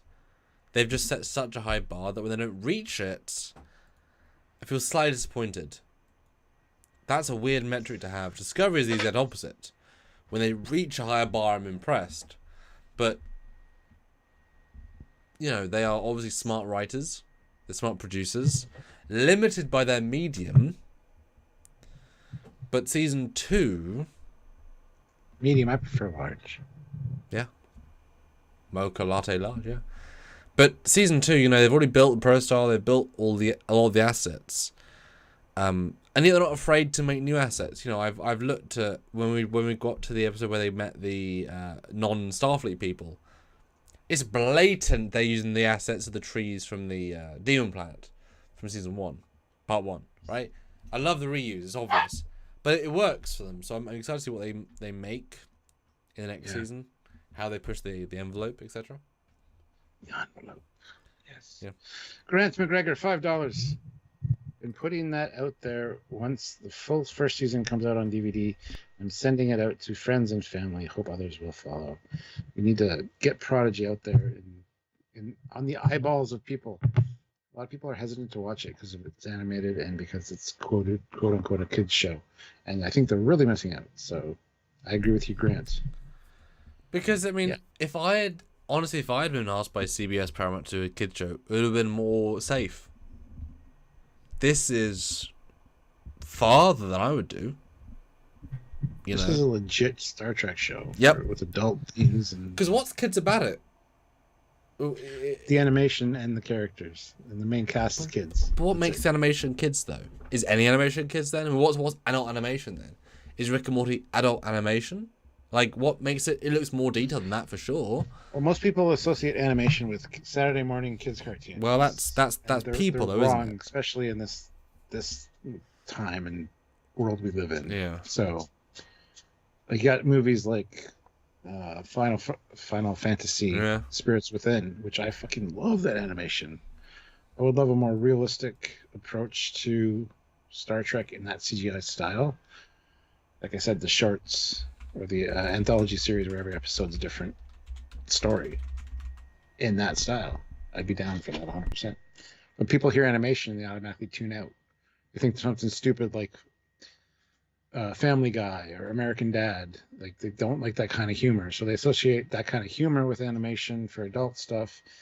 They don't, and Archer, you know, stuff like that, which a lot of people, that doesn't appeal to them, that kind of humor and stories. So they hear animation and they automatically put that label onto it, or they think kids stuff, which is a shame. I mean, Lower Decks, yeah, there's that adult gross out humor, and a lot of people saw that and got turned off by that. Like, it's not everybody's forte, that kind which of is fine, that kind of humor. And a lot of the shows that are animated now, like Robot Chicken, Family Guy, American Dad, Archer, you know, they all have that kind of underlying theme. They're animated, but they got that weird sense of humor that not everybody's into. So, and they assume that any show that's animated without that kind of humor is just for kids, which is a shame.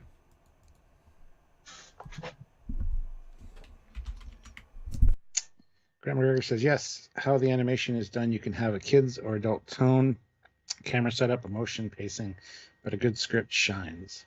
Yes, good script. A good script shines regardless, even if it's a fan film with no budget. You can tell. No. I mean, like crappier than yours. Like Thanks, man. Cardboard sets, not green screened.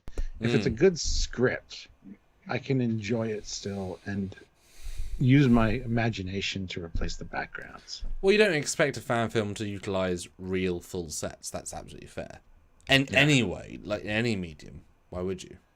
And Merlaw says it's made in a cute style, right? No, it's absolutely not a cute style. Why would you say that? The main characters have kind of a cutie aspect to them, but everybody else, it's very kind of a realistic look. So no, it's not. Yeah, what do you mean a cute style? I mean, maybe Rock Talk, but that's just a single, character. Yeah. Well, Murph, Rock Talk, Jankum even. But Murph's barely in it. I know, but Gwendala and Dal are more realistic-ish. Yeah. They're kind of the bridge between the goofy other characters and like the really realistic-looking ones, like Janeway and Jellicoe.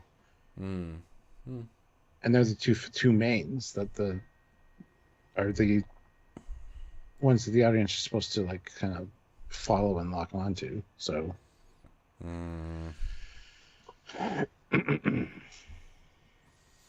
Yeah. No, I think people should, like you said right at the start, it's shocking that people would discriminate, might be the wrong word, but not appreciate the show. I mean, they obviously put so much work into it.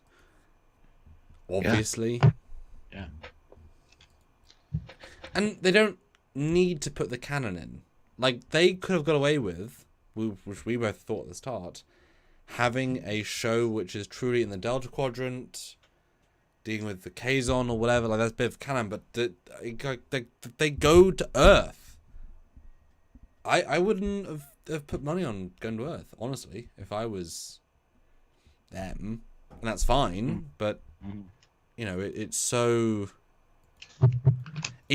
real in its design. It's not, and that's what the Hageman said in one of the interviews, like, they weren't trying to make a kids show in the same way as a real show, and they said when they brought new animators, they had to like teach them not to make a kids show because the Nickelodeon animation department was a certain way, and they weren't that way. They were more real as Trek, and you can almost feel the balance in the show. How much they're trying to make a real show. Yeah. Well, anyway, it's a fantastic show. Season 1 was fantastic, both parts. We're just going to call it season 1 from now on, I think, and just take it as a whole. I'm glad these retrospectives are almost. I'm glad new series almost have 10 episodes because the retrospectives would be very difficult if it was 24, 26. To do a retrospective of an entire season, damn. Yeah, especially an hour-long show. Like if TNG was back on the air now, new and fresh, we had to review it and then do a retrospective of it. My God, man, it would take forever. It's hard enough to do Discovery, which is that's just a slog to get through. So sure, but 10 times 40, even still, is quite a challenge.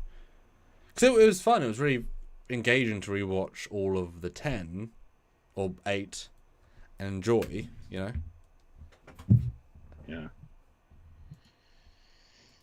Well, no, it's a yeah.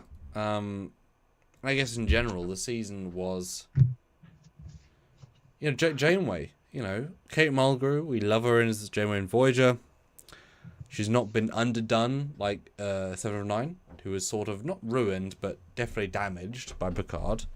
Season 3 might be great. That's all I hope, but still, both Janeways I think done respectfully. I mean, what legacy characters do you think might be in season 2? What fits? That's a whole other discussion, my friend. It is, but you're drunk, so I'm going to ask you.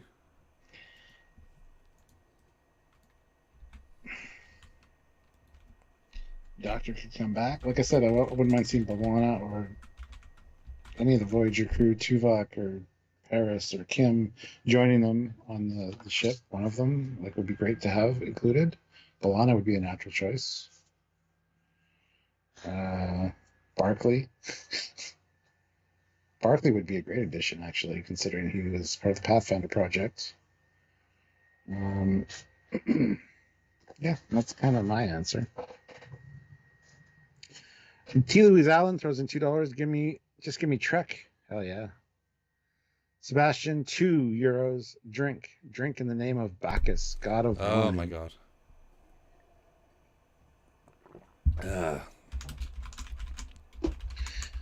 And Graham McGregor, $5. Would love to have an interview with the animation and production team. Would like to hear from the staff. Be patient. We'll see what we can I do. know. I've been working on that. Yeah. Fleet Pass says, honestly, I'm in the same boat as Sam. I thought it was going to be a true kids show. It's not. It's a good way to introduce kids into Trek while being enjoyable for adult fans. Hell yeah. Dan Ben suggests Tom Paris's daughter being in the show. She's not old enough yet, I don't think.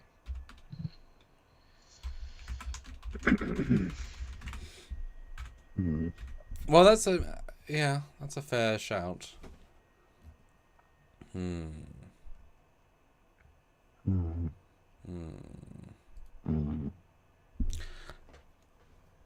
mean, even just TNG people would be kind of interesting. Well, that's the thing. Geordie and Worf and Beverly all have a functional reason for being in any show.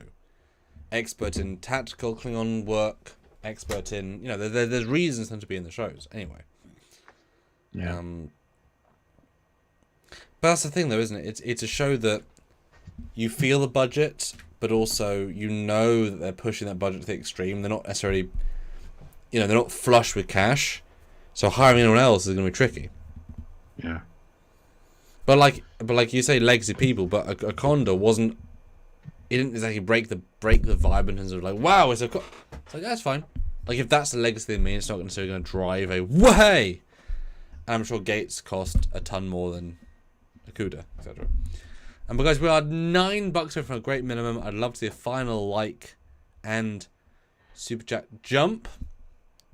A few fives would be phenomenal. We are at the 4-hour, 41-minute mark. I've ordered a food, Stuart. I'm now getting Domino's to help with my post-booze fun. I'm making rice balls. Just saying.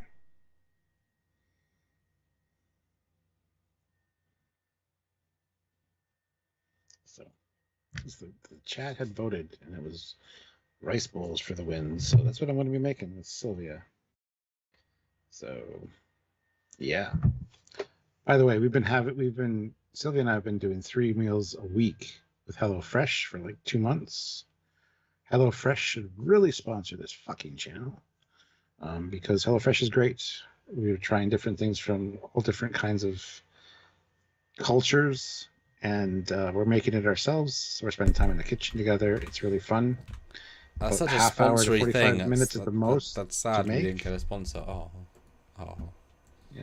Well, they should be a sponsor because they sponsor every other fucking YouTube channel. Although I don't want to do a HelloFresh thing in each of our videos. But I wouldn't mind promoting them on lives and stuff. But hey. Sebastian, €2. Any idea what Disco Season 5 will bring? Nope. I watched the trailer twice and I hated every fucking second of it. And not looking forward to it. See, for me, Sebastian, it's a case of it feels the most irrelevant. That's the irony. It started the trend and it was trying to be the most different. But now we have canon, true canon Prodigy, true canon Lower Decks. Not canon in the sense of they're doing their own thing, Strange Worlds, but a good show. And because Season 3 should be pretty interesting. Discovery feels like the absolute... Or it feels out of date already. Somehow. And none of the characters are interesting for me to engage with them. I don't care in Season 5. Hashtag bring back Lorca.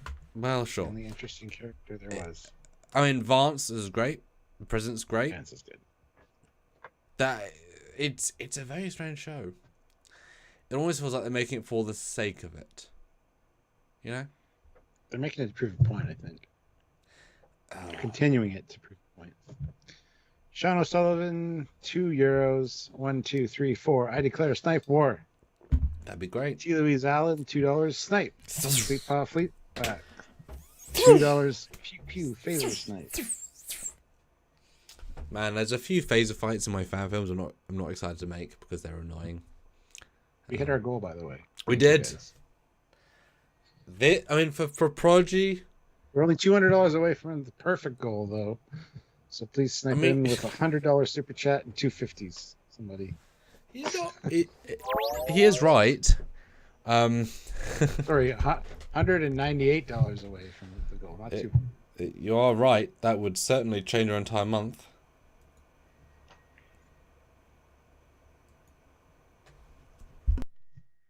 But anyway, and 7 likes away from 110, which would be awesome as well. If you haven't hit like, hit it now. What if the daughter of Paris and Torres appears in season 2 or Naomi Wildman? Why not? I'd be fine with either of them. Young is fine because the rest of the crew is fine. Is young, so it would continue the Prodigy storyline with having young kids. I mean, that's fine. That's true. That is true. Naomi Wildman would be. No, that would be a real nice shout actually. Learning where she went. Yeah.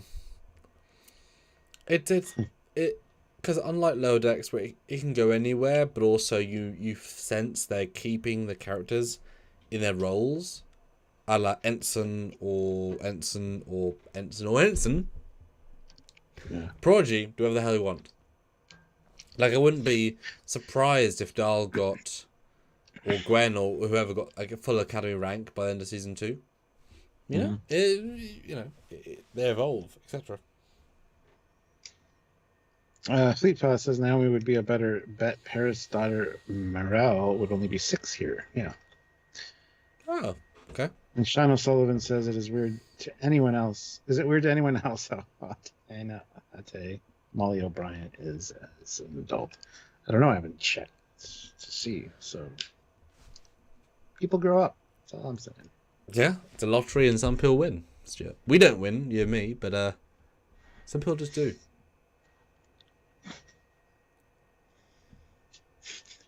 And on that note, we should probably end the live. But no, well done, Prodigy. It was a good time. Yeah. I am excited to maybe make some Prodigy content in my future of Trek Shorts. Who knows? Who knows, Stuart? I wish some people viewed Prodigy, of course, because it deserves it. As I said earlier, way earlier, in the 4-hour live, when they get on Prodigy, when they got Nickelodeon, we'll see how their views are. Hopefully good. Yeah. I want to hear about season 3. Because, good team. I hope they time the release of the toys, like the Protostar and the Playmates Prodigy toys, with the release on Nickelodeon, because I would love to go get those. I'm so shocked they didn't make a Murph plushie for the world versus just the convention exclusive. Oh, they're dickheads. It's like, let everybody get one, maybe. No? Okay. Oh, you don't want your trailers to be seen by anybody but in America? Fuck you guys. Region lock. Fucking bullshit. Ugh. Although I do hear that a new Picard trailer is coming before the release. That's good. Which is weird. There's only like 5 weeks to go. Sure, okay. And I think we're also going to announcement that Strange New Worlds is season 2 is going to be starting in the end of March, beginning of April. Because that's when it started last year. I would love if they just carried that over, and that's the next one, Strange New Worlds season 2. I think that's going to be the case because that was filmed and done quite a while ago. So I think we're going to get an announcement around the time of that trailer for Picard of when the next season of Strange New Worlds is coming out. So. Yeah, possibly. Yeah. And then when's our Section 31 show getting announced? Oh. On this date. In the Discovery era, great. Yeah. Yep. So our poll, though, speaking of, Stuart, are we drunk? Only 32 votes, you piece of shit. Actually. What the fuck? Most of mine is worn off, so let's be fair. 66% yes. 34% no. What is wrong with you? Well, I don't know what's wrong with them, but we love them. Yes, we're here for that. Speaking of, check out our Akira video today. We look at the model in depth. Yeah. And something tomorrow, I'm sure.